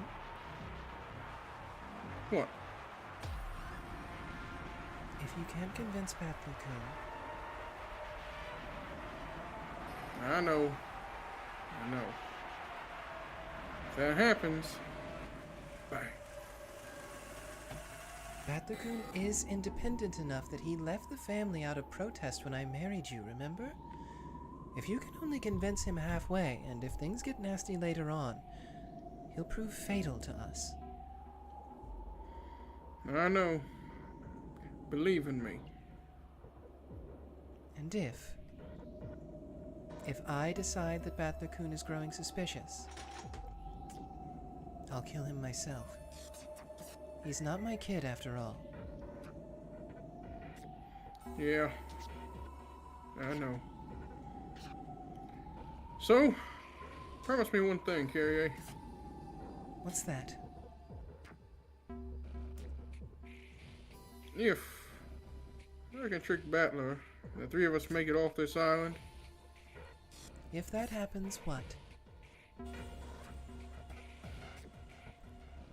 never say that Battler isn't your kid again. After all, you're his mother. Please.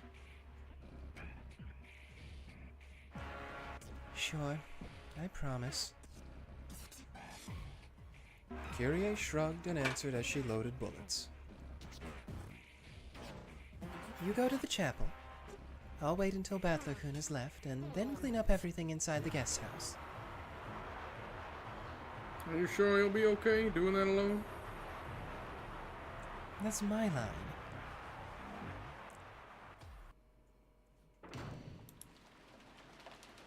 Battler left the guest house under an umbrella. He had been called to the area in front of the chapel, just like George had been. Not even 30 minutes had passed since the time George and Jessica had been called out. Apparently, this test didn't last too long. Damn geezer. First you never come out. Not even for lunch. And then you show up in the middle of the night with a test? I'll bet living as a shut-in's got his sense of day and night all backwards. Complaining all the way, Battler strolled off into the rain. Almost immediately, he was swallowed up by the darkness of the rose garden and passed out of sight. And then, Kyrie could be seen coming out from the darkness of the rose garden. Her right hand held a gun, her left an umbrella. Her inner pocket contained the master keyring she had stolen from Goda, Her right pocket had a handful of bullets. Her left held a knife she had taken from the kitchen. She was a carefully and perfectly outfitted murderer. Another bolt of lightning struck down from the swirling skies. It lit up only half of Kyrie's face. Her cheek was still covered with Jessica's blood. Under the eaves, Kyrie folded up her umbrella, smiled, and spoke to no one. Hey everyone. I'm home.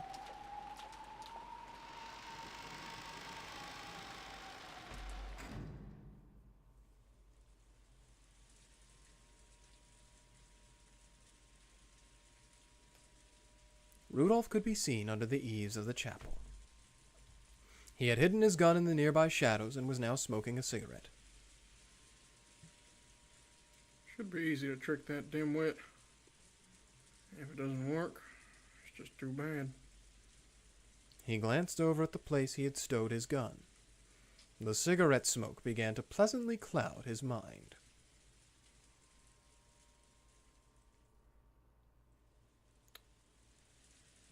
I'm assuming this is gonna be this Rudolph. Yeah. Battler isn't a kid anymore. He's an adult who can choose his path through life as he pleases. When animals grow up, it's normal for them to form a group and go on a journey. Humans are the only ones that keep treating their young like kids even after they get big. If I'd known it'd come to this, I never would have begged for you to come back. I regret dragging you back into the family. He puffed out those words, along with the smoke. When Battler came, he didn't intend to voice those regrets of his. Rudolph was already determined to play the part of the evil murderer who kills for money. He's still not here. What's taking him so long? Hope Aunt Eva didn't intercept him. At that moment, he heard the sound of someone stepping on gravel. He looked up, thinking that Battler had finally arrived, but the sound had come from the direction opposite of the mansion.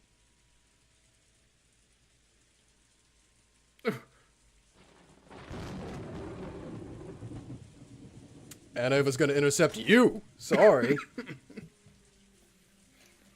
Rudolph, how could you do that to my husband? Haneki, so you're alive. Sorry that I'm alive. Game? Okay. Too bad, but my husband wasn't so lucky. It's doing the thing. How could you? How could you? With a face obscured by anger and tears, Eva slowly walked closer, her gun raised. Her husband had been killed right in front of her. She probably wouldn't even hesitate. Realizing that a gun quivering with anger was pointed right at his chest, Rudolph backed away. As he pretended to retreat, he approached the gun he had hidden in the shadows. Calm down, Haneki. Put the gun down. I never wanted that to happen. Everything happened so fast. There was nothing I could do. How could you tell such half-baked lies? As Eva had said, it really had been a half-baked, pointless thing to say. Rudolph would have said anything if he thought it would calm Eva's emotions before she pulled the trigger, which she looked capable of doing at any moment now. Then, Rudolph's foot came in contact with his gun.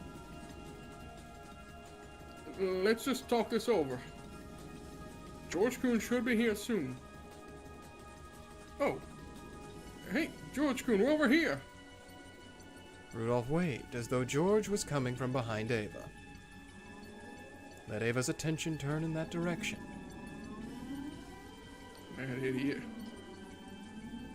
My simple big sister has always been a sucker. Die! Gunfire. Then, a bit later, The sound of something heavier than rain drip-dropping onto the cobblestone.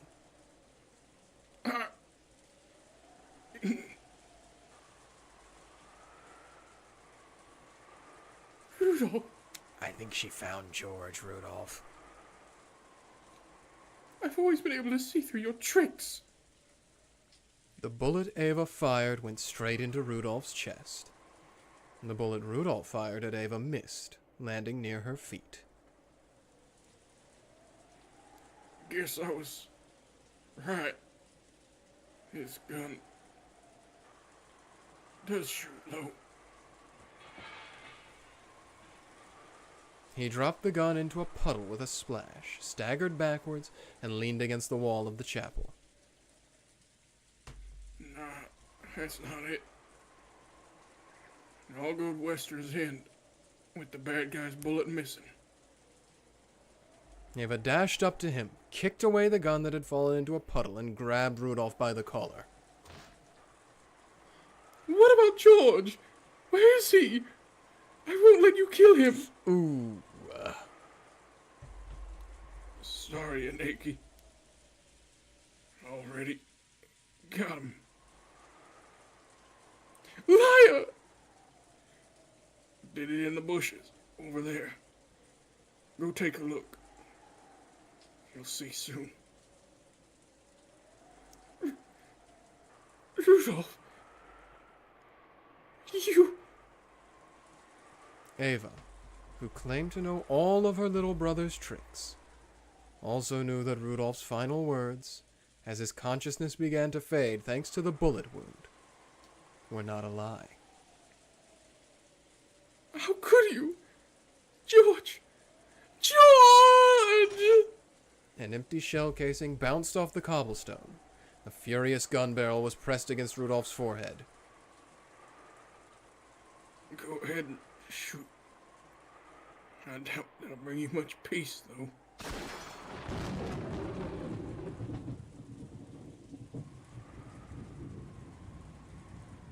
A bolt of lightning turned everything white. However, the wall of the chapel was stained blood red. A red splash, like a crushed tomato, came out of the back of Rudolph's head and covered the wall. I think that's a new one. I don't think they've used crushed tomato yet. Oh, yeah, true, a new one. Then, leaving a red trail behind him, Rudolph sagged downwards, sat on the ground, and fell over. And Battler's there. George! George! George! Ava dashed off towards the bushes. She found George's corpse almost immediately, screamed, and broke down sobbing. You need to be careful, Ava. You've still got... The most dangerous person is still alive and roaming. I don't think you should be shouting. Mm-hmm. You are broadcasting your location. Rudolph's bloody corpse was exposed to the rain that ran down off the eaves. His eyes were still wide open. A fist-sized, flesh-covered hole was open in the back of his head, and his insides were exposed to the open air. Inside was a mixed jelly of flesh, brains, and spinal fluid. That goop, which looked like someone had mixed it up with a spoon, dripped from his eyes, nose, ears, mouth, and the hole in his head. Oh my god.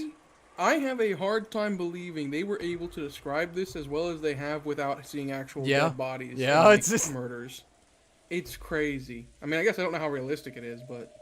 Okay. We've been streaming for a really long time. I have to pee. So I'm inserting myself here right now to say I'm going to do that before I explode. Okay, I understand. I will likely do the same when you return. Okay. Okay, audience. We are determined, nonetheless, to finish this. At least I think we are. I know I am. Determined to finish this tonight. Finish episode 7 because we put it off for such a long time. Well, I say we put it off, but we were sick. But regardless, we want to finish it tonight.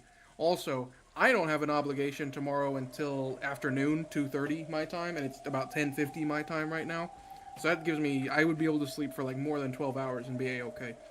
So I'm not concerned. I think Levi's in a similar boat. I'm not sure. Sure, Quinn, whatever makes you happy. Um, but yeah. This is very dark and very, very entertaining in its like classic murder mystery way. Every other episode that has a game board, which it's debatable if this is truly a game board, I don't really know, would have these murders interspersed with either magical stuff happening or lore, like the arguments over the families and why everybody needs the money. But this has just been back to back, the murders are happening non-magically. And it's crazy. I do think we are... Well, I think that we're nearly done, but I'm not really sure because I don't have a plot synopsis. If you're new around here, by the way, I've already read Umineko. It's just been a long time, so I don't remember all the details. Plus, it's a big story. I've had the plot synopsis pulled up, so that way we could have a good stopping point, as well as so we could call out the new songs when they come out. But this one doesn't have a plot synopsis listed. All I have are the new songs and when they play. And I see what songs are coming up, but they're like... It tells me when they start playing. In the parentheses, it gives me a brief sentence explaining when they start playing. But it seems like the things that are that have yet to happen are gonna be big things. They're not gonna be simple, quick, like maybe 5 minutes of reading, 10 minutes of reading. These seem like they're gonna be big things. But maybe I'm wrong. Maybe they won't be. TBD. And then I'm going to try to convince him to do the question mark as well, but I don't know if we're going to be able to do it or not. The question mark only has 3 whole songs in it, so that's why I'm hoping it'll be very, very short. 3 whole songs that don't get played over twice. For an example, in this one has 1, 2, 3, 4, 5, 6, 7, 8, 9, 10, 11, 12, 13, 14, 15, 16, 17. The Tea Party has, what did I just say? Either 16, 17, or 18 whole songs played in it. And some of these songs are played over multiple times. One of them plays over 4 times. Another one plays over 3 times. They get replayed multiple times. So this has been a really, really long tea party. It's almost been the length of like half of a game, really. Okay. I'm back. Okay. Also true, Duke Unclet. I'll let Levi touch on that because I'm also gonna pee.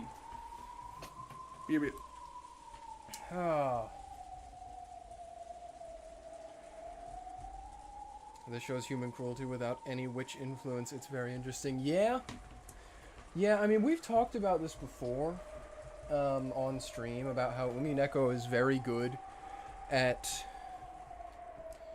showing, like, really, really raw human emotions, both the good and bad of it. Because, obviously, we've talked about a lot how, like, the Ushiromias aren't just, like, all one-dimensional characters. They are a very dysfunctional family, but they are still a family. And for all intents and purposes, whenever they're not blinded by their greed, like in these situations, they do still kind of function as a family. It's just whenever the gold gets involved is when you start having problems. Which has occurred in pretty much every instance that's been a thing, right? Because episode 3, Ava crashes out because she finds the gold. They all freak out in episode 4 when Battler finds the gold. Obviously, this episode. But also, there's even moments with, like, Anja and stuff where, way back when, I mean, I guess this isn't human on human, but it's the human inflicting the violence instead of the witch inflicting violence on a human. Anja straight up murdered the 7 Sisters of Purgatory at one point in this.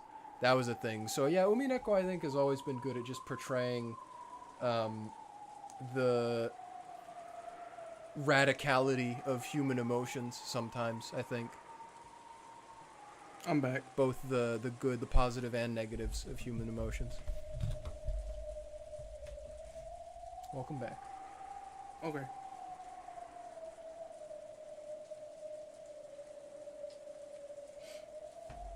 Well, let's get back into it. Yeah. Dad,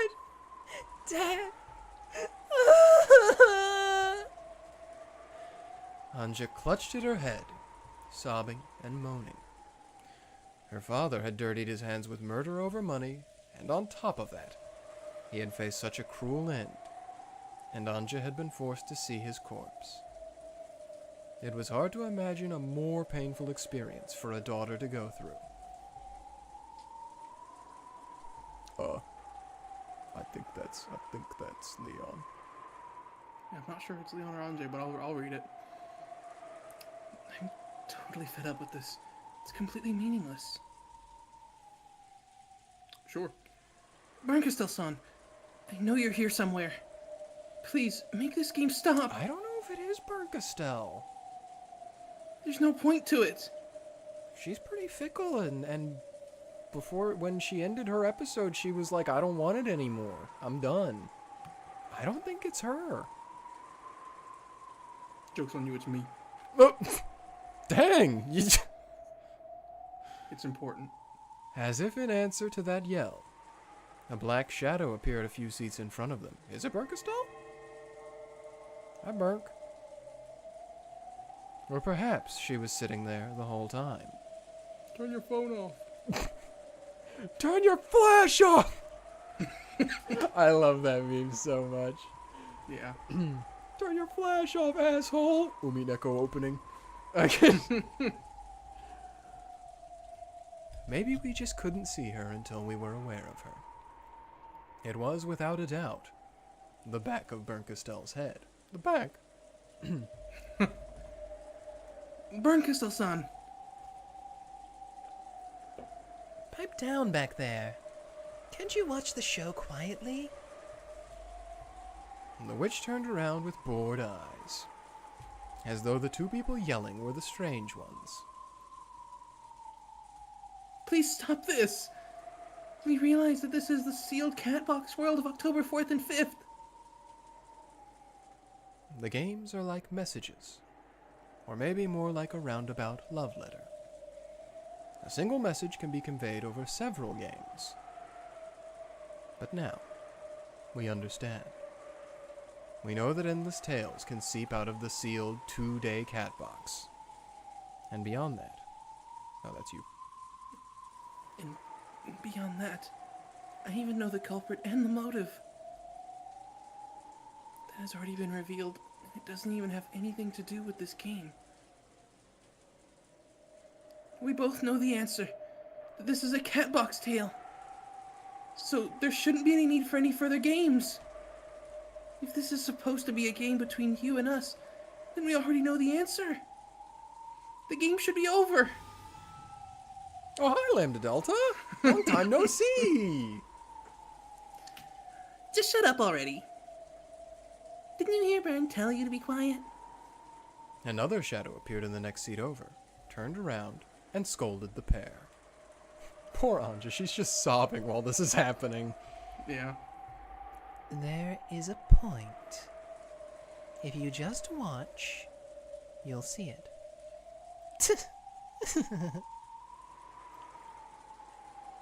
Are you the game master? Not at all. Then who is it? Could it be Claire? If you watch, you'll see. Not much longer now. The tragedy has already reached its climax. Who'll survive, I wonder? I needed my super paper. My daily dose. Whenever she's not in the game, I just there's a specific piece of paper that I have that's Yeah, you got. folded like Nihon steel 1,000 times over, so it's super paper, and that's how I get my super paper. And See, I just printed 1,000 pages of Lambda Delta's model, and I taped that to a wall. Super paper! OMG Lambda Delta, hi! Bernkastel isn't the game master? Then who is? Could Claire have created this cruel tale?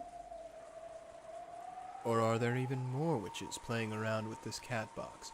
Well, there are 2 witches who were still not like... Are they really witches? Are they really not witches? which is Anja and Maria. So if it's not anyone we've met yet, I think the option for those two to be it could still be on the table. Just keep watching, you'll see. Supposedly, we're almost there. Yeah. Which also, that would be crazy if it's Anja.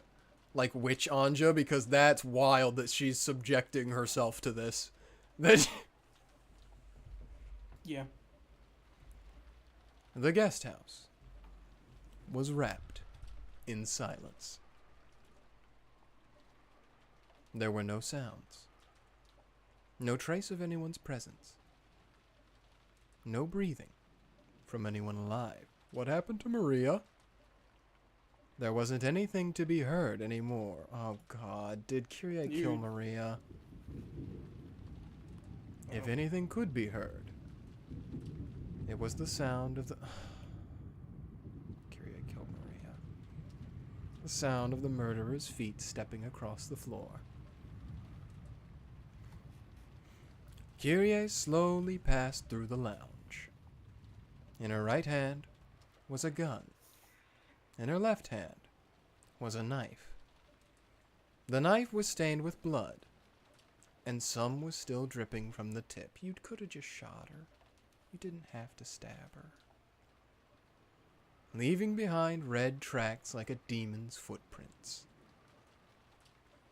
Her hands were filled with tools of murder, so she wasn't capable of doing anything but murder. I don't think that's true. I don't think that's true. In that sense, at that moment, she was clearly and purely a murderer. The murderer went to the entrance hall, and then, only after reaching the front door, looked down to see the two blood-stained hands of a killer. Those hands gripped the tools of death that had performed a cruel massacre.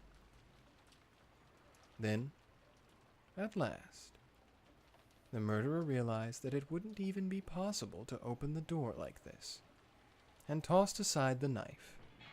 Oh, she hasn't killed Maria yet. Okay, then she probably killed like Kumasawa or Genji with the knife. Or maybe Battler. Then, the murderer reached out to the door, turned around calmly, and spoke. Mm-hmm. Sorry, everyone. But don't worry. A few days later, the newspapers will be talking about an unfortunate accident. And I'm sure the news shows, the papers, and the rumor mongers everywhere will be sure that you spent your time in happy ignorance until the instant of the accident. In other words, you'll all have had a good time until midnight on October 5th. She said, so said, the one who had stained that bloody guest house red. At this hour, the cousins are all staying up late and playing around, and the servants who have to get up early are all snoring. The ones on the late shift are probably filling in the log or taking a break about now. That's how it is. From where I am now, I can hear laughter coming from the cousin room.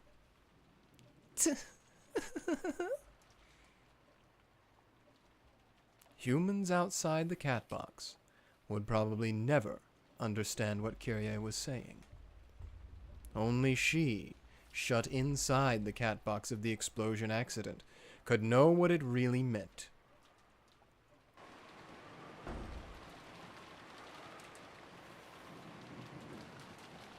Outside, the rain poured down heavily. Kyrie almost picked up an umbrella, but then stopped suddenly, as if she just thought of something. Then, she started walking out into the rain, not caring at all whether she got wet or not. Did the murderer not want an umbrella to get in the way of her gun? Nor was she hoping that the rain could act as a shower to get the blood off of her.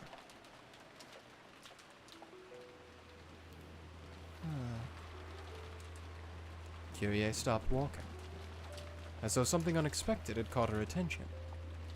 However, This time, it was no whim of hers.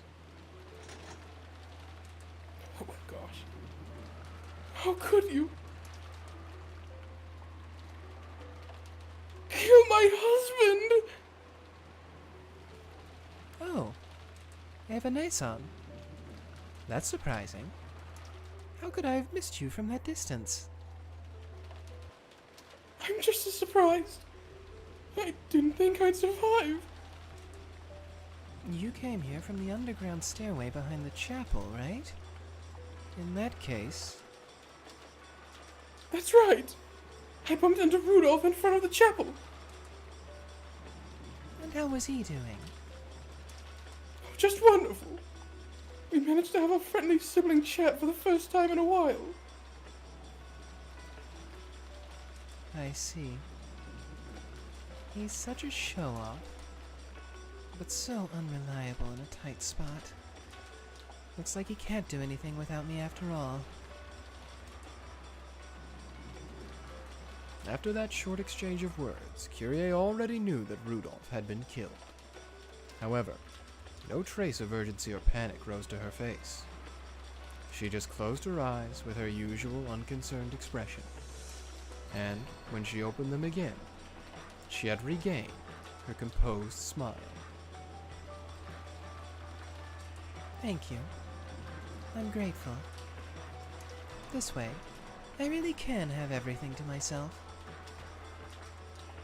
What's that blood on your clothes? You just came out of the guest house, didn't you? Don't tell me. Yes, that's right. I'm right in the middle of a murder case at the moment. You killed them? All of them? Even Maria-chan? There was no need to let them live until morning. When morning came, there would be an uproar, and that could be a pain. They might have used a radio to contact someone off the island and gotten help. So, this was clearly the optimal move to take. If you spin the chessboard around and look at it that way, right? Monster! I can't believe you could be so blinded by greed that you'd commit murder! You weren't doing so bad yourself. That was an accident! I didn't mean to kill them, unlike you! No. Just like me. If that gun hadn't gone off, you would have kept on arguing and jumping at each other. Then the rest of you would have eventually reached the same answer as me, just a few steps slower. I'm not a murderer! Not true. You're just a murderer who didn't get a chance. You've just been saved by that accidental discharge. If it weren't for that bit of good luck, and if I hadn't moved before you did, then you would have played the same role I'm playing now. That fact won't go away, no matter how much you try to deny it. It's the truth of a different future. Don't try and confuse me! However, on the inside, Eva understood. Back then, she had probably been saved by that accidental discharge by a coincidence. If the argument had continued much longer, she would surely have grown a desire to kill Kraus and the others, and might even have carried it out. She simply could not deny the existence of that demon deep within her heart. Only the theater-goers knew. They knew that she could become a killer in another world. That's us. Kyrie, who didn't have the theater-going ability, knew this fact as well. Maybe there really was something extraordinary about her after all. I feel like we're way past extraordinary at this point. She's crazy. She's... And that actually has been established for several episodes at this point, honestly. This is just the first time we've seen her, like, carry it out. This...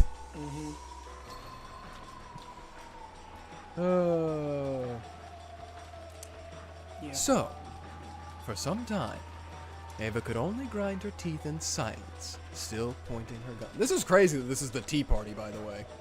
I know, right? Remember that one guy who was like, I've never done any of the tea parties? that we talked about. That is crazy. Like, yeah. imagine not having all of this. Imagine. And jumping in and being like, what happened last episode? I don't get it. What happened? I don't understand. You're also a mother. You felt the pain of giving birth to your own child. How can you not know how precious a life is? How are you capable of doing all this? That's the thing about kids. If you just sleep around, they get made all by themselves. That's not what I'm talking about. They say that children are bonds, right? What? That's... That was you did that good. I liked that. I just the astonishment really sold it for me. Yeah. Oh. Children are bonds that tie you to your husband. She was a bond to make Rudolph-san acknowledge me, so I could take him back from that woman. Oh no. Anja. Oh no. Oops. But you've killed Rudolph-san now. You understand what that means, right? What do you mean? I understand. Just that right now, I'm the wife of no man, and I have no intention of being a mother. I am me, Kyrie. Now that Rudolph-san's dead, I'm not even an Ushiromiya anymore. I live to benefit me. Right, Rudolph is dead, so maybe you aren't a wife anymore. But you still have Anja-chan, don't you? You're still a mother, aren't you? Didn't you hear what I just said about bonds? Now that Rudolph-san's gone, Anja is of no use to me. Oh.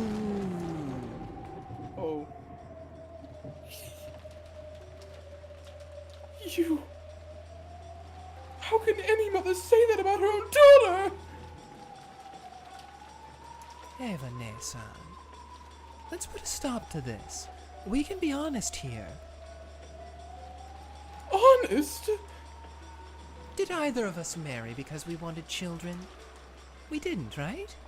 We married because we wanted to live with the man we loved. And once you've married, you never want to let that man go for the rest of your life, correct? Children are just weapons to be used for that goal. I'd never have children for a reason like that.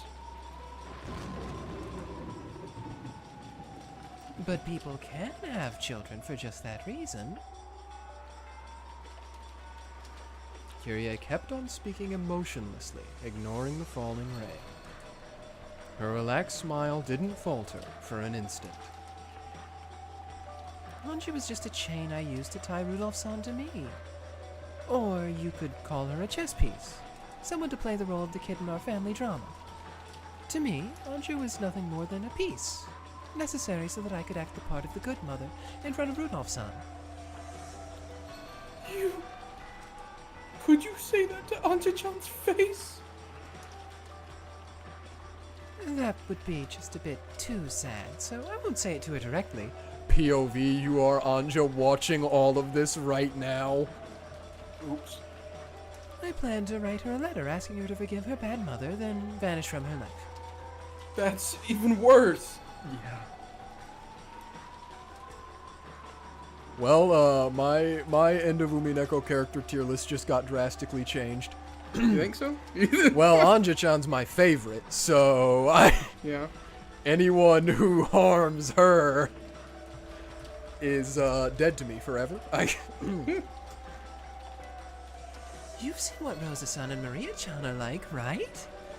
Now that Rudolph-san's gone, Anja-chan's just a chain tying me down. I'll go back to being just Kyrie and enjoy the rest of my life at my leisure. A new challenge, and a new life. And maybe even a new love.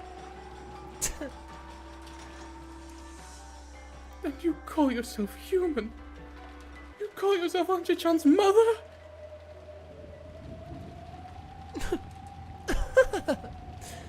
Who gives a damn about Anja?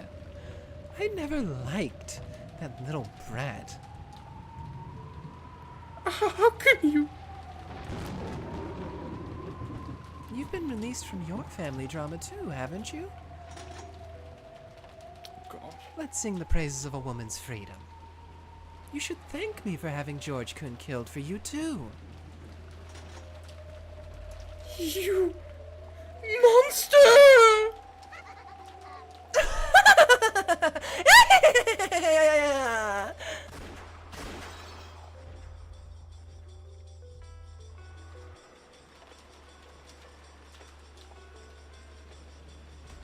The two yells and the sound of gunfire thundered across the dark rose garden. Slowly, Ava fell backwards. Then, she landed in a puddle, scattering countless drops of water. Please at least tell me she shot Kyrie. Across from her, Kyrie spun around as though dancing. Beautiful, black rose petals scattered around her. The petals were a dark, dark red. As they sprayed from her throat. Wow! Nice shot, Ava! Nice! That's a small target. She spun around in a circle and slowly crumpled. Ava's always been a bit cutthroat. Yeah. Then she fell to the ground, sending muddy water flying. The two women had shot and fallen. However, when the thunder roared, only Ava sat back up. Oh, she lived! I thought she got shot too. Or maybe she did get shot too. Maybe. Oh, she didn't. Ava hadn't been shot. Kyrie's intensity had made her fall backwards, but the bullet had once again slipped right past her. Ava cursed her good luck. Why couldn't this luck have saved her husband or her son? Die then. For Anja-chan's sake as well. Is this gonna be the weird blessed timeline where Ava's gonna like actually raise Anja? You'll be killed in the explosion accident. Until the moment of your death, you worried about the daughter you left behind. Yes. I'll write that into the lid of the cat box.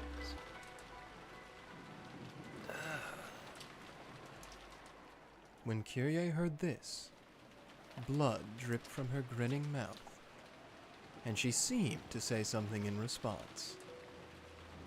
However, her voice only came out as globs of blood from the hole in her throat, not words.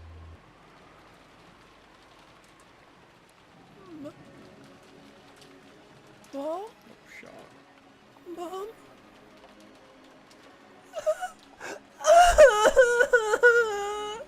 It's a lie. It's all a lie.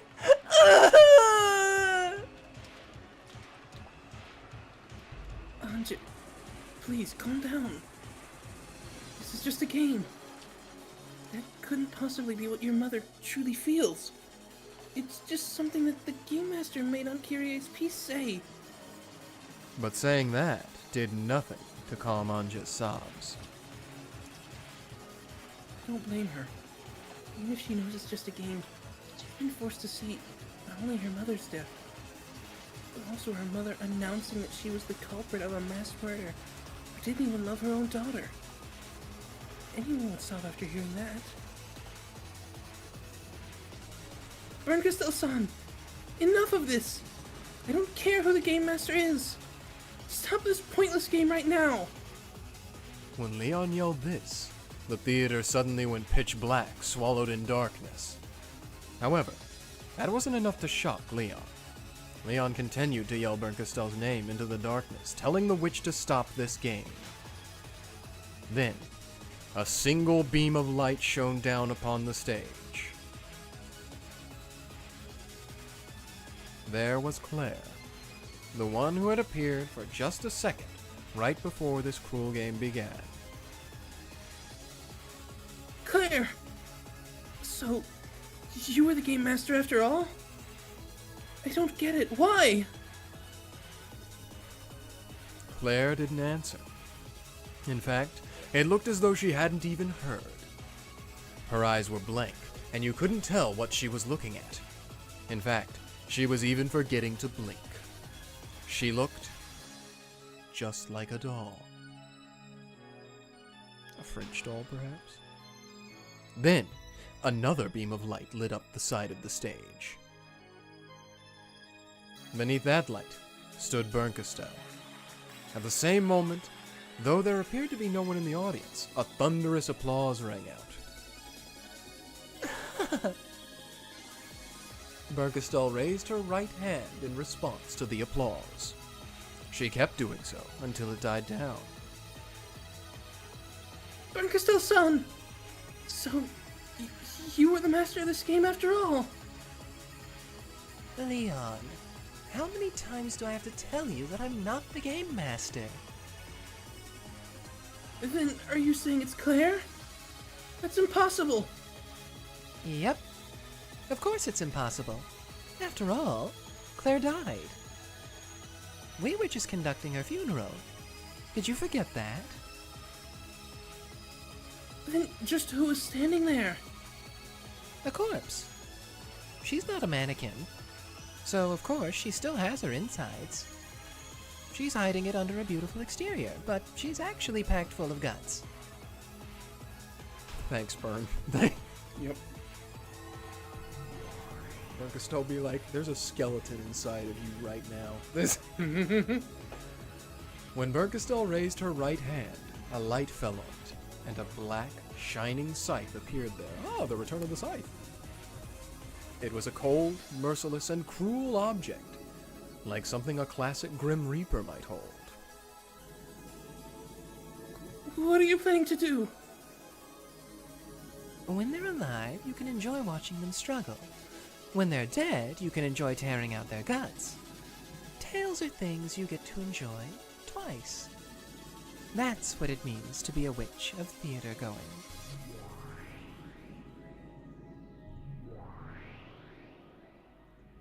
Bernkastel pressed the blade of her Reaper's scythe against Claire's stomach, and slowly slid it across. That's the Bernkastel we know. Mm-hmm. And then, along the line she traced, Claire's dress was sliced open. It was now clear that the scythe she held was not a fake one for theatrical use. And it was clear just what she planned to do next that made her cruel smile so fitting. Anja, can you hear me? I hear you. You tear me to bits, make me read. What's next? Are you showing me this worst possible tale to hurt me even more? Is this fun for you? Yeah, I'll bet it is. I had a blast too.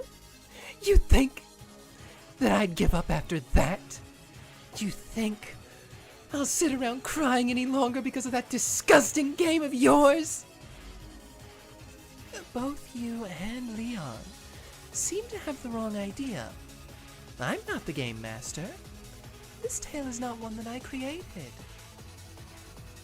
And that woman in the dress is the game master. No, she isn't. It can't be. Then who is the game master? Who wove this disgusting tale? You still don't understand. Do you understand? I'm not sure if I do. Is this what really happened and there is no game master? What don't we understand? Anja, you gambled everything on a faint chance of a miracle throwing yourself forward. I invited you to October 4th and 5th of 1986 out of respect for your courage. What was your goal? To take your family back. That would be a very difficult thing, and without the blessing of a miracle, a thoroughly impossible one, This is the timeline where Battler comes back. This is what has to happen for Battler to come back. You were prepared for that, weren't you? Yes! I'm prepared! And I still haven't given up on Oni-chan, Mom, and Dad! Whether you give up or not is your choice. That's your own game, after all. I won't support you, and I won't even watch. I've already enjoyed my fill of games that use the piece you are, so I have no need for you any longer. Glad to hear it. Then why am I here? Aren't you the one who invited me? Yes, that's right. I invited you here to thank you for entertaining me for a while as my piece. To thank me? Huh. So this is how witches show gratitude. Sure, this has been loads of fun, you beast. How could you make this kind of game and do that to Dad and Mom? Anja, you made a wish hoping to take your family back. However, you also made another wish. Remember? No, I don't. You wanted to know what happened on that day. Oh, this is what actually happened. What happened on Rokkenjima on October 4th and 5th, 1986. Didn't Anja leave on her journey with Amakusa because she longed to answer that question? That's right. So, what's your point? You don't mean... Leon realized what Bernkastel was getting at. Realized, and was unable to say any more. The Game Master is neither Bernkastel nor Claire. Then who is it? That's the wrong question. There is no Game Master. That could mean only one thing. Anja, you still don't understand. What? This is the truth. The insides of the cat box of October 4th and 5th, 1986. Afterwards, Ava survived the explosion by escaping to Kuatorian. And since she never spoke of the inside of the cat box, no matter how much she wanted to know, that truth was shut within the cat box for all eternity. So this was an exceptionally clever thing. Because we met Anja after the end of episode 3, it led you to believe that she was raised by Killer Ava. Mm-hmm. That's not true. What are you saying? Only Ava returned alive. Even though the police claimed it was an accident, the public didn't believe it. Then she took over her husband's company, and the harder she worked to make it more and more successful, the more enemies she made. A public image of her as a great queen of conspiracy grew stronger and stronger. I'm sure she wanted to tell people about the truth. That truth that no one would ever believe without proof. Bit by bit, Ava's heart began to snap. You rejected Ava, so she rejected you in turn. The relationship between the last two members of your family was strained to the limit. Each time she compared you with her beloved son, she grew more and more twisted and broken. Then, a strange message bottle was picked up and became a topic of conversation. It contained a bizarre story, one that told of a mysterious serial murder connected to Rokkenjima's code. Everyone rejected the explosion accident theory and started to think up conspiracy theories. Some of those theories named Ava as the culprit, which tormented her even more. However, Ava used even that to build up the cat box. And until the moment of her death, she protected it. She protected the lock that held the cat box shut.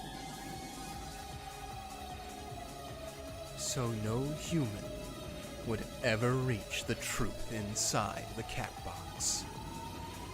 Not unless those witches who crossed the Sea of Fragments opened the lock. This is the truth. You're lying. You're lying. Lying! If this really is the truth, you should be able to say so in red. There's no way you can, of course. There isn't.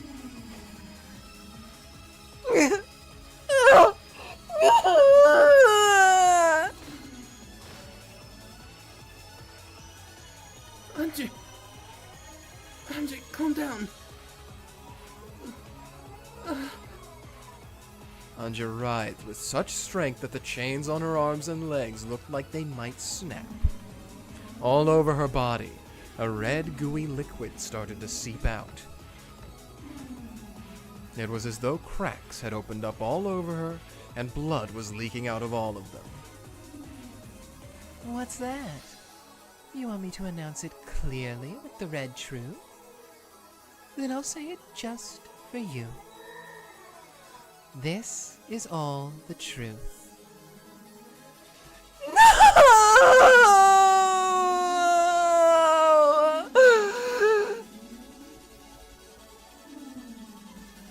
Anja's yell covered up Byrne's red truth.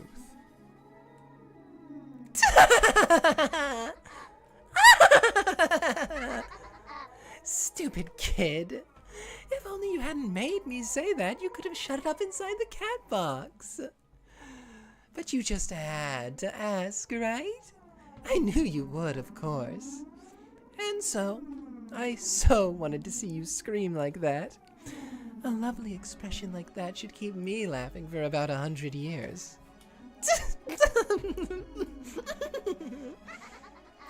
Go back to being scrap meat.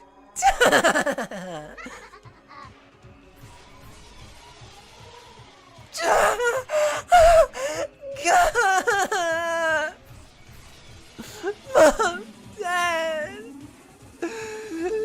it's a lie, right? Lies. Lies. Go!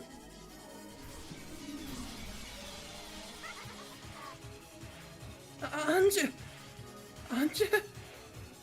As Anja held her head and screamed, the blood dripping from her finally grew so thick that it started scattering all over the place. Then, bit by bit, her body began to melt. No, to fall apart. Then, bits of her began to pile up on the chair, until she was nothing but a pile of guts and scraps.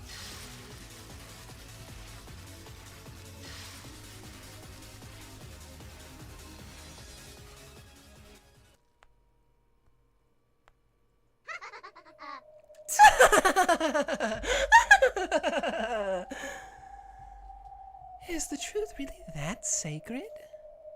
How absurd, how foolish. Why can't humans control their own truth? They stupidly search for the truth like that's all that matters, and when they finally find it and can't stand it, they turn themselves into scrap meat.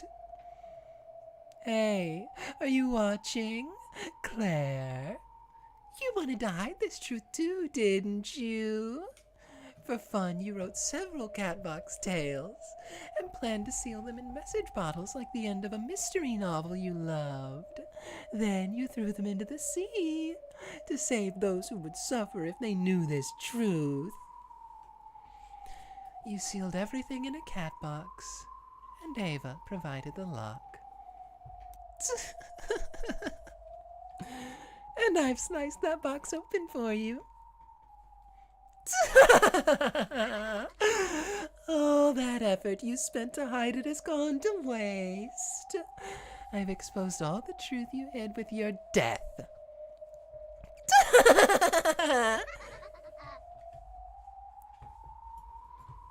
Is that what you've been after?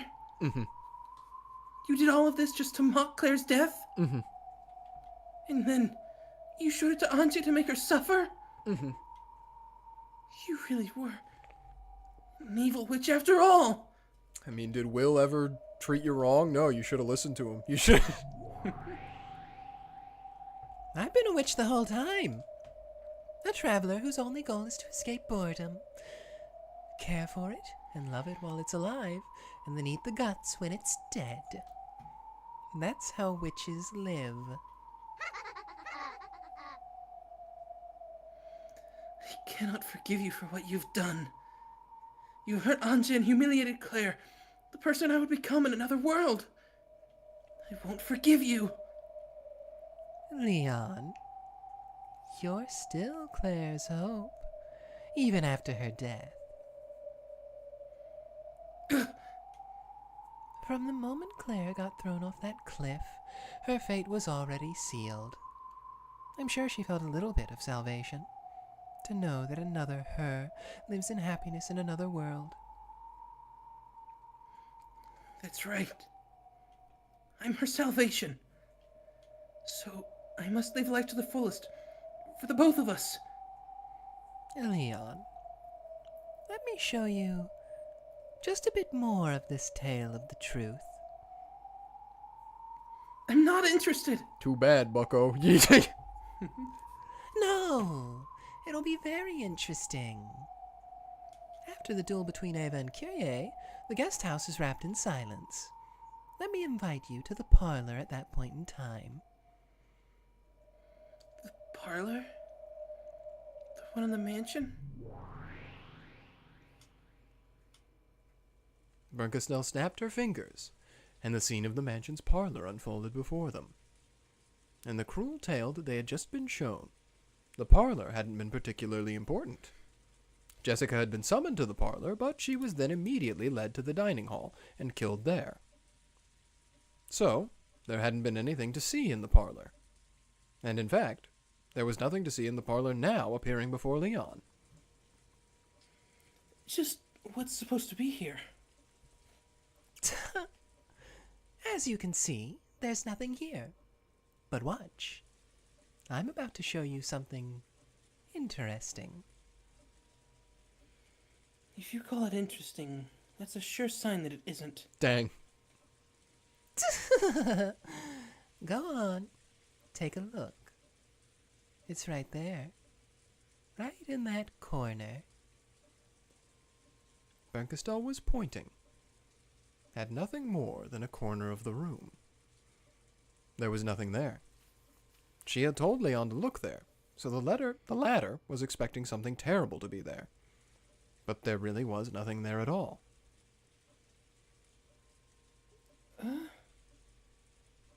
That's right. There's nothing there. Dang. So interesting. At least, not in this world. What's normally there?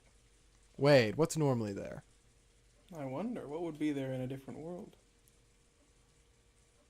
Is it what's behind Leon? Or is this not something that's in the CG? Do we not have to worry about that? It's not in the background. Okay. I thought it was for a second. Nope. That's right. There's nothing there. At least not in this world. But what if we peek into the next fragment over?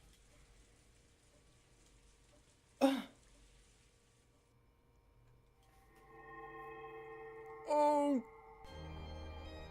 On the white, blank wall, bit by bit, a splash of blood seeped into view. Oh, hi, Leon. Then, right there, a corpse appeared. But that couldn't be. This is... me?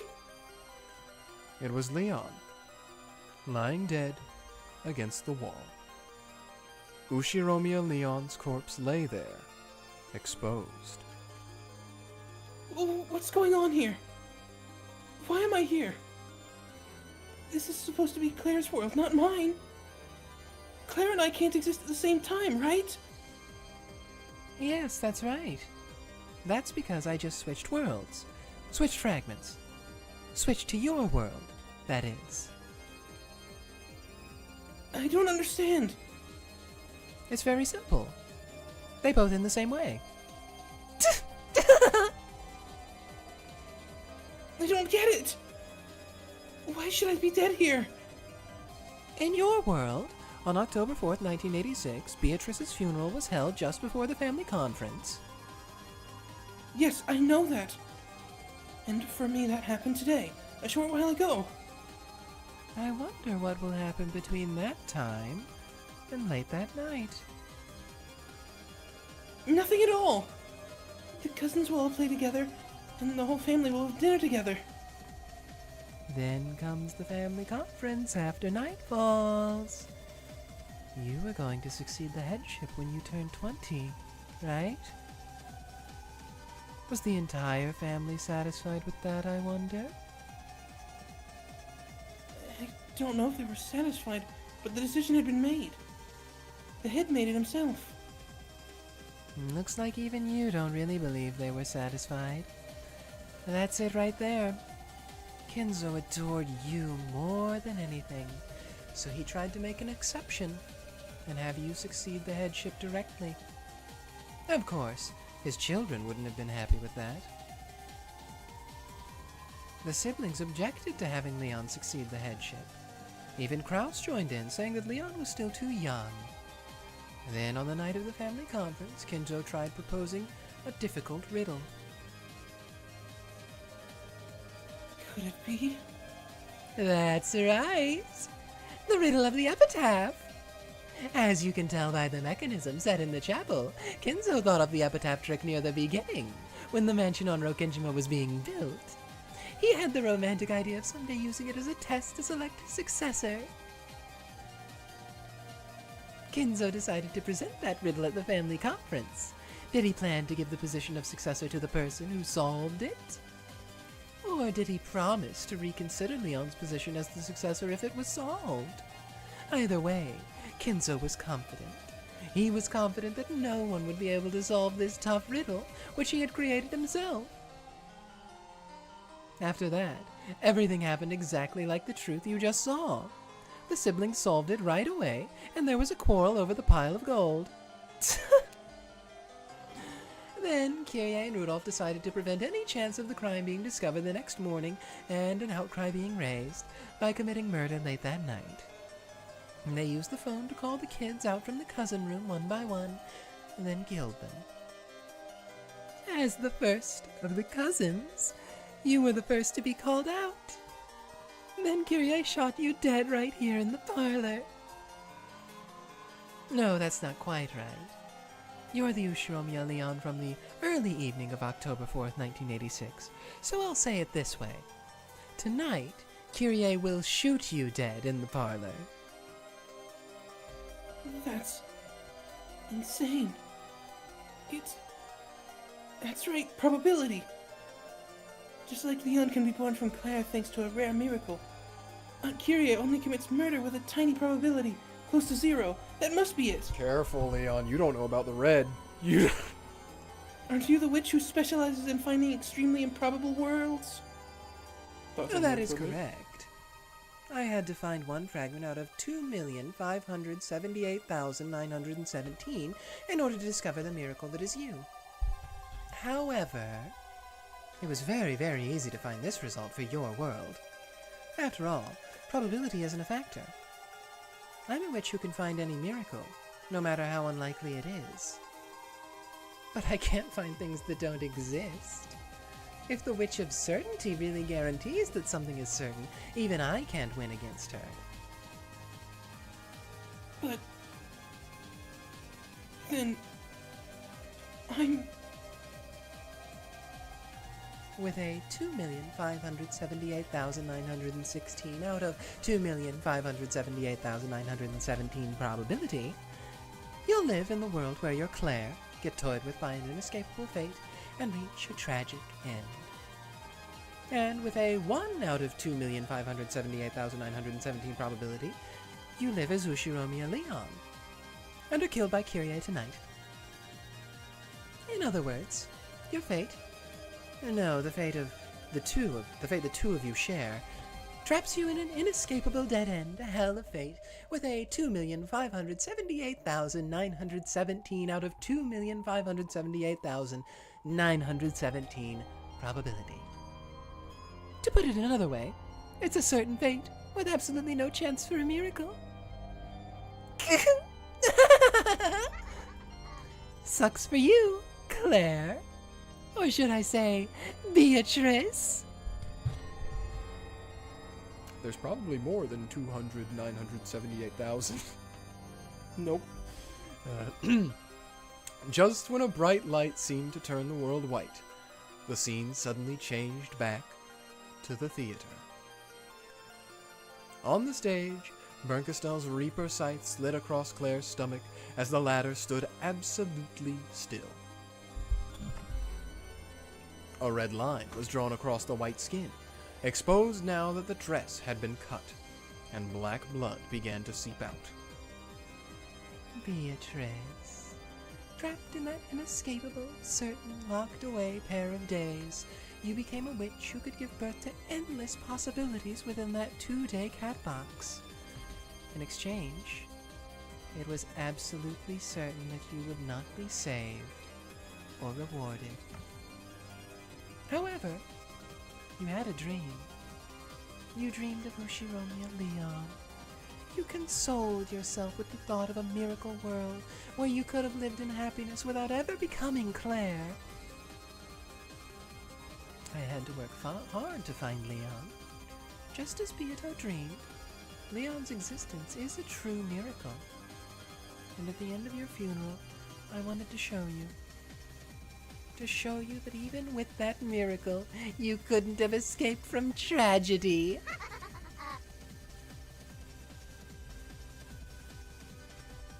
Through the small crack between the bars of the jail that imprisoned her, the witch called Beatrice dreamed of a world where she might have been happy.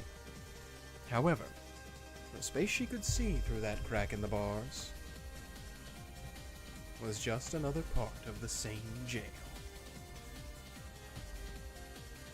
The more I hear, the less I understand about you. Why? Would you do something like this? Bored. I lost a game to Beatrice, so I wanted to get back at her. Yeah, now I feel a lot better about losing that game. Hey, Beato, are you watching? Can you see this? And do you remember? Remember when I promised you that a miracle wouldn't occur with certainty?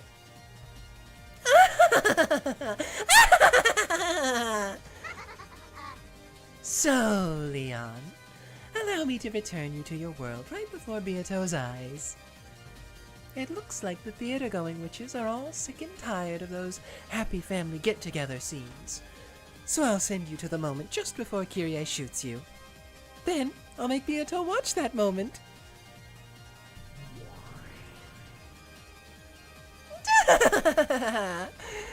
Die, scum, Leon. The last hope of that scum Beato. Bernkastel raised her Reaper scythe, swung it down with gusto, and plunged it deep into Claire's stomach. Did you think you'd get an easy death? But humiliating and tearing out a corpse's guts is my speciality. It's true. That's from Higurashi. She took the blade end of the scythe and heartlessly, ruthlessly, brutally raised it up into the air, along a vertical line from Claire's stomach to her chest. The blade cut deeply, slicing Claire open. The red-black insides jutted out, then burst like a dam breaking, covering the world with dark red entrails.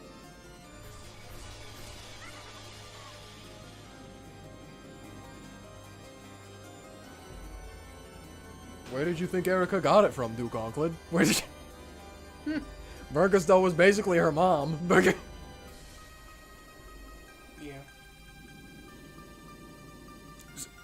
Steal the Italians' gold, you say? You coward, Ushiromiya! And you call yourself a soldier of the Empire? I don't know why I made him British. Father, I do love and respect you, Father. But is your feelings or something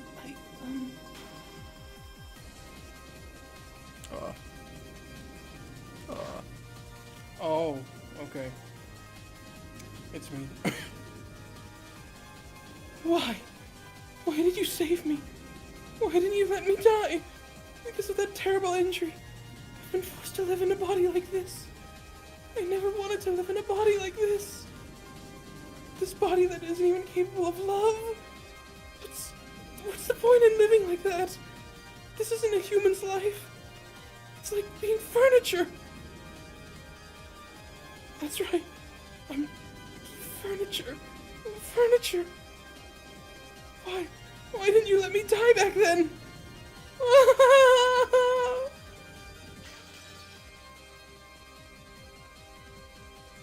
Huh? When I came to, I was in the parlor of the mansion. When did I get here? I heard a sound behind me, and slowly turned around. And there. Sorry, please don't take this personally. Huh?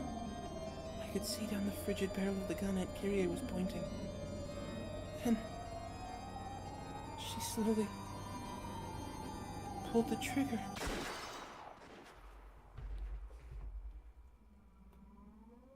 I could feel a razor-sharp wind pass through my body, like a knife slicing through butter.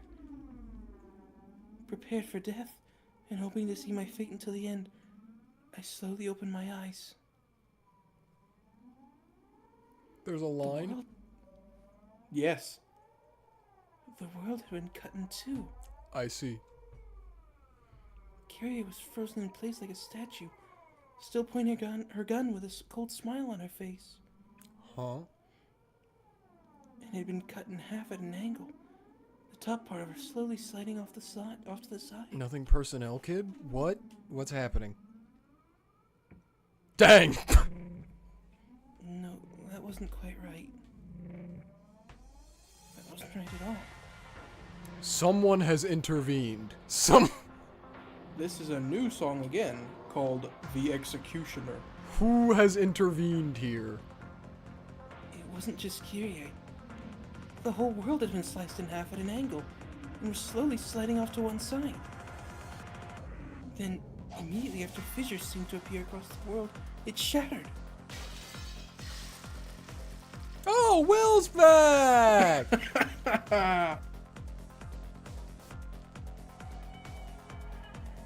It's your boyfriend. I mean, your friend, Leon. You! When you own a cat, you tend to pick up their habits. Damn! He pointed at Bernkastel with the tip of the pitch-black sword that he had sliced with the world. That had sliced the world. Bleh. Glaring at her. What's this? Are you saying you came back here on a whim? And there was no way you'd end things on a happy note. Do you really hate Beatrice so much? You think I'd let her win and get away? I have to pay her back in full for the humiliation she caused me. When I hold a grudge, a mere century isn't long enough for me to forget it. You're a gloomy person. Come on, you mustn't neglect my heart. Something's gonna be in your heart in a minute, Vern. I will say, it is refreshing. I know, Dillinor was kind of similar, but it's refreshing to have someone who's like in the power tier level of the witches actually just be a decent person. Yeah. In the form of Will.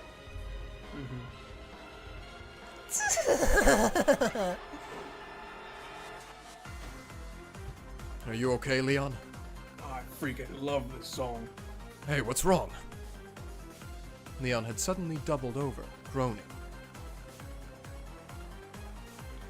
My chest hurts. It's... That was In character. Yeah, that's. Will roughly grabbed the hand that was pressed against Leon's chest and tore it away. Blood was seeping out from where Leon's hand had been. It was the place that the bullet would have entered if Kyrie had shot Leon. Looks like Leon's body is almost ready to accept its fate. Leon, hang in there. Damn these chains. When Will tried to pick Leon's body up, he finally noticed the chains attached to each wrist and ankle. What's this? Are you trying to take that kitten escape? I won't let you. I'm about to let everyone watch as Leon coughs up blood, despairing at the fact that there's no hope in any of the many worlds, before finally dying in agony. Leon isn't a show. Will swung his pitch-black sword and destroyed the chains binding Leon. By 3D chain CG. True. The chains and shackles shattered into little bits like glass, then vanished. You intend to get in the way of my fun? You aren't God! All you can do is sneer at fate. Leon's fate is gonna be decided by Leon. You can't treat a human's fate like a toy.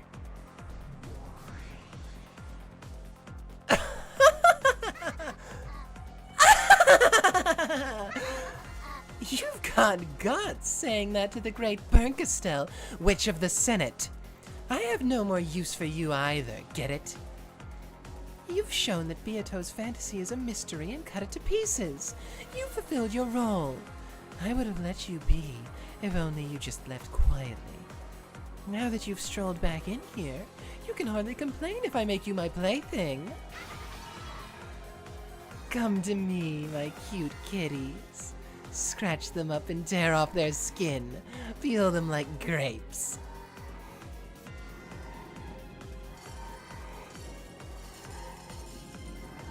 When Bernkastel clapped her hands twice, countless pairs of glaring jewels appeared all around Will and Leon.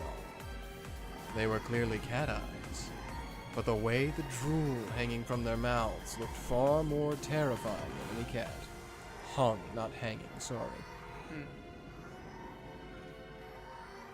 Well,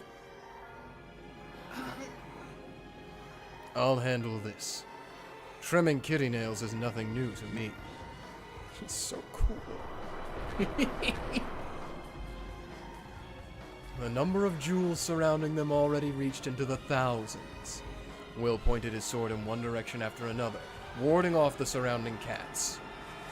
Get a grip, Leon. You haven't been shot. Don't acknowledge that you have been. No, that you're going to be shot.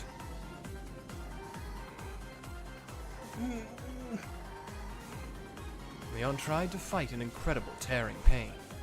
No, it was a fight against oh my god. It was a fight against the promised future that Bernkastel had shown. My brain really wanted to say furniture there for some reason. Yeah. However, the stake of that future, which the Witch of Miracles had guaranteed would contain no miracle, was firm and merciless. Bit by bit, and yet unceasingly, it continued to pierce into Leon's chest. Listen up. I'm going to break through their perimeter for just a second. When I do, you need to run with all you've got. It doesn't matter where. Just make sure you get far away from this place, and keep on running no matter what happens. try. To the best of my ability. If I can't do it, please forgive me. If you can't do it, enough whining. I won't forgive you. Neither will Claire. Did you forget that you're Claire's 1 in 2,578,917 chance? If you give up, you're betraying all the other yous in countless worlds. So don't lose heart. Keep on struggling and struggling.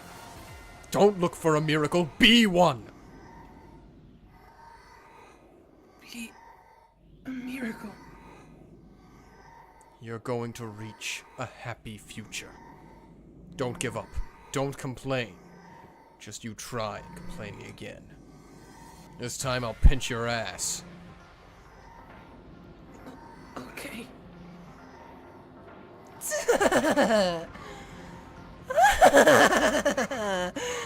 How very confident you are, telling this kid to be a miracle when you stand before the Witch of Miracles. Miracles are no more than a fantasy. Grovel in this world that has been convicted as a mystery and die horribly like a worm. The witches of theater-going are looking forward to watching it.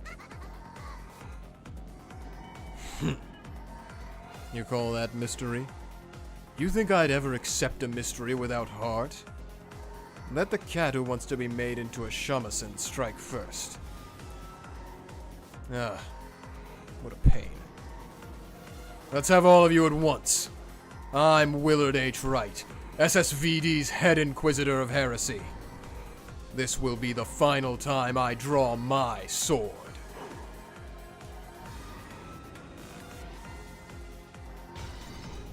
Trash him, kiddies.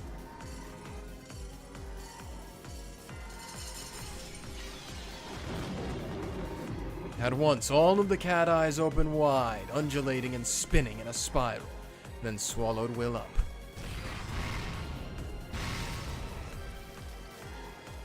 But Will and Leon weren't swallowed up. The cats that had flown in at them from all directions were now being launched away, like they were a balloon popping around the pair. Oh, not bad. I don't give a damn about your kitties. It's just the mama cat I care about. Bernkastel, Witch of Miracles. It's about time someone trimmed your claws. Another flash of the black blade spun in a dark tornado and scattered the cats once more. Leon, realizing that this was the opening Will had planned, ran all out, still clutching at a heaving chest. Will, I'm running. Diana has a weak stomach. Make sure you only give her milk that's warm. Huh? By the time Leon asked Will to repeat what he had said, he had already leapt onto the stage and was now confronting Bernkastel. It was like the climax of a show. Loud cheers erupted from the pitch-black audience seating. On either side of Claire, who lay with her insides exposed, stood Will with his pitch-black sword and Bernkastel with the scythe that could harvest miracles from fate. Kyrie and Rudolph are the culprits, and they massacred the people on the island. They called Leon out to the parlor, then shot Leon to death? Sorry, but I can't acknowledge this truth of yours as mystery. This is all fantasy. Fantasy? You're calling it that to try and let Leon escape fate. By all means, try.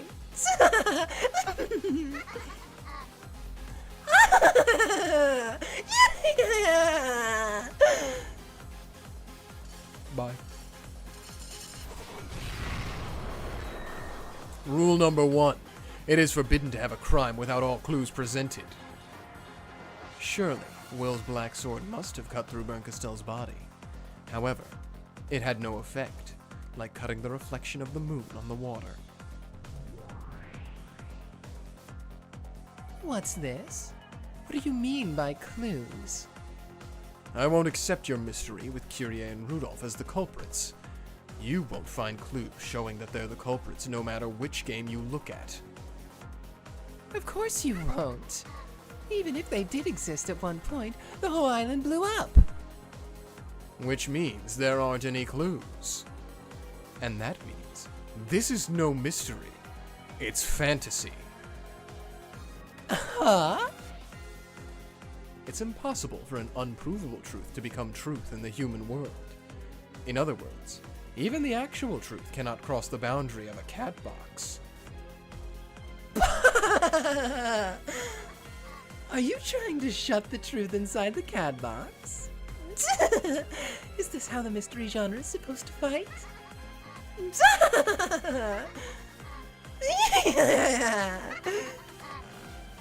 With a laugh like the howl of a wild animal, Bernkastel carelessly tossed her scythe aside.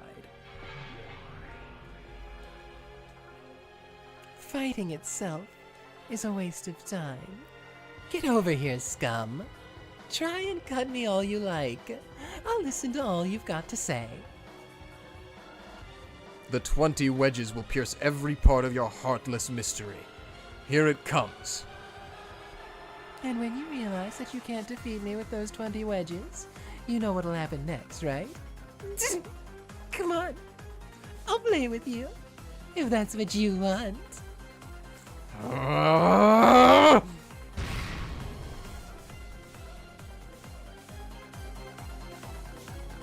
Is that it? No. Sorry, yes. Ha! Kenzo, Kraus, Nazi. Oh, we still have question marks. Leon, Yeah. Jessica. Damn, that's crazy. That's the truth. Ava, Isn't it? Hideyoshi, George, Rudolph, Kyrie. What a terrible person Kyrie turned out to be, huh? Yep. Battler. I knew the Roger, whole time. Rosa. Wow. Maria. Namjo Tarumasa. Genji. Mr. Krabs. Shannon. True. Cannon. Pinar Cutter Man. Goda Toshiro. Kumasawa Chiho. Willard H. Wright. Bernkastel. What, no Lambda Delta? She was there briefly. Oh. Oh, okay. 7th game. Requiem of the Golden Witch.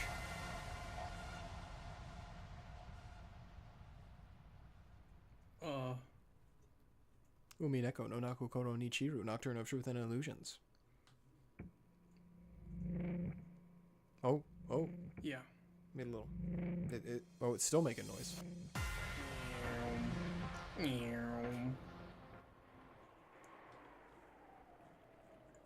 All right. It's not over. It's not. I'm back in the building! Trying to ignore an incredible pain in the chest, Leon kept on running and running without stopping. I dashed out of the theater-going witches, and ran through an incomprehensible world of blackness. Before I knew it, I was running through a place that looked like a sea of stars. Or maybe the bottom of the ocean with stars scattered around. If I get careless for a second, I'll probably trip. No, if I get careless, I won't be able to tell if I'm running. Or just making running motions as I freefall endlessly, sinking deeper into the ocean of stars. I just kept on running, without any goal or target. I mustn't stop moving. I mustn't fall down here. If I fall, I'll crush the hope of the Meads in countless worlds. There's a happy world that the Beatrice has dreamed of. And I'm their last hope, the only one who can reach that world. Even though I understand this, the truth thrust in front of me by the witch who controls miracles, who says there can be no miracle, cruelly gouging itself into my chest. Sorry, Will. My body's already... Don't give up, Leon. Then, Leon finally succumbed to the fierce pain and fate, and fell over.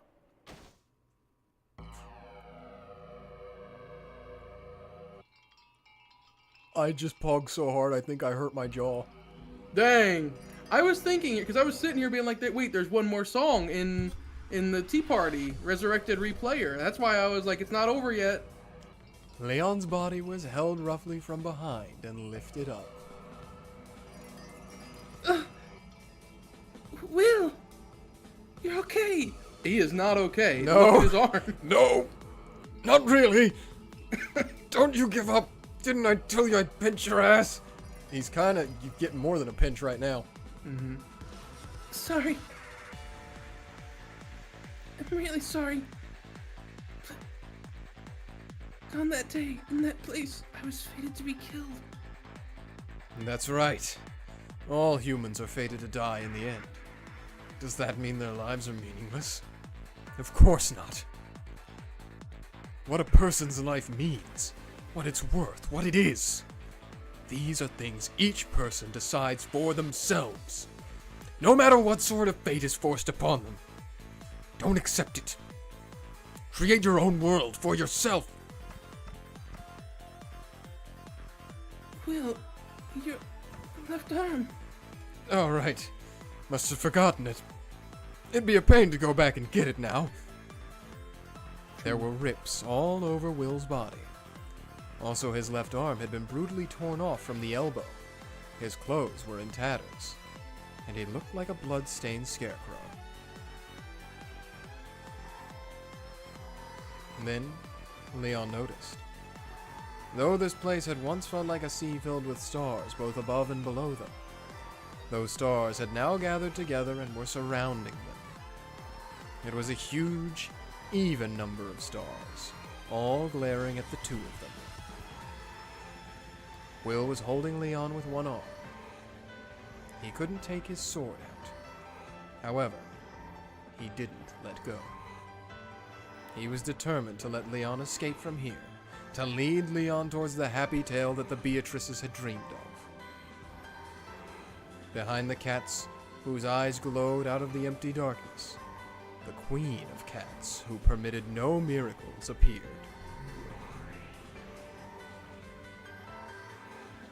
Willard, put Leon down. If you do, I'll let you go. Go file a protest with the Great Court. You can put it up for debate. Will, I won't leave you behind. I need to tell you. To tell you why I quit SSVD. Come to think of it, even I don't know that. Why'd you do it? It's because I got fed up with all those damn sob story mysteries. We'll survive and reach a happy ending. I'll show her. Beatrice died in despair, thinking that there were only bad endings. I'll show her that a happy ending can exist. That's why I'll never put you down.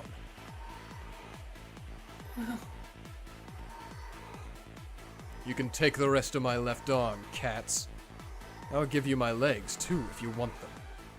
But I'm not letting go of Leon here. I'll take Leon away from the bad ending you represent, even if I have to crawl my way out of here. Are you okay with this, Leon? She actually looks kind of concerned. She's like, oh wow, he is crazy, huh? Will's planning to die protecting you. I didn't think anyone could ever match my freak. You don't want that, right? Go ahead and tell him to leave you be and save himself. Will. Ugh! It ghoulified them. Yeah. Please, don't leave me here. I'll certainly survive, and so will you. That's the spirit. As he said this, Will held Leon tight. There you have it. We'll keep struggling on, Bernkastel. We won't give up on the chance of a miracle. You're saying that when the Witch of Miracles has promised with certainty that there will be no miracles?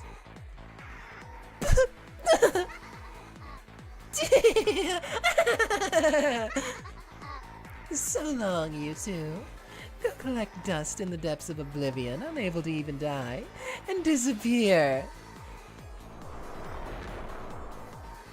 Come, my kitties. I won't order you to kill them. Just clean up the two pieces whose role has ended.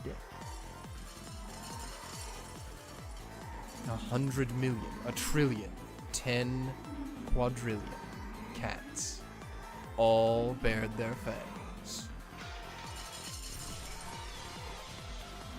In the starry sky of cat eyes, countless flesh-colored mouths opened, exposing countless teeth. The world was wrapped in flesh and blood and fangs.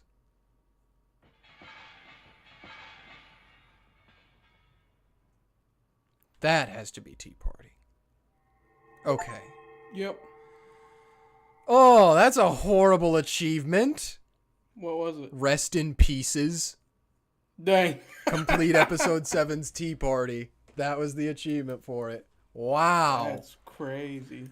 We ain't done yet. Last one. This has a total of 3 songs that are all played one time each and 5 For 24 characters that minutes appear. each. Yep. 1 hour each song. Yep. And the scenes line up with them perfectly. Oh? Ow, ow? Are we back? Was that entertaining enough for you? 2 white pieces were set on the chessboard. The countless black pieces surrounding them were now just packed together, not even placed on the squares. Dang. Bernkastel tipped the 2 white pieces over and took them off the board. Is it really okay to end it like this? Yes. Yes, as usual. Your reading truly does fall comfortably on my ears, my Miko. As you wished, I've scrapped out even the inner parts of the guts. Was that enough of an answer check for you? Indeed. I am quite satisfied. Using the answer you have revealed as a key, I will go back through all the tales so far, opening the closed rooms like treasure boxes, one by one. It's fun finding the key, and it's even more fun to stick it into all the locks. You've done very well, my Miko. From now on, let me enjoy my thoughts alone. This has been enough. And the witch of theater-going sat back in her rocking chair, a satisfied smile on her face, as though enjoying a pleasant aftertaste. There was no need for a game board anymore. She just had to go back in her mind, through the whole set of tales, to check whether her theory was right or not. It seemed to leave her pleasantly drunk, even better than the most expensive wine. Are you done with me now? You have done well, my Miko. I absolve you of your duty. I will return to my slumber. I'd like to enjoy this pleasant dream for a few more centuries. And when I grow tired of that, you will find yet another tale to keep me entertained.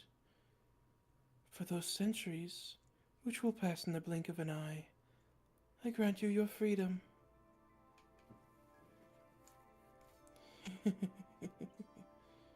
Splendidly done, Bernkastel. My cute, cute Miko. It's not like I care. Go ahead, dry up and die. So long for the rest of time. You call a few mere centuries for the rest of time?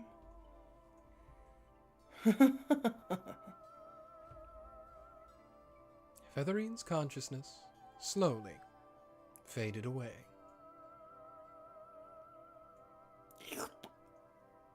Just like that. Yep, I'm satisfied. I've seen enough. I'm satisfied. As the owner of the study's slumber grew deeper, the lights about the room slowly darkened. Good night forever, our Aurora. You don't need this game board anymore. I'll take it. Bernkastel reached out towards Beato's game board, which lay on the table in front of Featherine's rocking chair, and tapped it twice. The game board and the pieces flew into the air, folded up, and put themselves away, then landed on Bernkastel's outstretched right hand. I still haven't had a chance to do any real game mastering. I just did Beato's funeral. That, and tearing out the guts. I still haven't done anything. Bernkastel's smile twisted evilly. Then the game board floated up once again, and a world unfolded itself above Bernkastel's palm. Liberated Liberator. Second song. Hey, pieces of Beato's game. I'm gonna have you spin an incredibly brutal tale that I'll find incredibly entertaining. Tremble in fear of the certain fate you've been promised. By the name of Bernkastel, Witch of Miracles, and as the final game master of Beato's game, I proclaim it. Though just saying it would be boring. Maybe I should follow Beato's rules and say it in red. Are you sure? There might still be some witches with naive hopes. Lambda. So you're here? Of course, you're always wherever I am. Go on and say it. You tell those naive dreamers. Yes, I will. As the Witch of Miracles, and as the final game master, I proclaim the start of the final game, and make you this promise. I won't give this game a happy ending.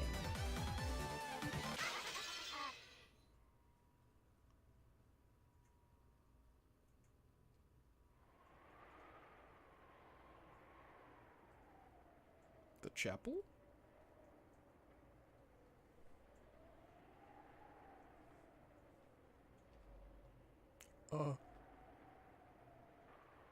It's you. A single girl was crying in a desolate, quiet chapel. She was a small girl. Oh. Only 6 years old. The girl who would, for 12 years starting now, lament the fact that she wasn't on this island during October 4th and 5th, 1986. The chapel survived the explosion? Then, a single man appeared. Huh?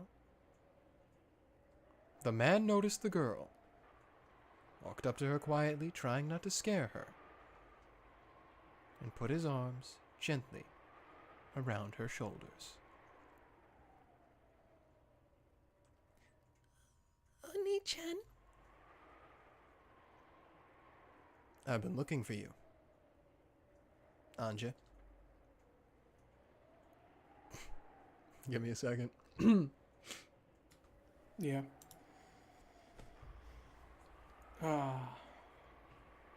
We're about to enter into another even-numbered episode, which means it's time to cry.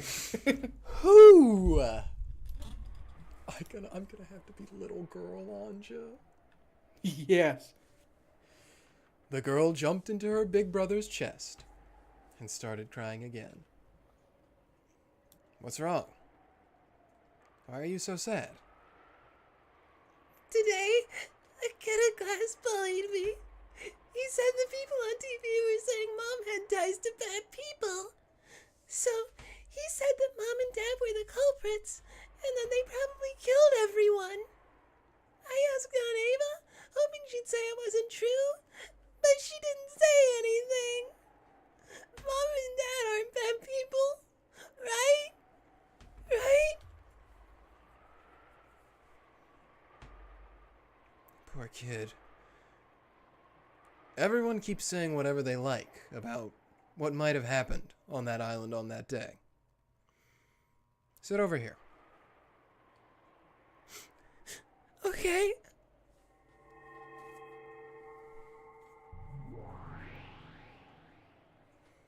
When the man pointed to the floor, a cloud of gold butterflies gathered there and created a chair. The girl obediently sat down on it. You know, don't you, Oni-chan? You know that Mom and Dad aren't bad people, right? Yeah. Of course I know that. I know that none of them were bad people. Then tell me, what happened that day? What happened on Rokkenjima? Okay. I'll tell you. This is what happened on that day. Give me a second. Yeah. This is also the last song, and it's a new one. It's Song Without a Name, but it's a special version.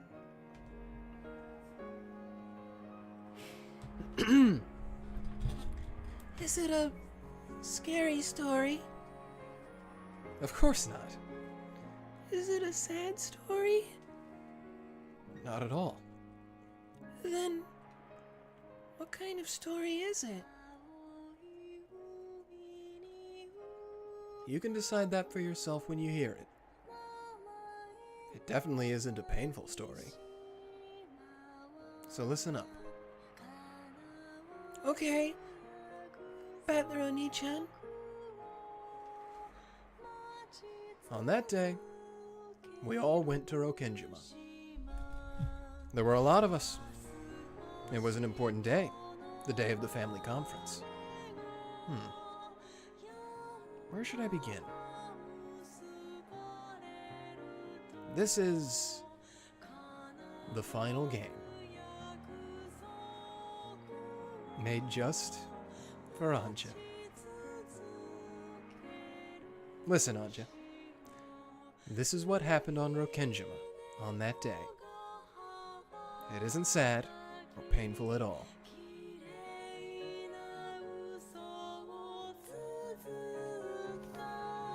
That was pretty short.